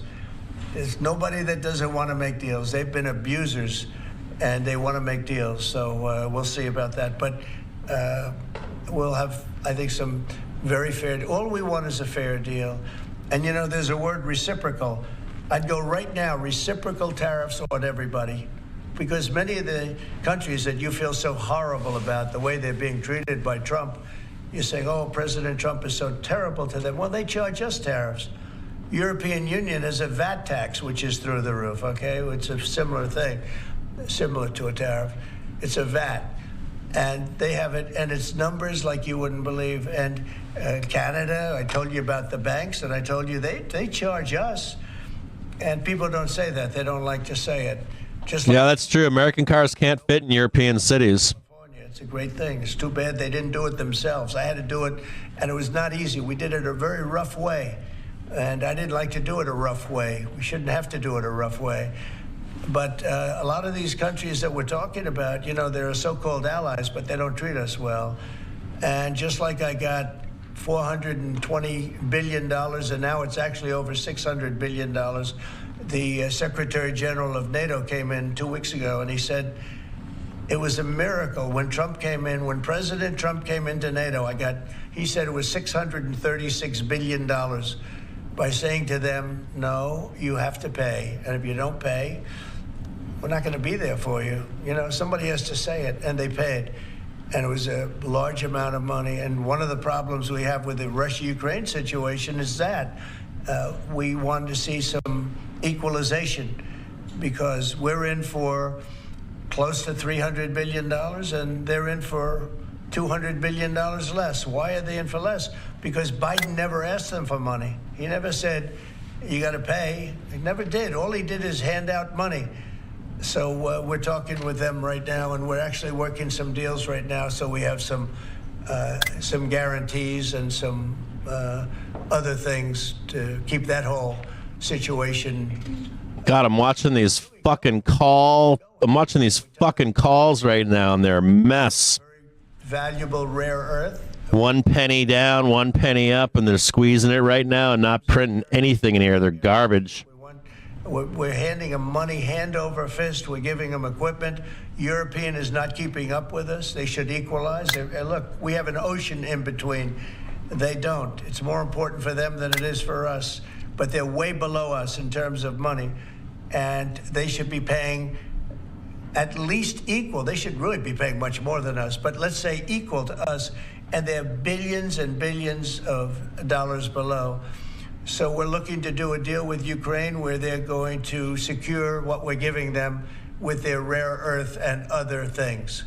Mr. President, the deal with Mexico this morning, was that partially related to the market reaction and a criticism from Mr. Murdoch's own newspaper? He called it the dumbest trade war on the editorial page on Saturday. I'm going to have to talk to him.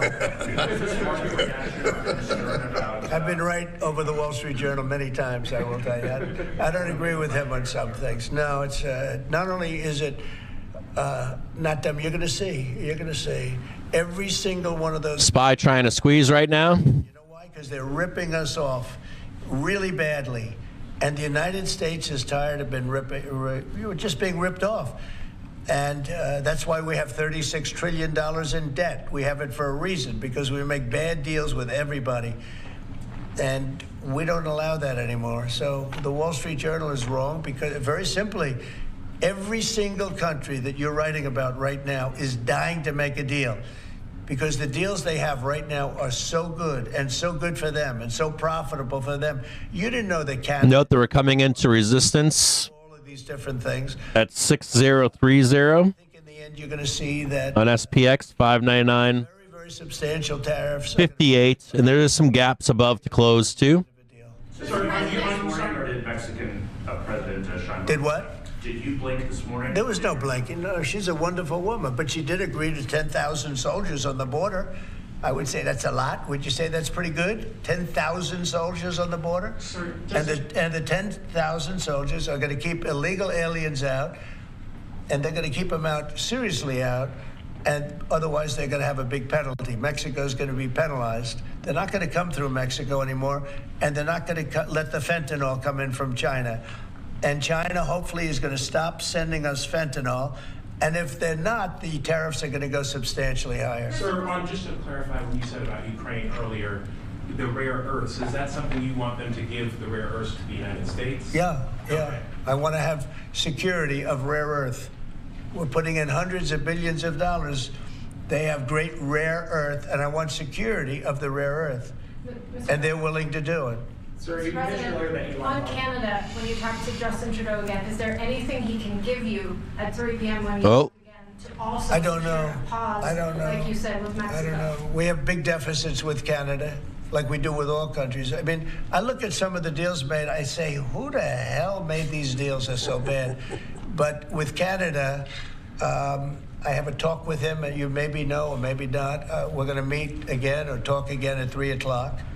Right after my next meeting, and we'll see what happens. I can't tell you what's going to happen. You mentioned that he could agree to change your mind on the tariff. Well, we can always, look, what I'd like to see, Canada become our 51st state.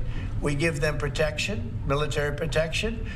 We don't need them to build our cars. I'd rather see Detroit or South Carolina or any one of our Tennessee, any one of our states build the cars. They could do it very easily. We don't need them for the cars. We don't need them for lumber. We don't need them for anything. We don't need them for energy. We have more energy than they do. We don't need them for energy. So I say, why are we doing this? Why are we willing to lose between $100 billion and $200 billion a year? We don't need them. As a state, it's different. As a state, it's much different. And there are no tariffs. So I'd love to see that, but some people say that would be a long shot. If people wanted to play the game right, it would be 100% certain that they'd become a state. But a lot of people don't like to play the game because they don't have a threshold of pain.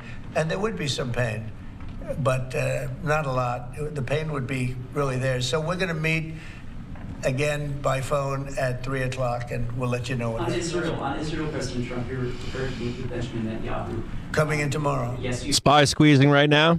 About Israel being too small geographically. Would you support annexation of parts of the West Bank by Israel? Well, I'm not going to talk about that. It certainly is a small. It's a small country in terms of land. See this pen, this wonderful pen? My desk is the Middle East. And this pen, the top of the pen, that's Israel. That's not good, right? You know, that's a pretty big difference. I use that as an analogy. It's pretty accurate, actually. It's a pretty small piece of land. And it's amazing that they've been able to do what they've been able to do when you think about it. There's a lot of good, smart brain power, but it is a very small piece of land, no question about it. Mr. President, you said earlier that Elon Musk is doing everything with your say-so. So is there everything that he has done thus far, going to all the agencies, shutting off access, getting access to federal payments, that all has yours?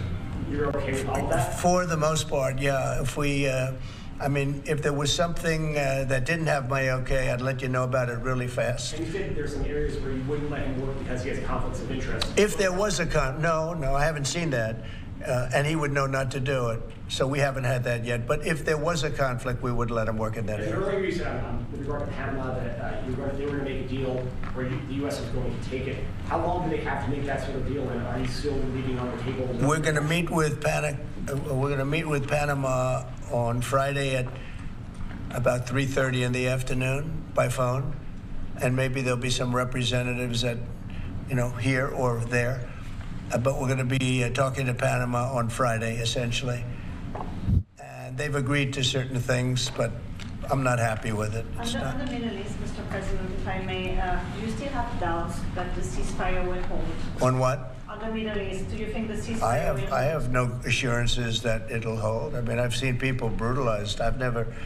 Nobody's ever seen anything like it. No, I have no guarantees that the peace is going to hold. Steve, you might want to say something about that. Steve Woodcock. It's holding so far.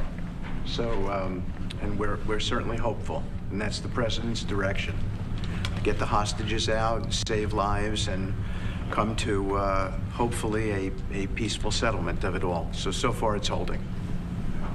Mr. President, on a different topic, questionnaires have been going out to FBI agents across the country who were involved potentially in the investigation. Do you believe anyone involved at any level should be fired, sir?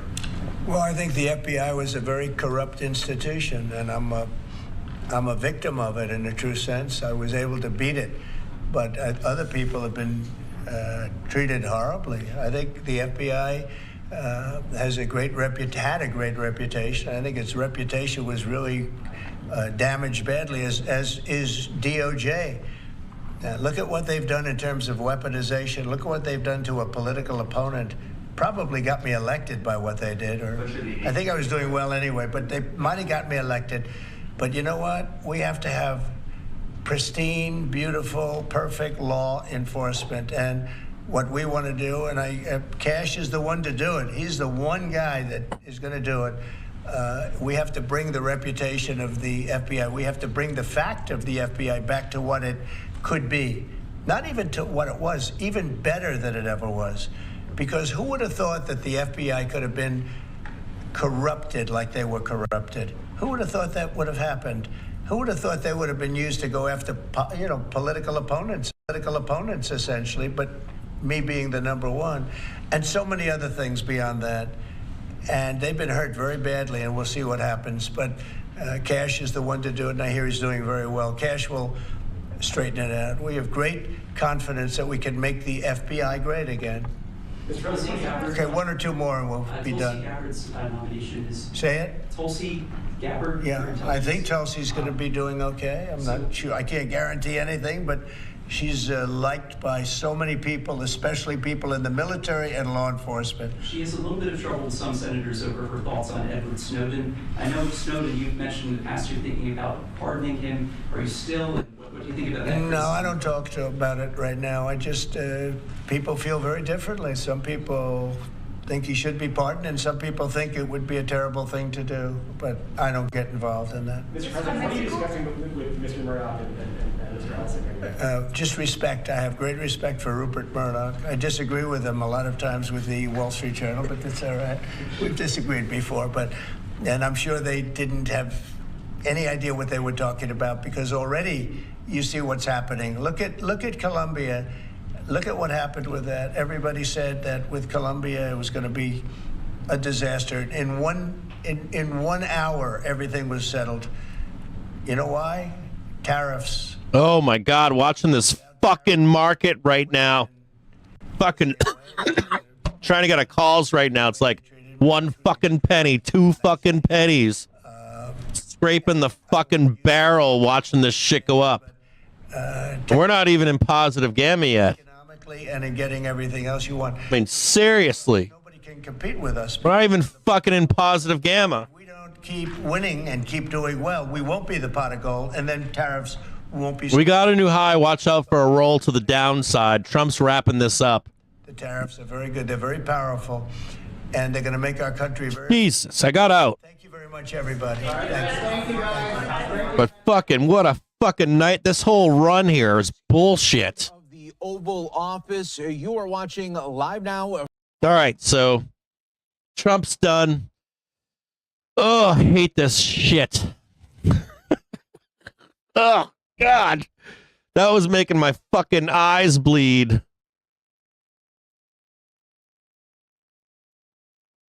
Fuck this. Now they're going to wait until fucking... Now we got to wait until fucking 3 p.m. Not only wait until 3,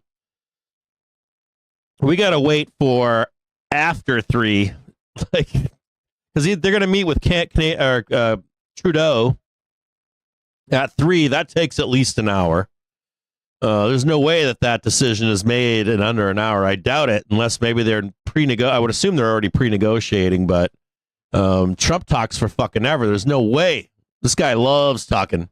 Like, I bent Canada to my will. You know, whatever batshit crazy is going to come out of that, which is probably after the bell. Volwiz mentioned earlier today that they'll run it sideways and then ram it up in futures.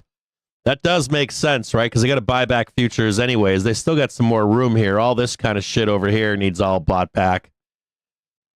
All that shit needs bought back right there. Woo-wee.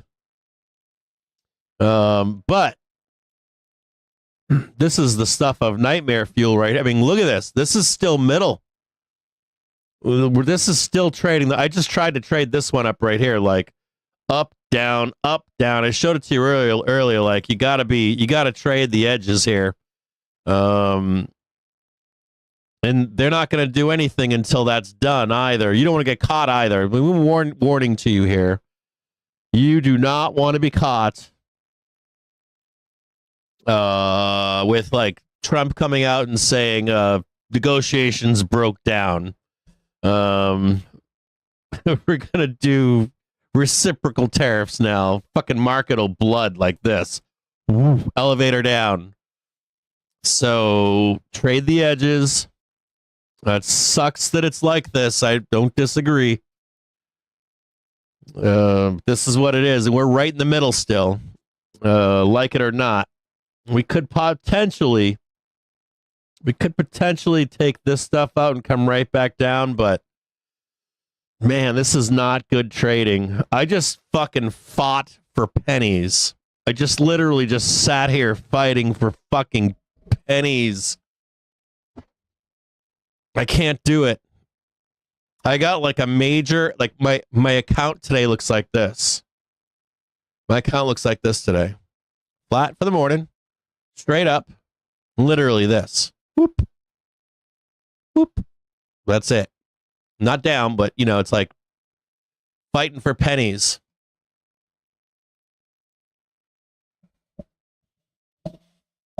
God. Okay, so this is what we're going to do. I know, like, I can't listen to this shit. Like, I can't. I just can't just. And then the conversation, like, changes in the morning, and then it changes at night. And then there, like, you know that, like, Elon definitely got in trouble. He may have gotten away with the Treasury stuff to some extent, but the shit with, I'm telling you, the USAID shit, he did not. He's been covering all day long. Trump's been covering all day on this. That USAID shit, that's like touchy, don't touchy. Don't touch that shit. Like, don't fuck with that. Someone came in and said, big trouble, don't touch that. And so he's been covering all day long. Now, like, the story changes. Like, so, like, all more, like, you know, you come in the morning and it's like, boom, boom, boom. It could be fucking 5 p.m., 11 p.m., and the fucking story changes. It's always a changing story. And then, of course, you got his people that love him change their story, and then the people that hate them, it's like egg in the face. Well, that sucks, right, for everybody involved, I guess. So, man, as far as it pertains to the stock market, I have to say it again. Trade the edges. It's always better to be acting on news or reacting to it. Sitting here in the middle like this, super fucking dangerous. This shit can go moon in the middle or down in the middle, and you're gonna get caught on it. So there was a really good trade this morning, right? We hit that. We slammed down on the SPX on the bottom edge, right? We were patient this morning, right? We saw the bounce and the initial reaction. We saw positive news come out, and we're able to take a trade long. That's the way to be making money here. We talk about that. We've been talking about that for 2 months, right? For this year, be patient, please. Like write it on. Grab your stick of lipstick and write it on the mirror. Don't be putting lipstick on your face at home. Be like, I'm the fucking clown. Be like, I'm gonna write it on the mirror. I'm gonna trade the edges. You know, tell me the price. I'll tell you what the news is. Kind of stuff. And you know what happened last Friday, right? Bloodbath down to the close. You know what we woke up to on Monday, right? You don't get caught in this shit. No matter, and the biggest killer, especially right now, is the hindsight trading. Oh, I knew that was going to happen. I knew this was going to happen. You will blow your fucking accounts up.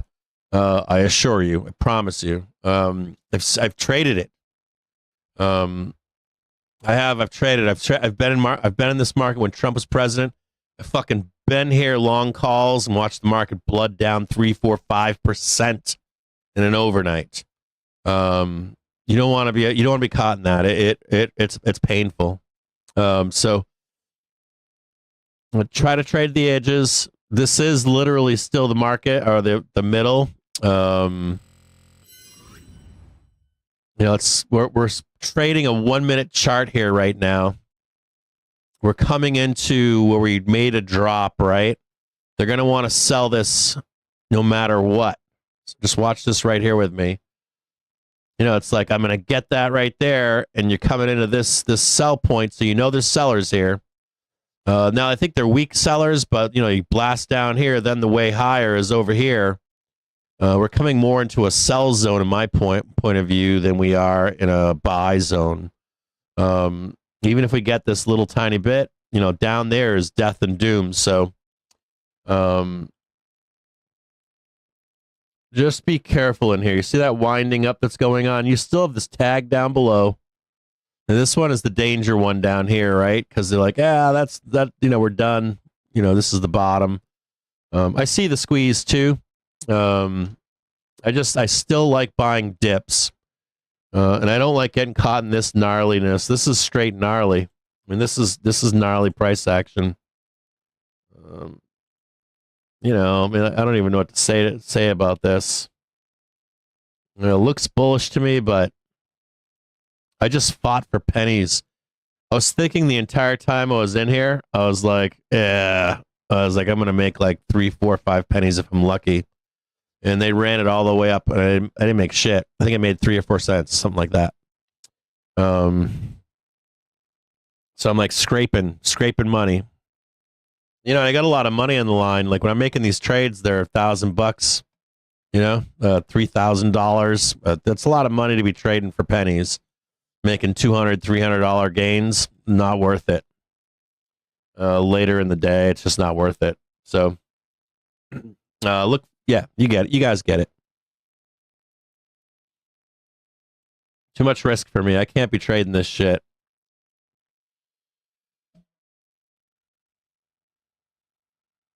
You can put lipstick on if you want to. I got to be buying dips. I'm like all about the dips, so I can't be putting lipstick on because I already know how this goes. I just made three good trades today. And I'm like, what I got? What, 3 good ones, and then I get 3 or 4 bad ones. Then I gotta go claw my way back for another 2 or 3. Like it's just not worth it for me. So I'm not gonna give money back to the market. I had a good day in the market too. So, and what we're gonna do here is this: we're gonna do a midday update here for you in just a little bit. Get you guys. Oh no, I gotta do it for the Discord.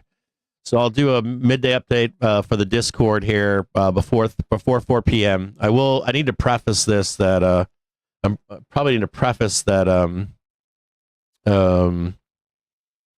that I can't predict outcomes with bad news and shit like that. There's nothing I can do with that. I will say this though, but before we go any further, there is some positiveness here.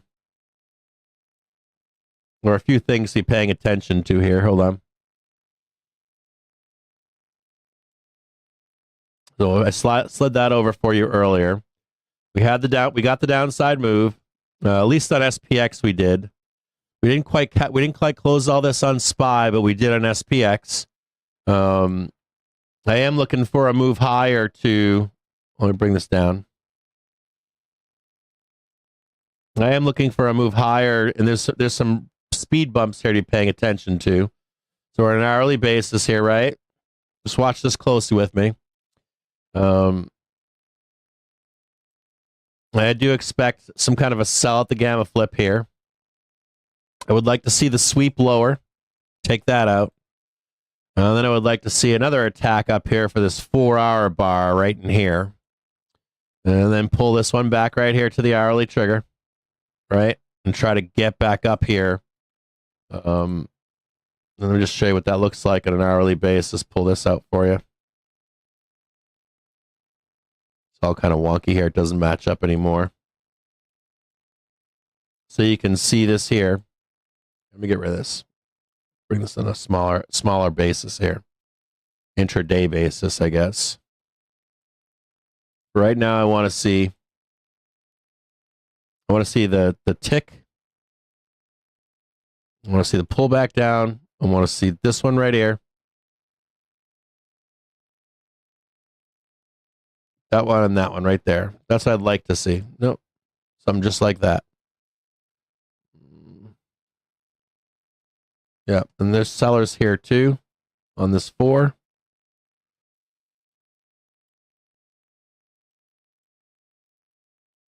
Something just like that. I don't know if we can sweep this low down here in SPY. We hadn't done it quite yet. Let me go down here in the bottom right hand screen. So we down here in SPX, we hit it there. We hit the tick right there. And we hit it almost perfect right down here. We did leave behind a little crap back in here. I don't care if it's this one or if it's this one here. Hold on here.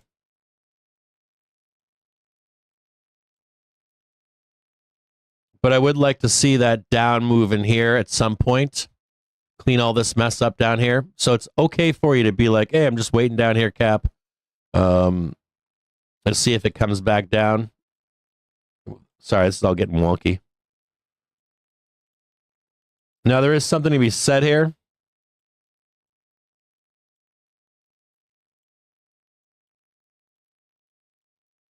There we go, right there.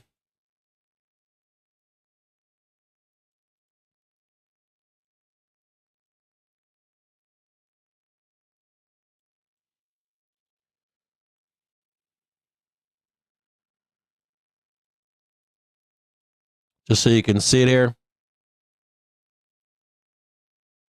There's like this move up down here, right? Clear all that up. There's that resistance point right there. Come back down. Then we make our way higher, and that fixes all of the doom and gloom trade to the downside.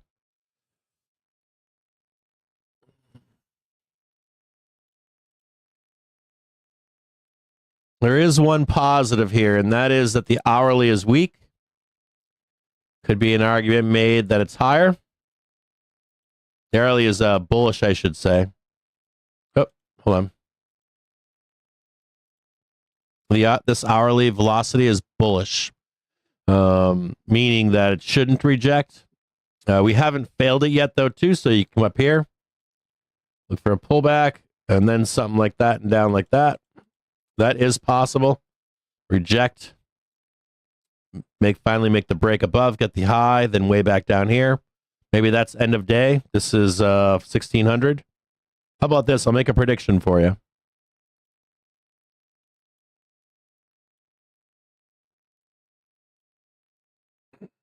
I'm going to make a prediction for you.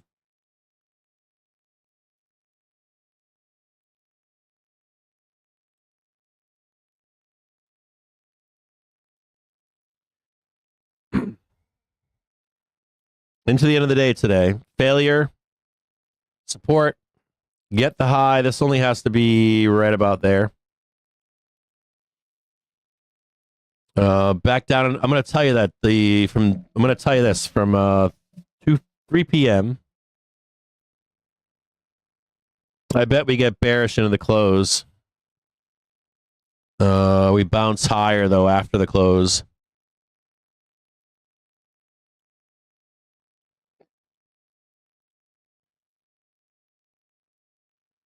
There's some kind of failure in here. This would be a good futures trade if we can get down here. This is where I want to be. Truly, as a buyer, I want to be down here. I don't want to fuck around with any of this. I want to be right down here trying to buy anything down here. As long as it's not like terrible news or something. You know, if it's just like, oh God, we got a Trump thing coming up. Front run the vol, and then Trump says something great after the bell. I want to be down here as a buyer.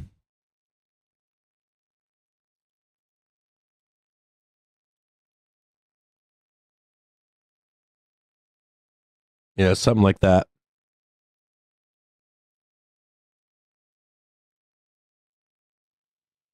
Initiation, right? Flat correction. Next pump. Down, up.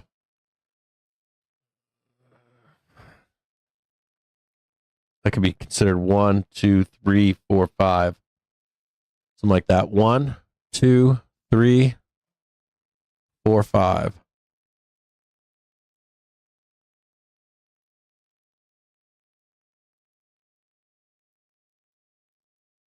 Something like that. God, what a fucking, this is horrible. This was a fucking nightmare.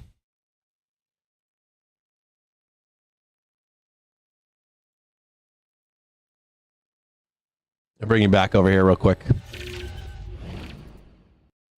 So you can see it here.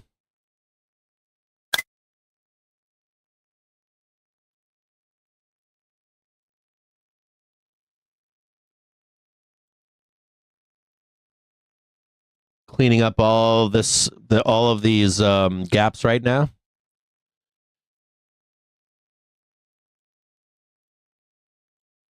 Put this down below so you can see it.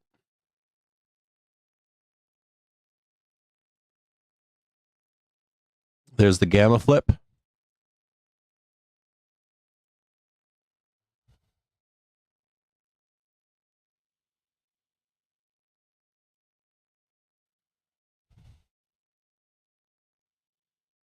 Yeah, I made some pretty good money today. I'm keeping it. I'm not willing to give it back.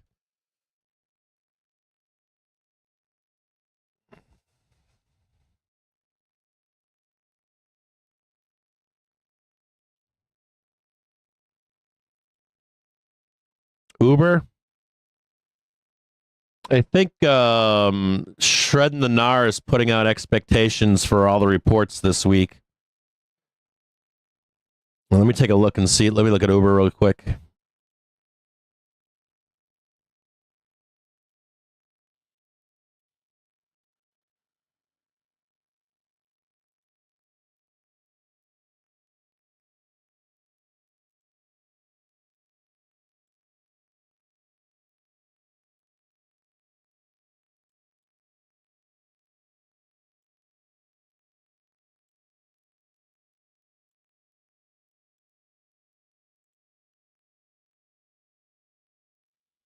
They're trying to break out right now.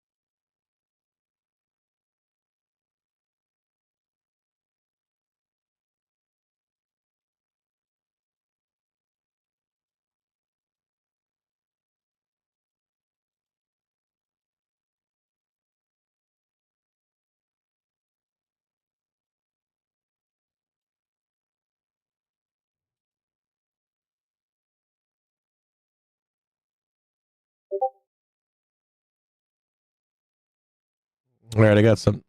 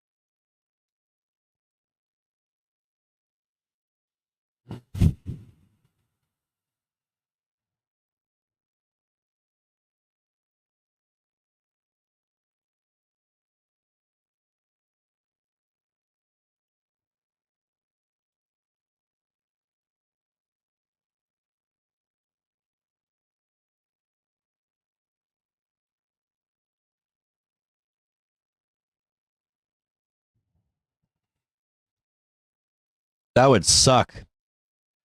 It's like I'm looking at Uber right now, and Uber is like, it's extremely bullish for an upside move. They left a gap behind underneath at $61.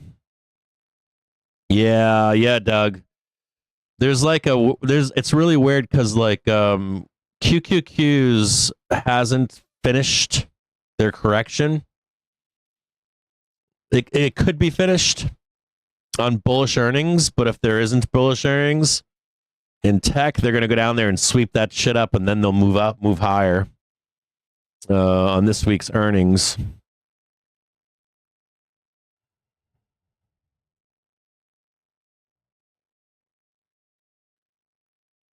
You know what I mean? There's like, it's already telling. It's like tech has to sweep lower, but there's room right now on Nasdaq to sweep lower.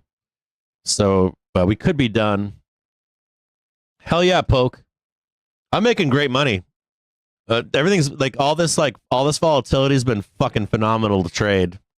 Like the zigzagging it's good confidence levels. Like trading the edges has been outstanding on every time frame, right? It's been pretty fruitful.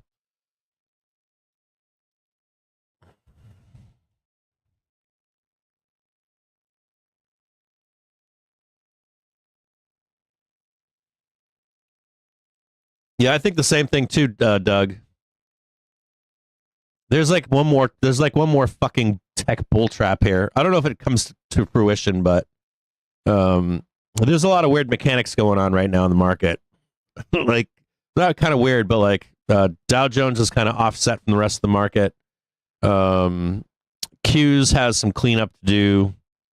And it wouldn't shock me to just look at a put call ratio on Uber and it's just like lopsided calls. So you get the squeeze, then the dump. You know, like Tesla. Tesla's a prime example of this. So, and they're really sneaky about it. It's like Tesla's earnings were I was like, they're gonna fucking hit 370 and then 340. They hit 370 just after the report. And then yesterday, I haven't even checked today to see if they hit 340 today at all. I haven't even checked. And like, so they hit this fucking first target. Well, they tagged 365. but the fulfillment was 370, and that was like wicking. And I still see like this. I still see this like 340. This chart is in the wrong time frame, so it looks all fucky. But like, I still want a down move. I still fucking want a down move on Tesla. They traded a low today of 374, which I'm sure everybody is like, it's bullish. That's the new low, right? Higher low on Tesla. So it's really hard. Like it's not hard where I can't figure this stuff out. It's there's so many fake outs, right? Or there's so much volatility right now that like last week I waited for the drop like all week. I'm like, this shit's gonna drop, and so they just held the market. So everything is like super fucking weird. Like here. Let me get on there and do it. Let's go on there and look at it. Here, we'll get rid of this. This is the pivots. Hide.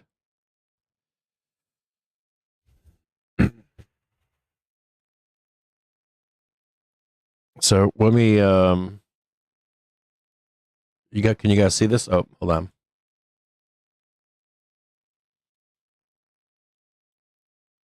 So let me show you guys some stuff here. So, like,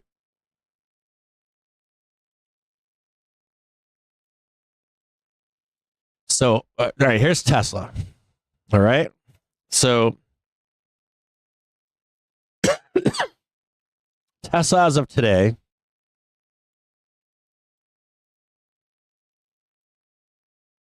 on the surface, bear with me here. It's like Tesla has all these fucking gaps down here, okay? And Elon's got a lot of shit going on. And like Elon's got a lot of shit going on. Their earnings were not that good.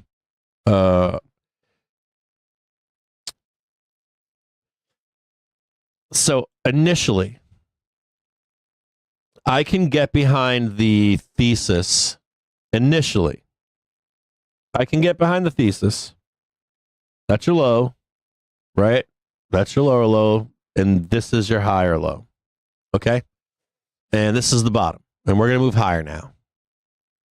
And I think that's probably the general consensus. I don't fucking like that right there at all. This is a 4-hour basis. This is no joke right here.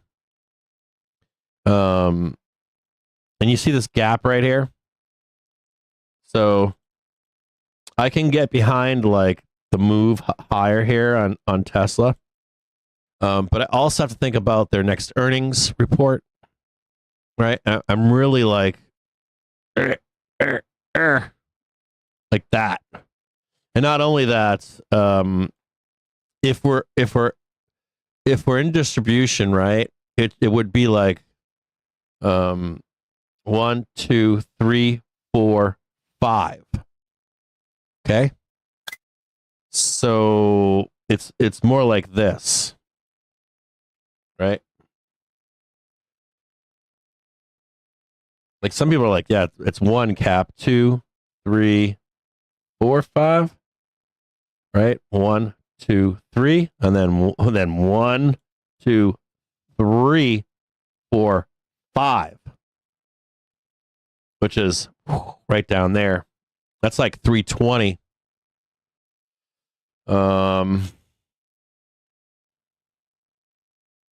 As this is showing itself right now. 1, 2, 3, 4, 5, and then you get 1, 2, 3, and then 1, 2, 3, 4, 5. Done. This is a double correction that's already forming right now on Tesla. That's pretty risky for Tesla bulls.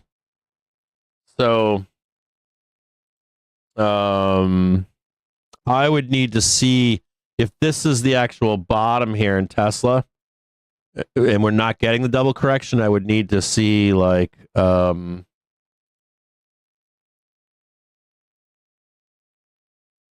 this would be the finish, or yeah, I think I got that right. But I would need to see like some shit like this.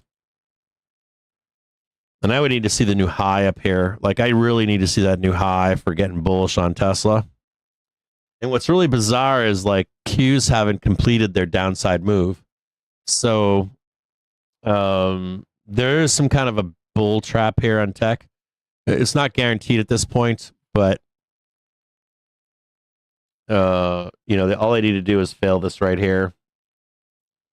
And they're sweeping down. We get any kind of like bad reports. Right there is where we're going. Any kind of bad reports, like boom, 340 done. Hold on here. God, I mean, if you take that, you know what the other thing too here is, Tesla's always been volatile.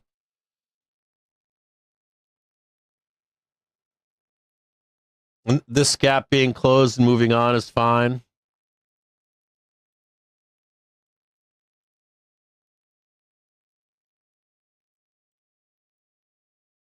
This was the ER trade right here. Trapped them in. Bad ER, no matter what anybody's fucking telling you. Last ER trade was way over here, right? Way down there was the last ER trade. So I mean, it can move too. So, you know, this is easy for Tesla to do, and then go straight the fuck up to moon. Like this is nothing for Tesla.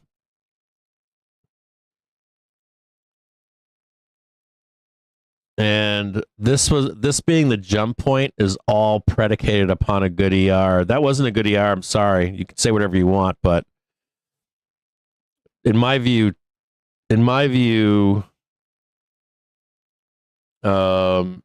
like there's a lot of work, and this is the other crazy part. Just pulling back a little bit on Tesla. You know, waiting for just this to get long is worth it. Like, you can wait for this to get long to make some nice new beautiful highs. You don't need to be like buying Tesla today. Tesla likes to move. And the worst part right now in Tesla is there's a gambit that Elon Musk is basically running here that's dangerous. I will always like 2 or 3 positive things with Tesla. I'm kind of jaded. I gotta admit that. Like Elon's promised so much shit over the years, like this robo-taxi, that and you can nitpick it all you want, but I want to see a fucking robo-taxi licensed, driving around with rules and regulations, allowing it to make money on the road. And I think Trump helps with that to some extent, and maybe even opinion of him from local bureaucracies and state bureaucracy, specifically state bureaucracies, county and city bureaucracies might be more favorable towards him right now. But he also has 3 other major, like when I take the cost benefit to Tesla right now, it's kind of fucking hard because he's got all this shit that he's doing outside right now that is fucking bad. Even if you like him, it's not good. Like, your CEO should be, to some extent, neutral to the public, even if they're like right leaning or left leaning, just like generally neutral to the public. Even if he's like one side or the other side, I don't like. Most CEOs aren't like that, so that's a net negative for me right now. Second thing that's an issue with Elon right now is their earnings suck, and he's running a gambit on basically on robotaxi. And then we've also got other countries trying to trade war stuff that can impact Tesla's earnings. And here's the other scary part. This is the real one. This is the thing that really fucking bothers me. Is if we're coming into the end of a business cycle, let's say at the end of 2025 or 2026, there's a timeline for Elon and Tesla. And he himself admitted this. So you can't argue with me on this stuff. He admitted it publicly himself. And he said it twice. He had someone out there that was counseling him that we were at risk of entering a recession about a year ago. and he mentioned that Tesla could go bankrupt if we go into a recession or a major recession, and they might not survive. He also ran the gamut with Trump due to that as well, because of investigations, because of money, right, and also because of the economy. Now he's running this big gamut and all of this stuff, and I'm telling you what, like there's so many, like, it's not quite negative, but just like risk. There's not enough positives weighing against the market going into, or the economy at some point slipping into a recession, which is very probable. He admitted this himself a second time. He said, we're going to break shit. We could possibly enter a recession for a couple of years. And I don't know if Tesla survives. He said that. And I think that's real. I think that's good and responsible that he said that, because if we enter like a tech blow off or something, maybe not as bad as like 2000, nothing bad like 2007 to 2008, but you enter a time when trade wars escalate, or we get into a war with China or something like that over Taiwan, or even shit breaks down in Europe and stuff like that. That shit could crush any auto company. How many auto companies have escaped bankruptcy? One, right?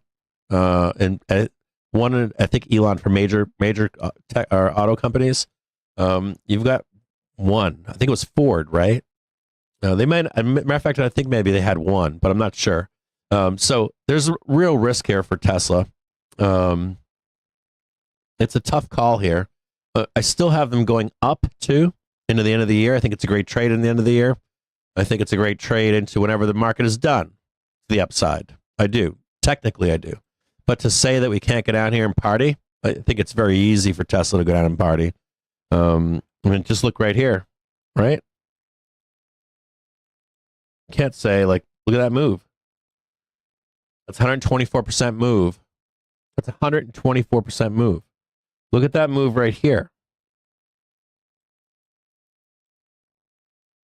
Right, so even if you draw this down right here, and then you come up here and hit that 520 or whatever, that's easily viable. Easily viable. So Tesla likes to move. So a couple things on Tesla would be patience is the key.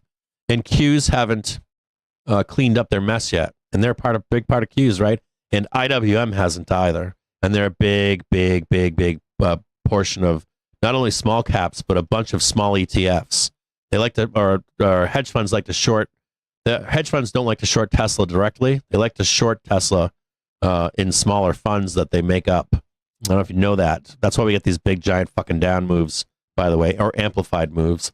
So though I am bullish on Tesla, I would say patience in case there's just one more downside move over here. They got work to do. Anyways.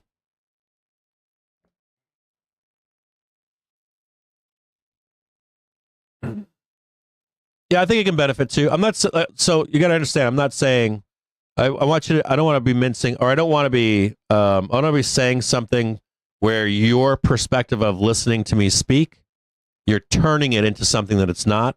What I'm saying to you is risk. I didn't say this is going to happen. I said there's fucking risk, and you need to be aware of that. I've traded Tesla since day one. I know all about Tesla and all about Elon. My fucking family works for him. You guys, some of you guys even know that.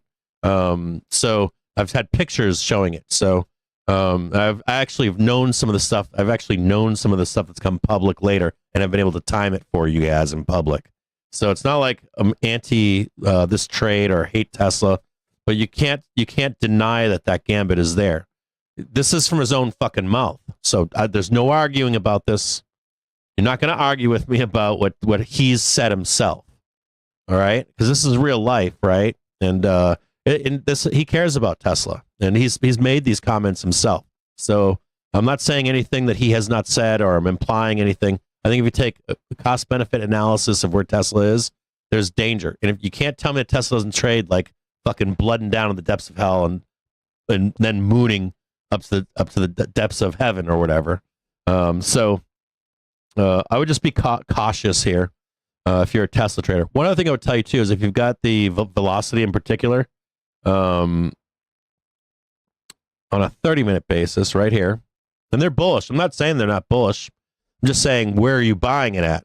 I've bought many Tesla calls at $5 expecting 30 or 40, and they've gone to zero. I've bought $15 calls, I've bought fucking $25 calls, gone to zero. I've lost tens of thousands of dollars trading at a chunk trading Tesla as a bull.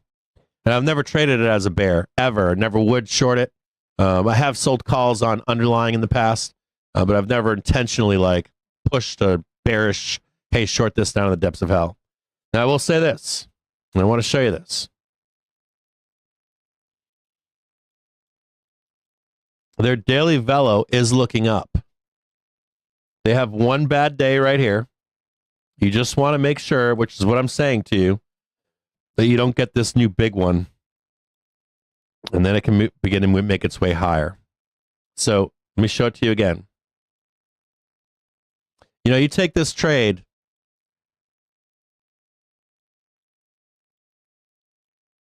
and it can get nasty. So here's the trade right here. You know, I'm not open to Tesla going down yet. Even in my downside move, I've got Tesla coming up and trading this up here. Right? Trading this move right here to close this gap. That's $3.99. My only concern is that there's more downside coming. Clean up these gaps before they move higher. And tech is saying that right now. Tech is saying it's got one more sweep. We still have tech earnings for the next month, right? This week, next week, into the 20th, late 20th to get NVDA, 22nd, I think. Just be aware of this down here that the dip might just keep on dipping. And I don't know why you wouldn't want to buy Tesla at 340. Only, I guess maybe you're long or something. If you're a Tesla bull, you want to always be looking to the downside to buy. Always be looking to the downside on Tesla to buy, never the upside. I've lost more money doing the upside than, hey, give me a capitulation trade. So, you know, I'm not anti this trade. I think there's a lot of volatility and danger ahead for Tesla.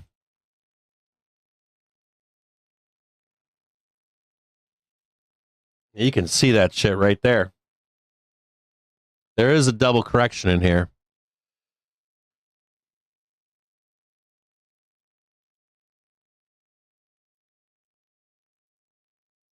This, if we make this move down here, be wary, because this won't be up here.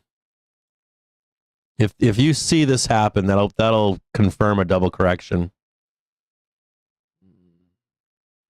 or more than likely confirm a double correction. If you see this trade right here,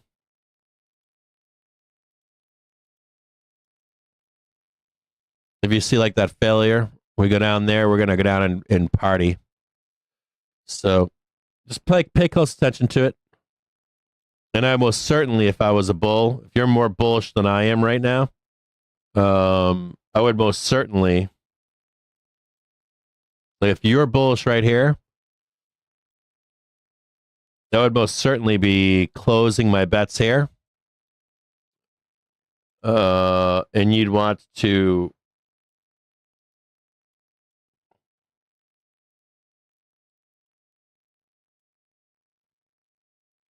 be checking this one right here.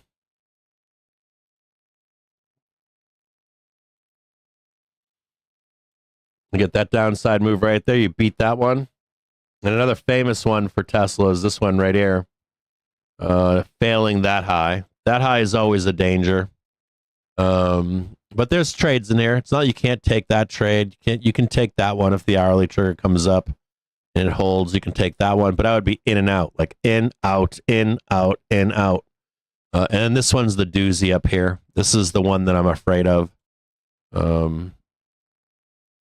I don't know who that is that's selling. I don't know if this is, I don't know what that is. This one right here is the fucker. This is the bastard up here. Just unloading. Sitting up there unloading, sitting right there and unloading.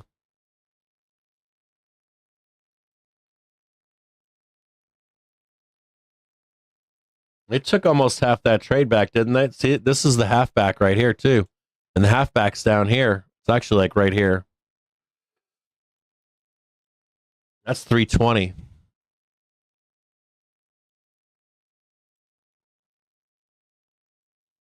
That's a tough one to call. No, it's good. It's negative and improving. And it's good for this trade right here. Like it's good for this up trade right here. I'm not like anti the up trade in the meantime. I'm just talking about like we're leaving some shit behind right now in like Qs and I'm not anti the upside move in Tesla in the short term, but there's danger for Tesla in the midterm. I'm telling you guys have to listen to me. Like this year, I don't know if I think it's gonna be like late March, the 14th or something. We have a Fed meeting. We have some tariffs that are on. We have some pausing in tariffs, needing negotiating. Back in Trump 1.0, they did the same thing. They had the announcement of tariffs, then they had the negotiation phase, and then some of the tariffs went through and the market bled and sold. You got Jerome Powell that's making a decision here in March. We also get SEPs in March. And then you get, like you got to roll down for a seasonal low. Let's say it's done in mid-April, late April. They could go down there and clean all that shit down at 340, 320. And then you get a bloodbath in July, and then you get some kind of a small bloodbath in the fall for September. And those are all like time periods in the year that I would be looking to be trading Tesla. You can trade Tesla like intraday and weeklies, but it likes to move. So if I was buying Tesla or bullish on the year and wanted to own Tesla, I would be looking at those 3 times this year: April, July, September, to get really fucking long on them. And I don't really care what price is either.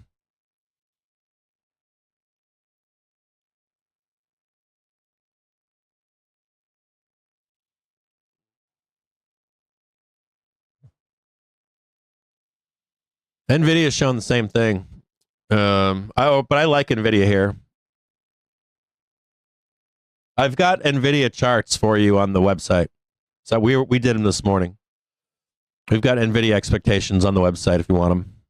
And we're updating them regularly. All right, I'm going to take a quick 10-minute break. As soon as I get back, we'll start giving you some expectations in the close here. And I'll be right back with you guys.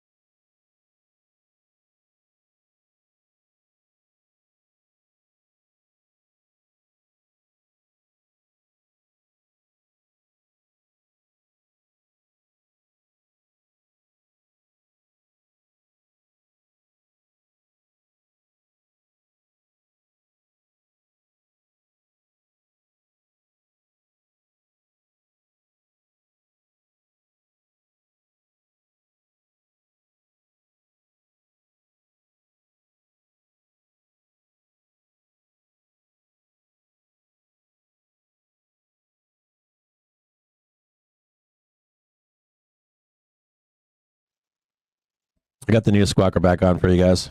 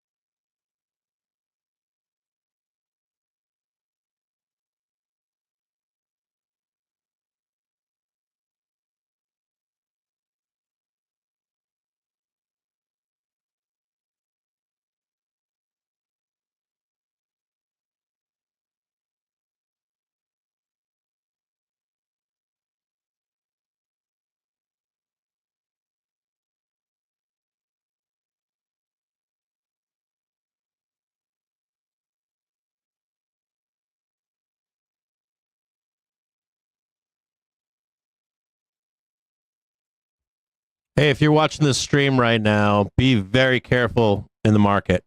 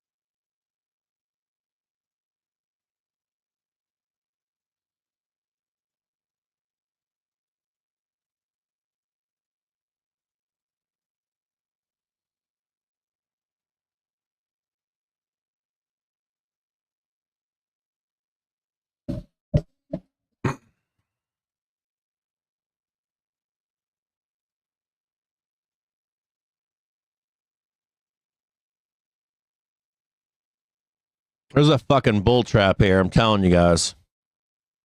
So the US Treasury maintains the end of March cash balance at $850 billion. So US borrowing and cash estimates assume the debt limit will get sorted. It's very dangerous right here. Even if we squeeze, there's like a big sell signal here to blast down. I'm looking around the market right now at indexes and I'm looking at like individual stocks and shit. Like it's not necessarily like bearish for everything. Like, it's hard to explain. Like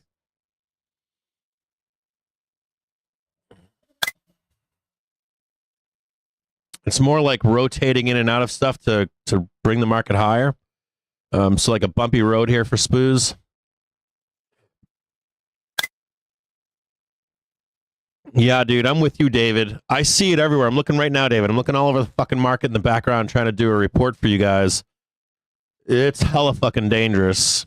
It's not necessarily like as a whole bearish, but it's enough to like keep the indexes like range bound as they as a bunch of this shit didn't actually correct.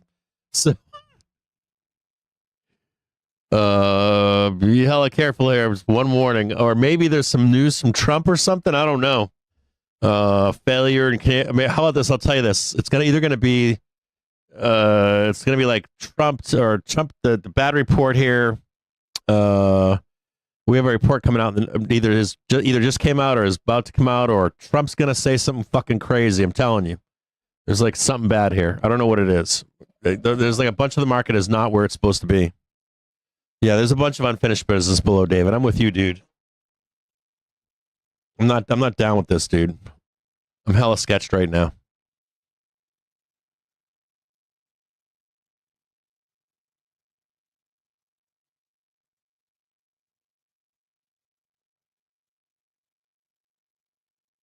Maybe I just have like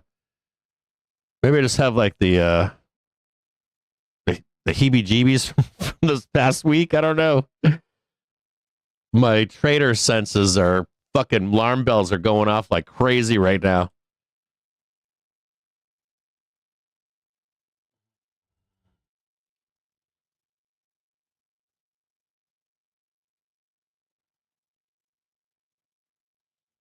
Yeah, I don't. Well, no. Well, so I check all the pairs. I check currencies.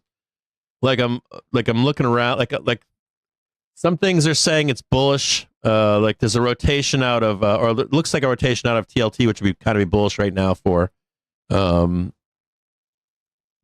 I'm looking around at like I'm looking at like I just looked at like 30 different things, and I'm like, no. There's a bloodbath coming up. I'm more, you guys don't have to fucking believe me. Do whatever you want. Do whatever you want.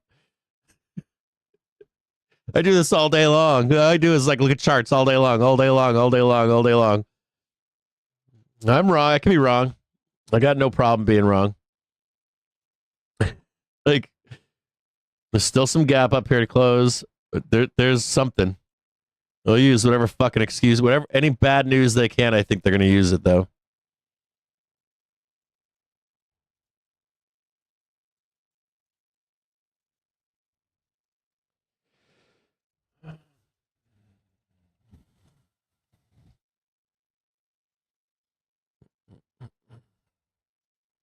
David AMS just said too, there's so much unfinished business down below. I'm in agreement with that. Even if we squeeze here, there's like that downside move today was great for SPX. But then there's like a lot of like he wrote it, he said it well. There's a lot of unfinished business down there. I can't disagree with that. Like NQ right now is about to close. Like this is NQ. See this right here? Let me get out here and show you guys this.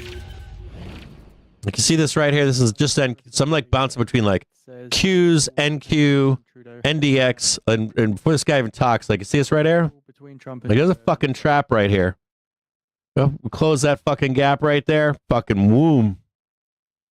And so they whip this down, right? And then they got a bunch of unfinished business inside of the makeup of this and reports and stuff. They blast that fucker straight down before we go higher. So see it right there? And all you have to hold in NQ is, and look at that fucking thing right there. So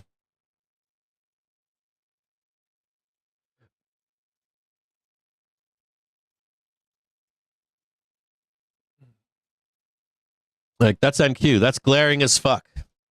That is like like are you guys okay with that? Can you do that? And this is all still bullish too. You know? But like in the intermediate time period, like just in here, I'm bearish. And I'm bullish down here. So the Trump call's already started. Okay.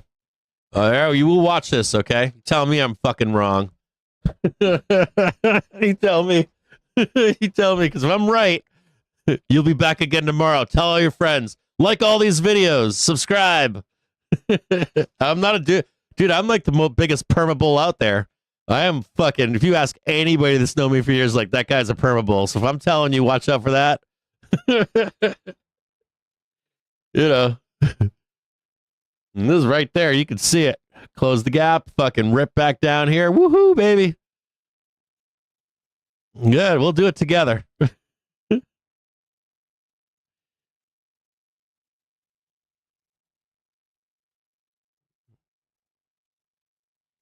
Thanks, Corkhole. But what the fuck does that look like?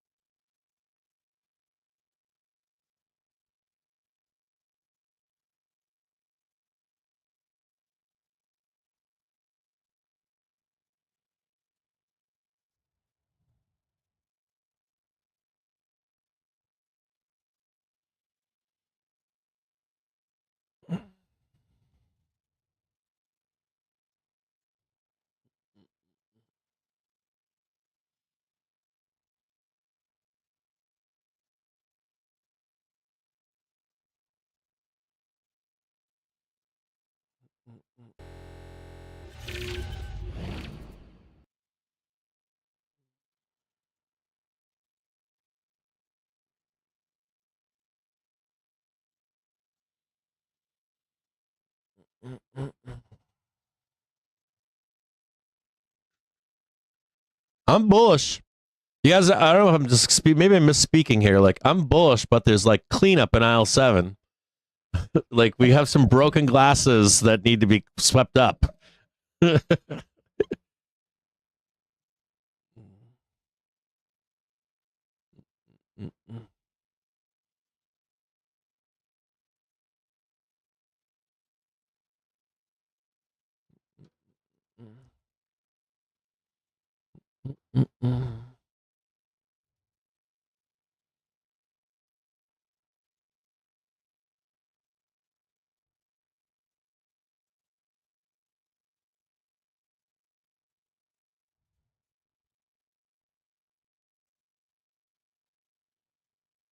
Yeah, I'm the same way with you.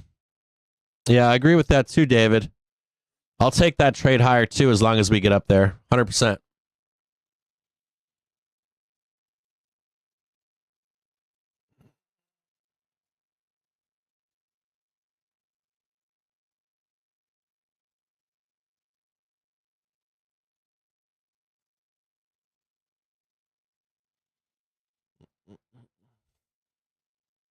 Oh shit, I deleted everything. Fuck. I'm not fucking paying attention here.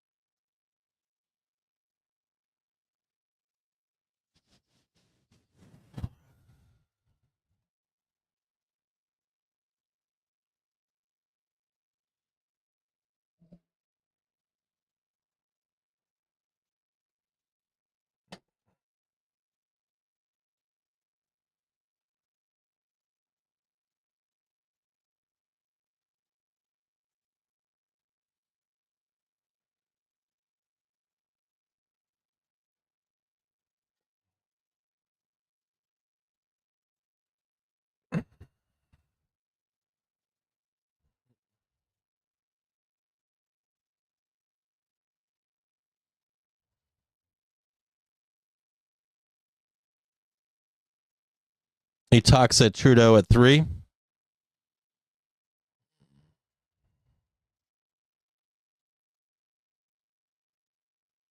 I got him up. Hold on.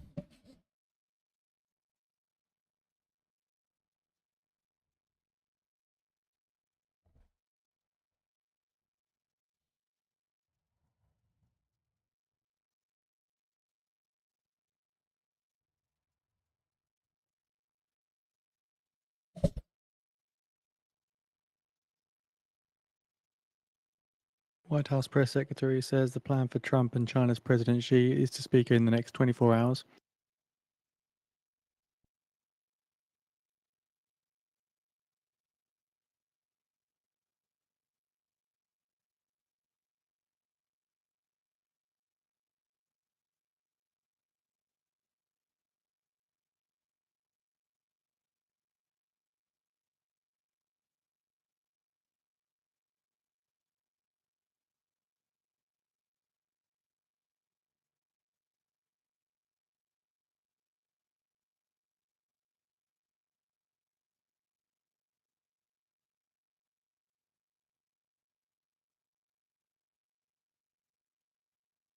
Do you want to stay up to date with the latest and be on the bleeding edge of news for non-farm payrolls? Then sign up today and get our special offer of Financial Juice Pro for a year's worth of our service for the price of 1 month and save 92%.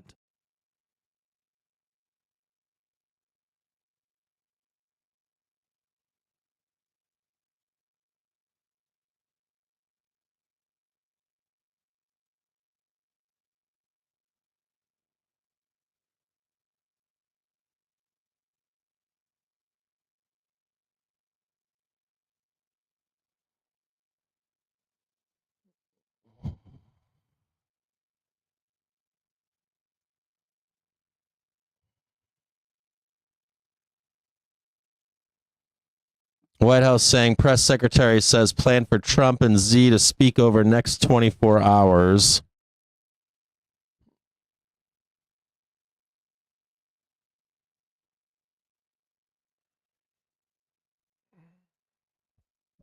I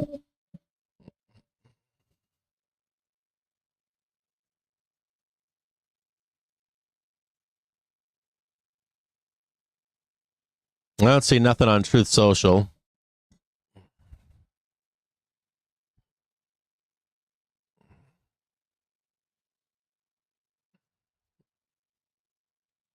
Send it to the fucking depths of hell, baby.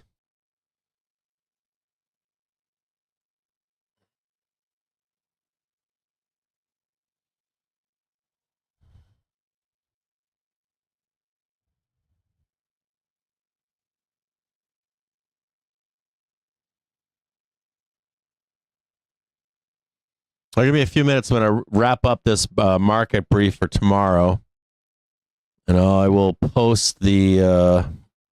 I'll post it on the website.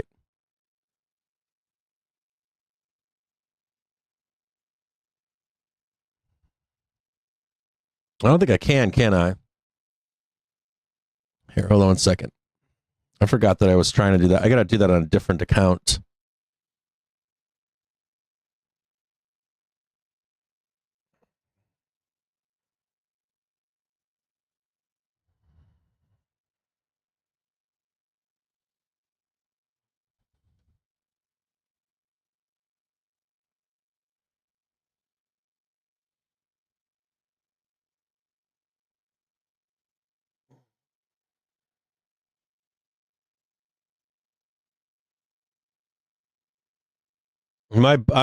Dude, I'm like hella bearish here. I'm extremely bearish. Am I buying the dip? Fuck no. Datum for tomorrow. Water boy.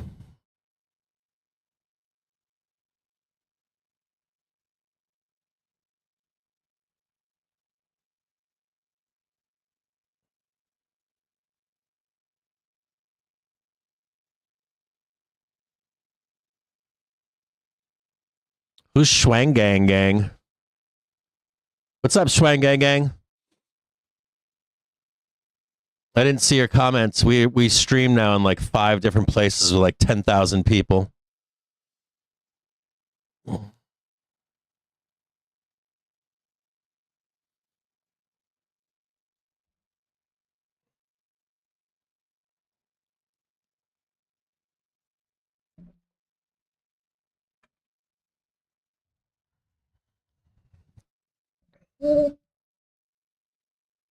Waterboy was looking at put flow in the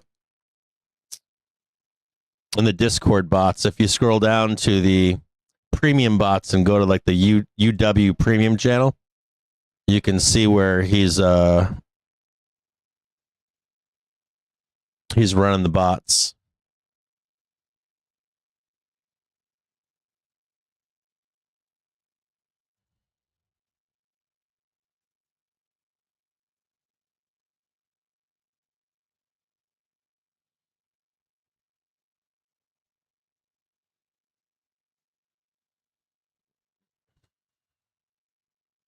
You see that market tides rolling are topping too.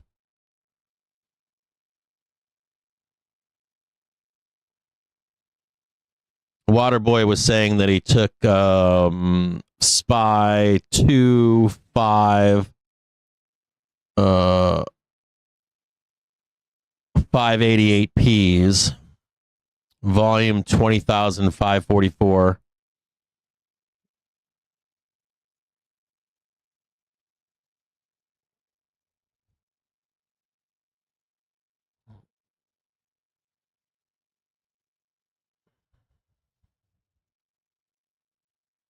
Shindoki, if you go inside of the premium bot channels, you can see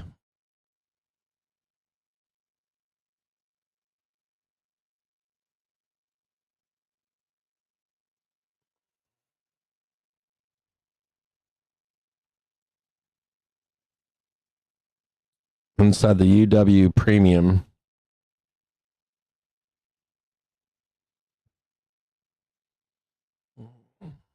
It's for I believe it's for the 5th.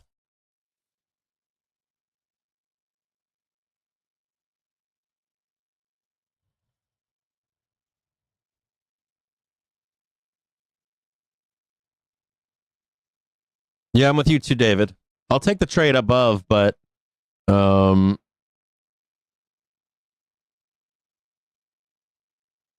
I'd take the trade long above, but like half hour hourly triggers moving down on SPX.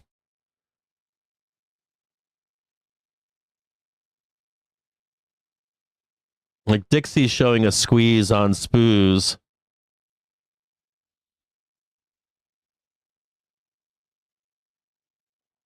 VIX 9-day just fucking around. You can go a little bit higher on DIA. Q's has a little bit more room to run to the upside.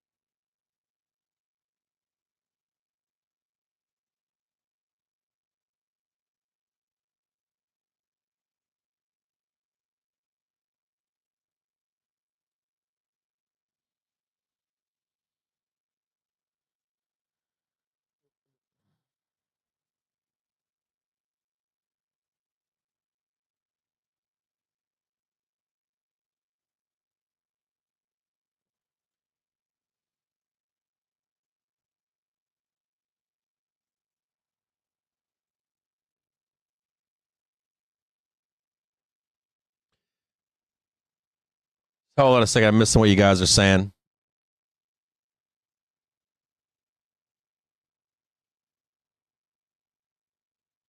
We scalp fucking 15-second charts on futures all day long inside our Discord. What do you scalp? MPA 237. Can you guys hear me?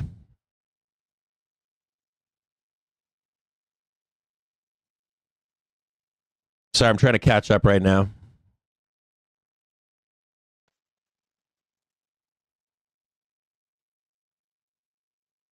Can you hear me? Okay, so I'll tell you what a lot of people do in our Discord. So we've got mentors and in there, and we've got a mentor that teaches you how to trade flies, of course, and condors, buying and selling options and spreads. We've got another guy that trades futures regularly. We've got another guy that does stocks. We do options, spreads, call and put spreads too. Simple call and put spreads. We've got D-gens in there that trade fucking low float fucking shit stonks too. We got pretty much everybody does everything in there. We got guys that trade crypto in there. There's something for everybody. We've got roving bands of smaller trading groups. What I would say to you would be sign up. If you don't like it, ask for a refund in the month. Don't feel like it's helping you. It's a good community too. They all come from different backgrounds. They take care of each other. A lot of them know each other in real life. A lot of us have been together for, I don't know, long fucking time now. 5-6 years together. Yeah, we've got guys that trade SPX in there. We got a lot of guys that trade just straight SPX.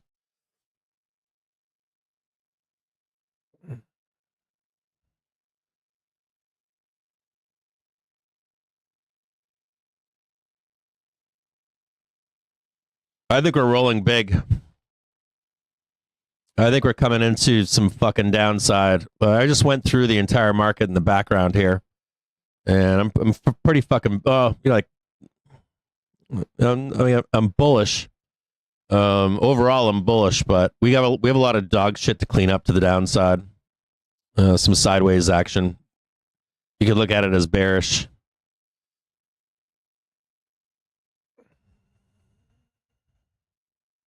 Yeah, we got winners, we got losers, we got chain smokers, boozers, we got yuppies, we got bikers, we got thirsty hitchhikers, and the girls next door dress up like movie stars in the Discord. We also got cowboys, truckers, broken-hearted fools, and suckers. We got hustlers, we got fighters, we got early birds, and all-nighters. Oh, and the veterans talk about all their battle scars in there. 100%.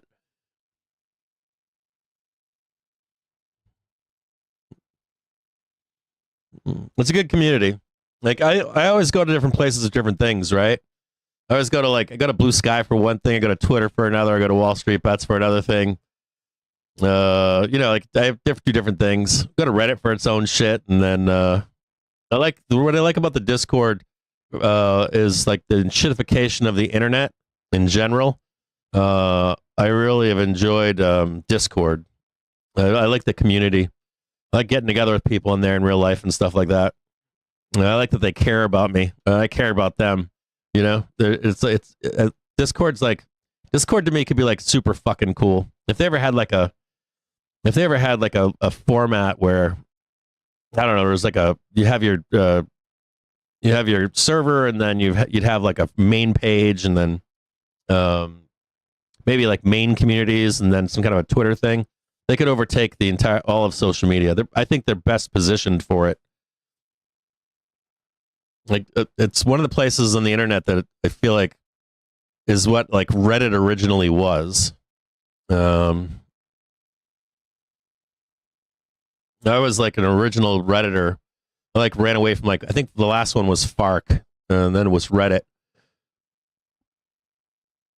Like almost immediately when it was made, and kind of sucked in the beginning, but then you'd have like great conversations in Reddit. You could have like multiple different viewpoints on anything, and not like now it's been reduced to like lowest common denominator. Don't ever go swimming. You'll be taken out by a riptide of some kind and be killed. Don't ever save anybody drowning in the water. Anyone else downvoted to the depths of hell. It's like not how the world works.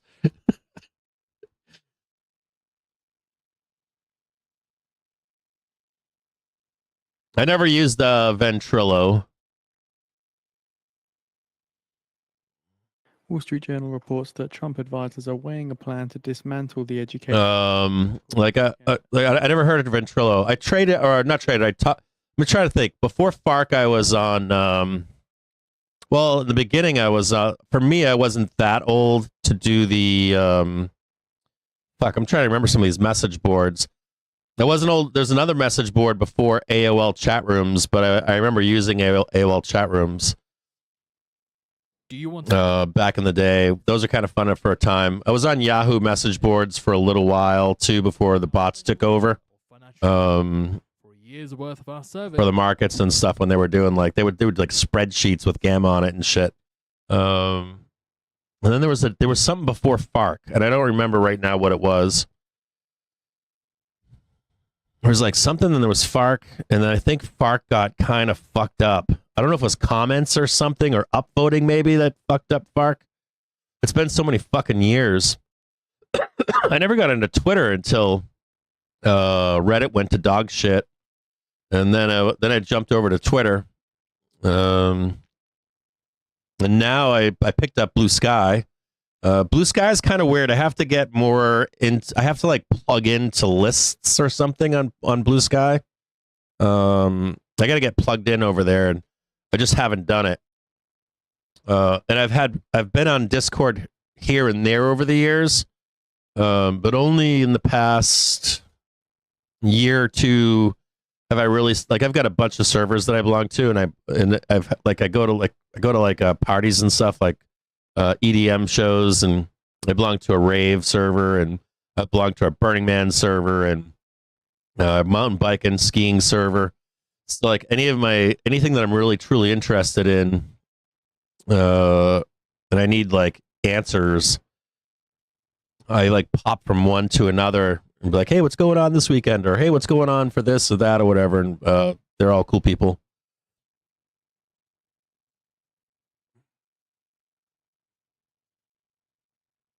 Yeah, like, you know, like okay, here's another one. It's like I like to read Substacks, but I've never gotten involved in Substack. I don't mind reading like blog posts from Substack. I'd read some Medium stuff too.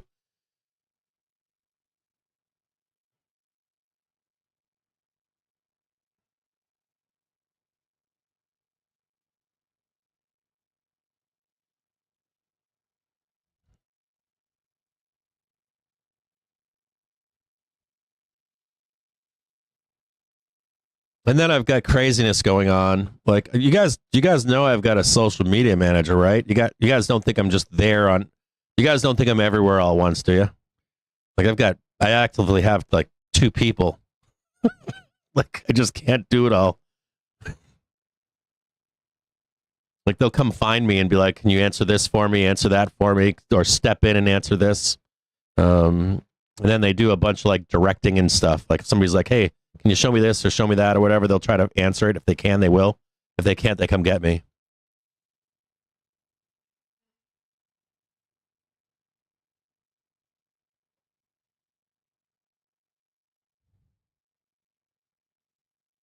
Oh, the fucking Bears, baby. Woo! Here we go. You guys ready for another ride out there? Should I tell Twitter?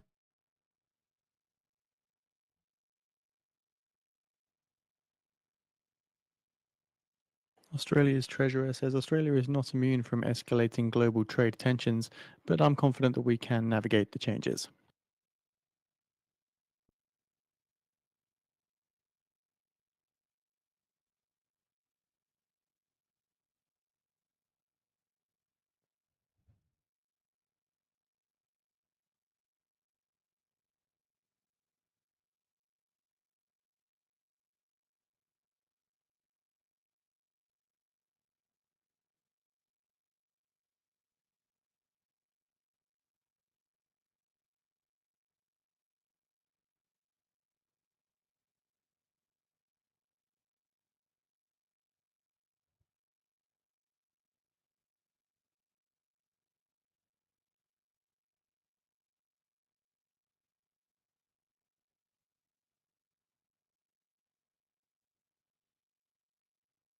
I posted something on FinTwit.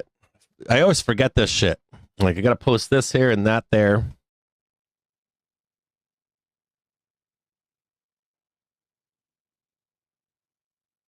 There we go. Vol Wiz is at home right now, riding the bus. He's got the fucking yacht out.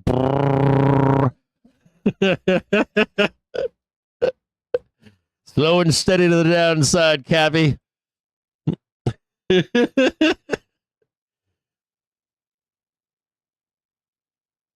First target, of course, the half an hour daily trigger.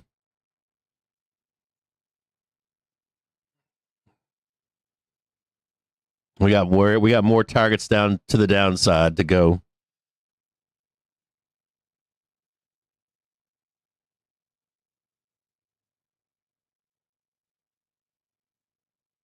AOL was crazy. Like I wasn't really on AOL a ton. I didn't get on AOL too much, right? And it was really weird because the rooms I think had like 20 or 30, 40 people. There's like a limit. Maybe it was 100. And you could like join a room for all kinds of different shit. And they were like lonely MILFs, like real ones. They were actual, I kid you not. And they would like chat you up and know that you're a young guy and try to get you to meet up with them, like real ones back in the day, back before like lonely MILFs in your area. There actually were like lonely 30-year-old MILFs slumming around for young men. I kid you not. That was a real thing. That was legit back in the way back day. So you got out of like high school and shit It'll be like lonely women on fucking your local AOL chat room. I'm serious. That was a legit thing. That was like the early days of chat rooms. Oh, gilfs? You mean snow leopards up in the mountains? Fucking snow leopards, man, rip your fucking clothes off you. Wake up in the morning, pull your arm out from underneath them, and run.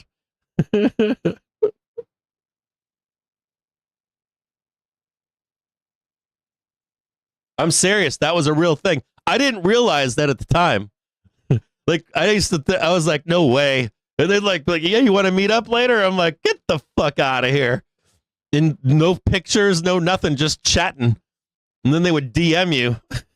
You'd like, I figured if you'd like their thing or whatever, and they'd start DMing you, little white box or something. It was wild.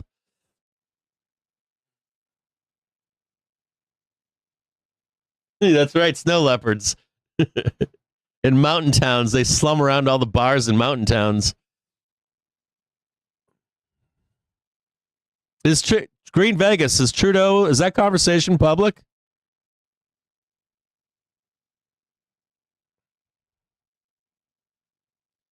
Do you want me to look at Fox? Yeah, I can look at Fox. Yeah, I'm sorry, I didn't read that.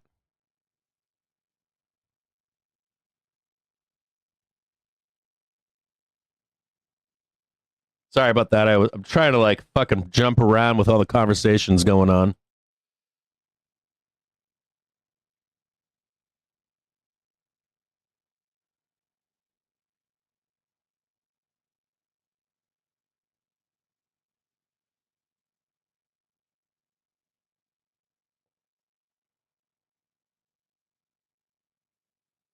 Ooh. That's a nice trade, Doug. I'm just looking at it, I'm bullish.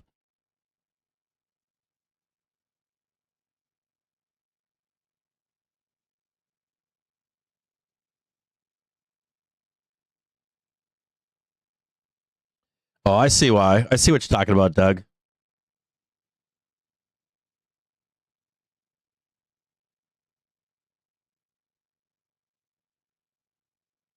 $55. One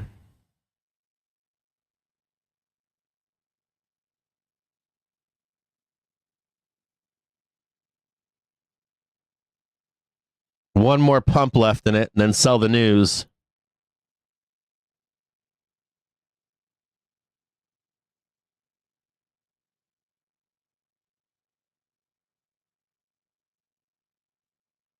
I think you're going to get the Trump payout.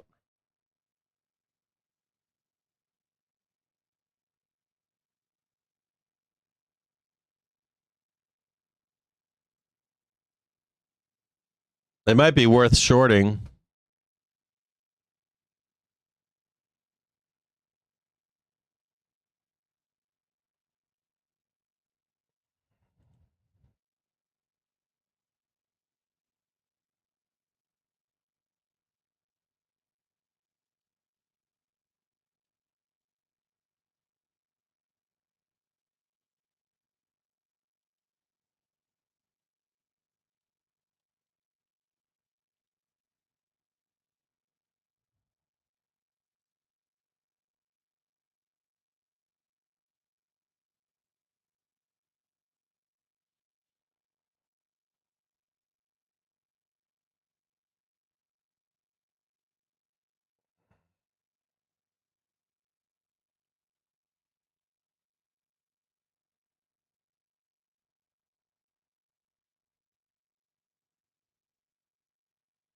In a second here, guys, into the close here.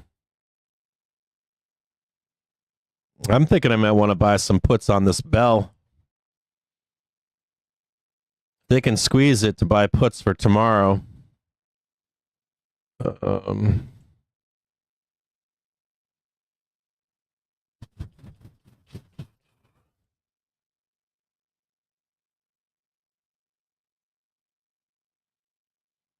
We got Palantir. I'm bearish on them. We We got PayPal in the morning, Spotify in the morning. Tomorrow night we could do AMD, then Alphabet. We did chart out AMD and Alphabet. I don't know if we did PayPal. I don't know if we did Snap. We just did Uber. Swing low, then go long on it. We got Amazon later in the week.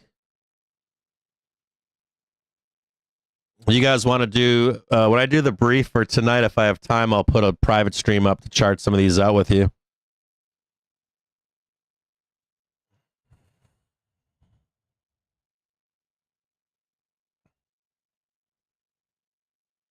I wonder though, you know what's something to think about with Palantir would be, that they're involved in all this stuff with Washington right now. If they spin it right, it could rip.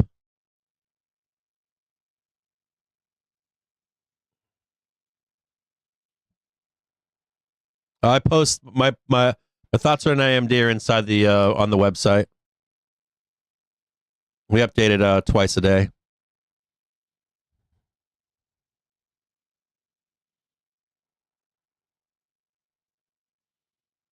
Cashfly, you got some more puts. I would like to get like just a squeeze into the close here, and grab some for the 5th maybe.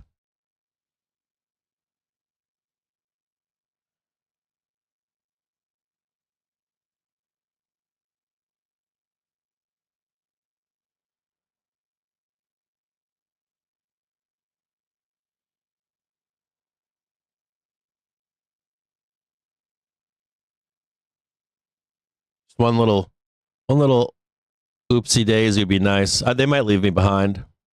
What I hate is grabbing puts for like tomorrow, and they fucking squeeze once all those puts are bought, and then wham, no more following. Delta hedge it, and then wham to the downside. There's a lot of puts being bought right now.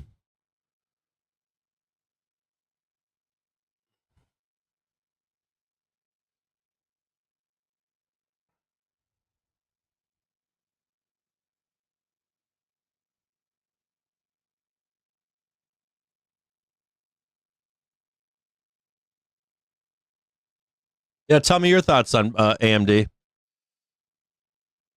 There was an article, or not an article, but there was a post here. There was a Bloomberg terminal thing here.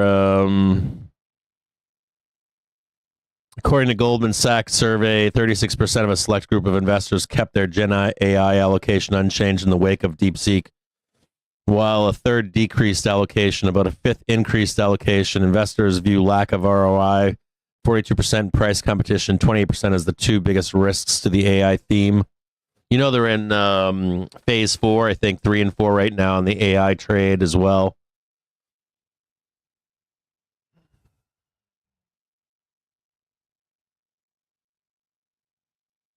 Yeah, I'm looking for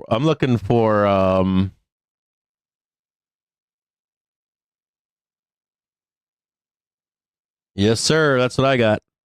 I got like 94 and then 88.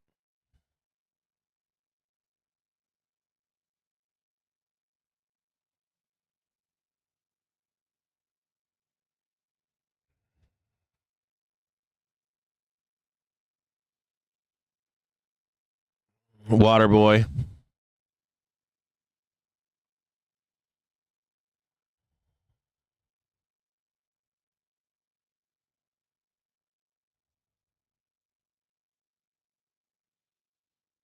I'm assuming there's bad news coming out.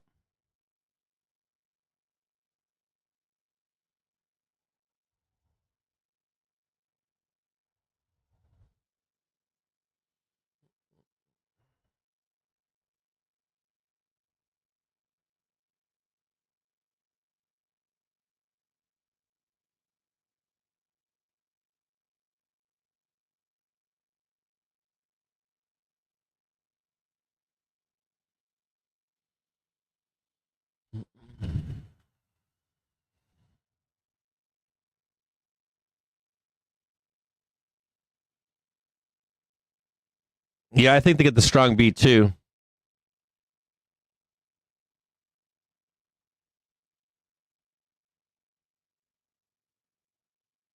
Not only do they get the strong beats, but all of these other fucking new cable news is dying. There's like layoffs everywhere, and that's not.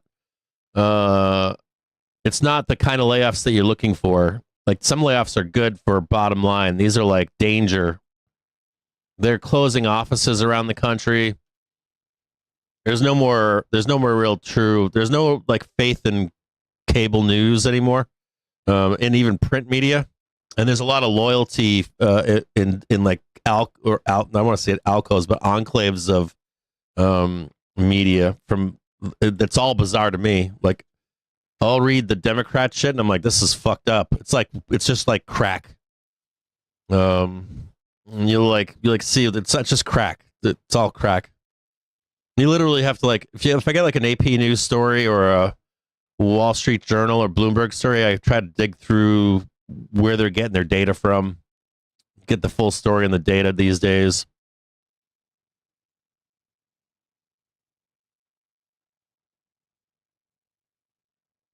No zero dates. It's like a Wednesday, Friday trade. It ain't gonna be that fight. You guys want all like, especially puts, and it's not gonna be like that. I don't think you guys expecting like a Friday massacre. No. Take a couple days. There's horse trading going on right now in the market.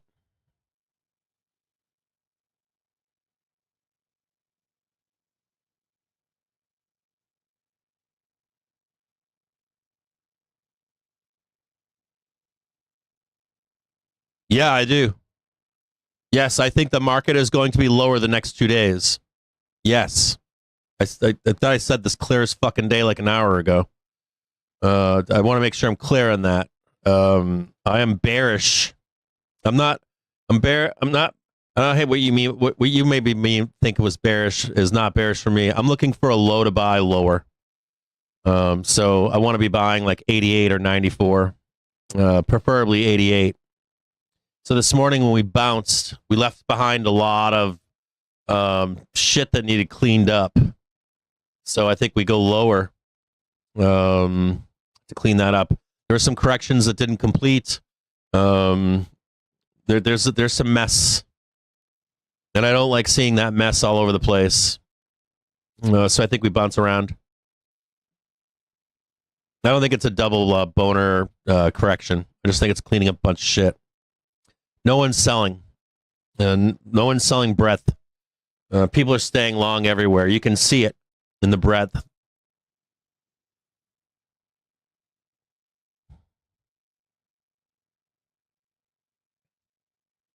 Yeah, SPY hasn't been cleaned up. SPX cleaned up.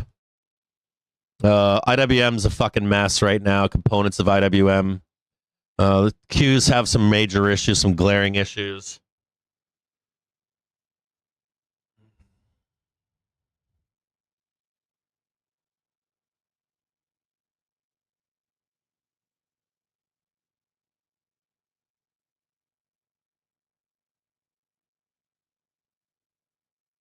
I got all kinds of positions on. I got like racks of fucking shit that I own. I've been loading up here. I have some stuff left over from last year. Some shit still inside my portfolio. I've got things I'm adding along the way. Am I in 0-day puts? No, but we have people here that are in puts. I'm hoping that I can catch a squeeze here into the bell to jump on some, but I looked at them earlier. Overall, I'm bullish, so I'm just looking for good dips to buy. We had a private stream last week about this, like how I see the market and how people see the market is oftentimes differing opinions, or how people read my reports at nighttime.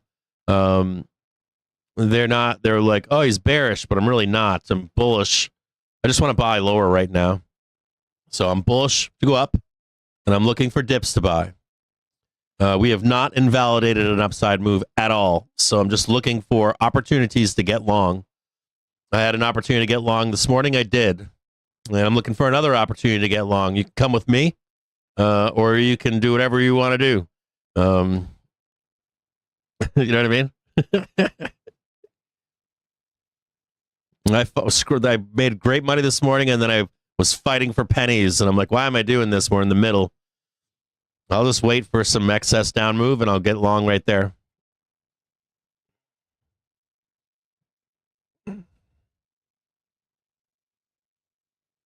Yeah, I don't know anything about ground news. I'll look them up.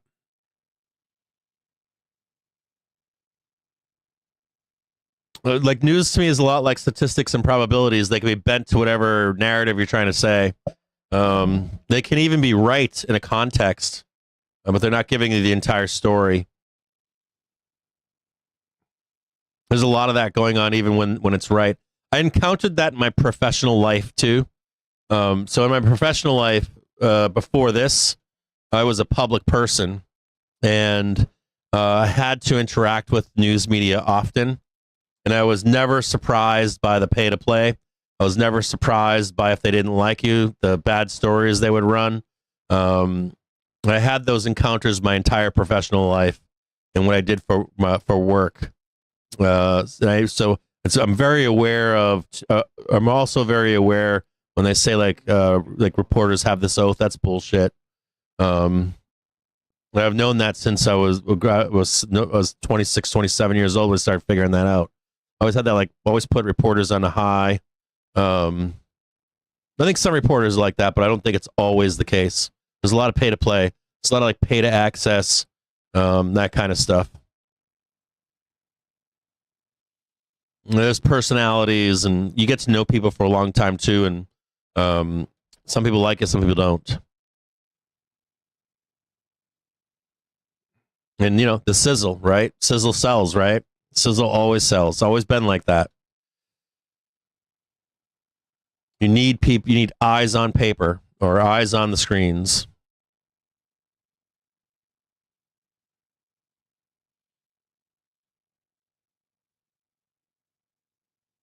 So we're looking now to the market on close imbalance. The S&P 500 a sell side of 1.8 billion. Nasdaq 100 a sell side of 1.1 billion. Dow 30 a sell side of 375 million. Mag 7 stocks a sell side of 1 billion.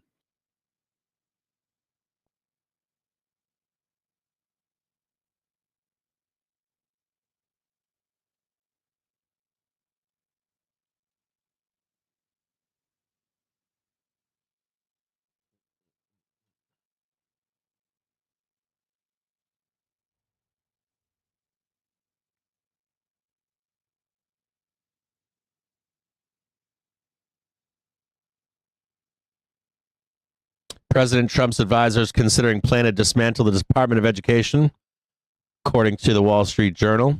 You might want to be looking up any stocks related to education. What else we got here?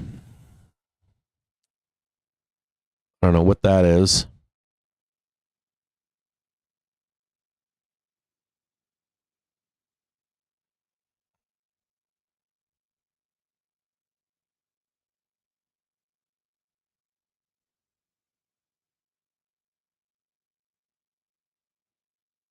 Yeah, I'm reading something here saying CTAs are long. I see that. No one's selling. Like, CTAs are buyers on Friday. That, like, we have trend follow. Like, it's shocking right now. Like, CTAs are long. Vol control funds are in the house, and they got run over. We got COTs. We're getting long on Friday. I'm reading a headline here saying gold glows, retail roars, pros sweat. They have not sold, and they're claiming that any of these excess downside moves that they're going to keep adding. Hang on tight is the word, right?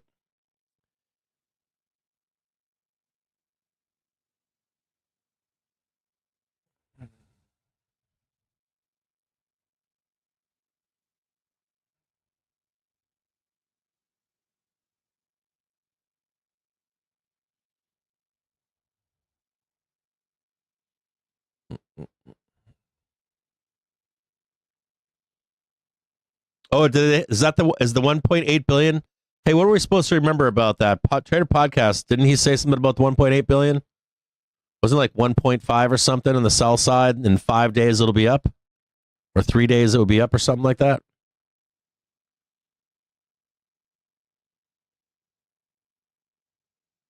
What's the Trader Podcast formula?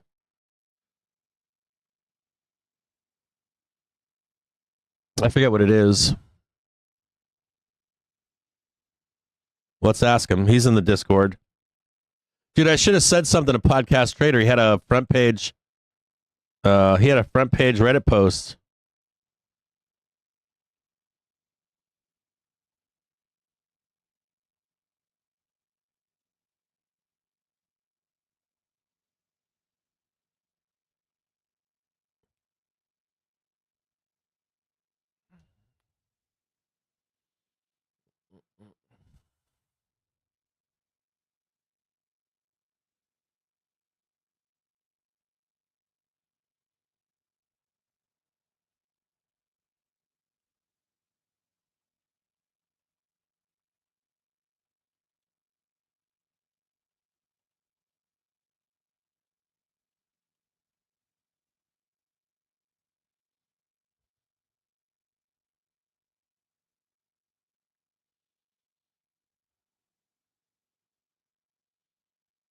SPY week into the close.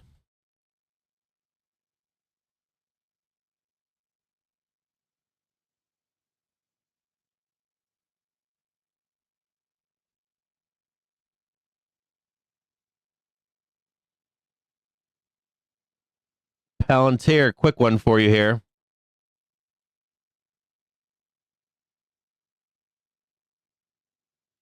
Palantir bearish on the daily, strong on the weekly.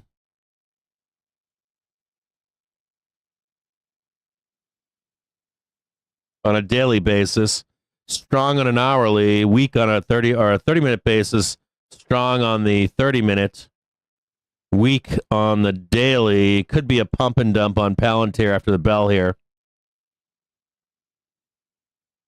We'll watch it into the close here. This is PLTR. Looks like take the money and run.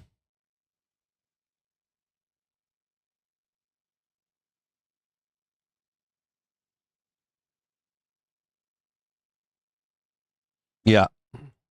Palantir after the close here. Upside target $89 and then sell it.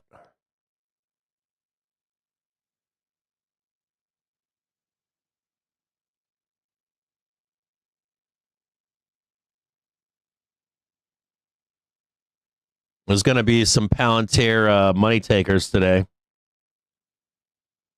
Some profit takers.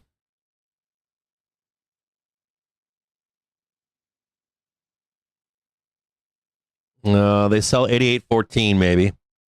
Maybe you might get one more target. There's like an 89.16 target. 93 if you get a really good guidance. Which they're a Trump trade too. They look a lot like Fox, the Fox report. If you want to know about Palantir after the bell, if you're along the underlying, have an upside. Well, if it was if I had underlying, I'd have an upside sell stop on it.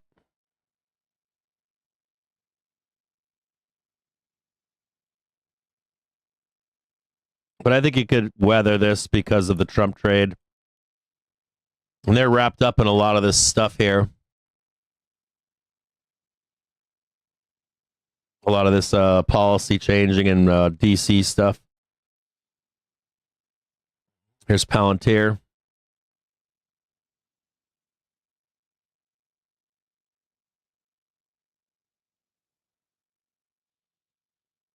Spoo's week into the bell. We'll have as Palantir if Palantir reports just after the bell, we'll have it live here.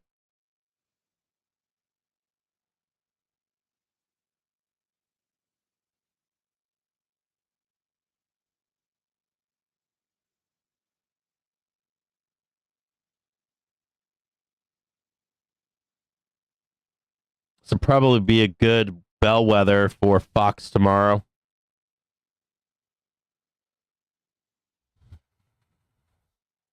Spoo's week into the close.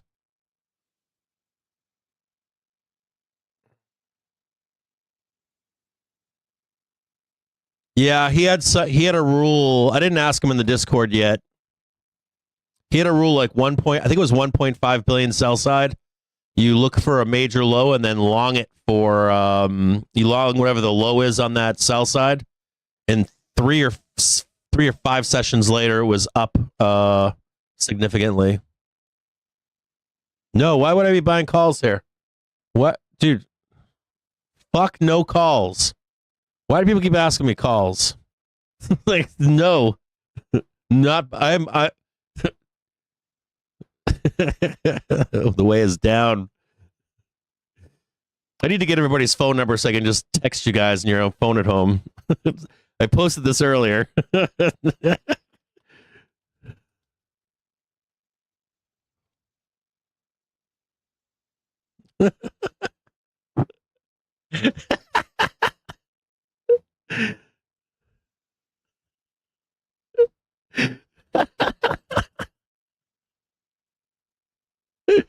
No, I'm bearish here.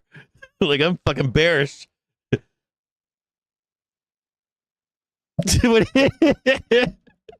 Fucking problem child. All in long. Hell no. Full port.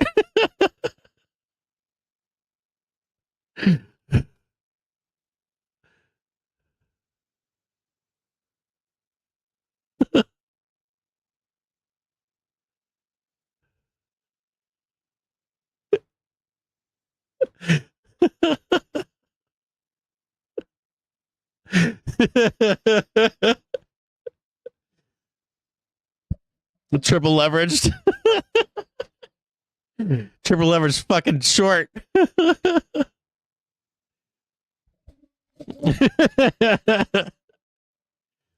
SPY bleeding right now, trading 597. Put your pants up there, Spoos. Note there is a 4 trigger bear cluster on the hourly, half hour, 1 and 5 minute trigger here into the bell. Hold your panties overnight. You ready? You guys ready to get back on the ride? Are you guys all ready to get back on the ride here?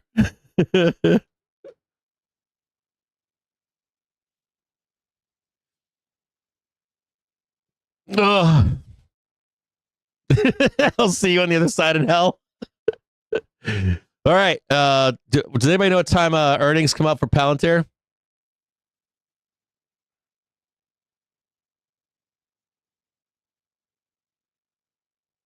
Fuck no. We're trading 94 and 88. 94 and 88, boys. We're going down. I can tell now who's in the Discord and who's not.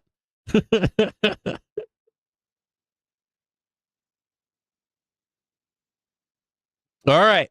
So I'll see you guys here tomorrow at 9:30. I'm not seeing anything with Palantir. Anybody know what time they're going to report? Is it going to be later?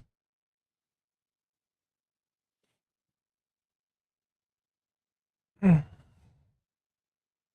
right, there is a note here, too, by the way. White House Press Secretary Leavitt.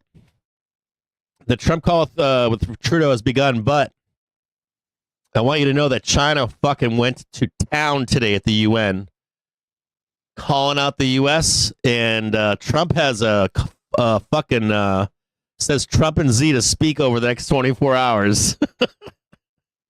Trump advisors are weighing plans to dismantle the education system. So, you know, you get some bad China news. China trade deal off again. 100%. Yeah, dude, that's the one. There you go. That's your answer. Down we go. Thanks for letting me know in the 5 p.m. So I was going to stick around, but I'm not going to stick around for 5. Maybe I'll pop back on the Discord at 5 p.m. with you guys and track Palantir. I do think they have a good report. I think that if they can hire somebody to word salad their ER, trying to explain how they're going to make a bunch of money with the U.S. government, which they already were going to, and they're probably going to spin that deep shit 6 as a bye-bye that's going to get banned. There's no fucking way. There's no future for it. Probably get banned like TikTok at some point. They're probably going to harp on the $6.1 billion in NVDA chips, too, that were bought in the black market that NVIDIA didn't know about. And what we'll do is we'll be back here tomorrow at 9:30. I might try to take a day, or I need to take an office day this week with a self-guided stream. And I know things have been wild for the market, so I'm going to try to squeeze it in though. Tuesday, Wednesday, I got to talk to one of our members about some tools, and I got a company that's supposedly ready to rock with some stuff. I'm going to ask him to be like the ambassador on this and make sure we're getting it right. So I'll see you guys tomorrow at 9:30 in the morning, unless something changes. If the market doesn't do anything fucking crazy, there might be one, not two, but like one self-guided stream. I'll be here in the office, but you won't have me on the show all day long. Palantir Moonin, baby, trading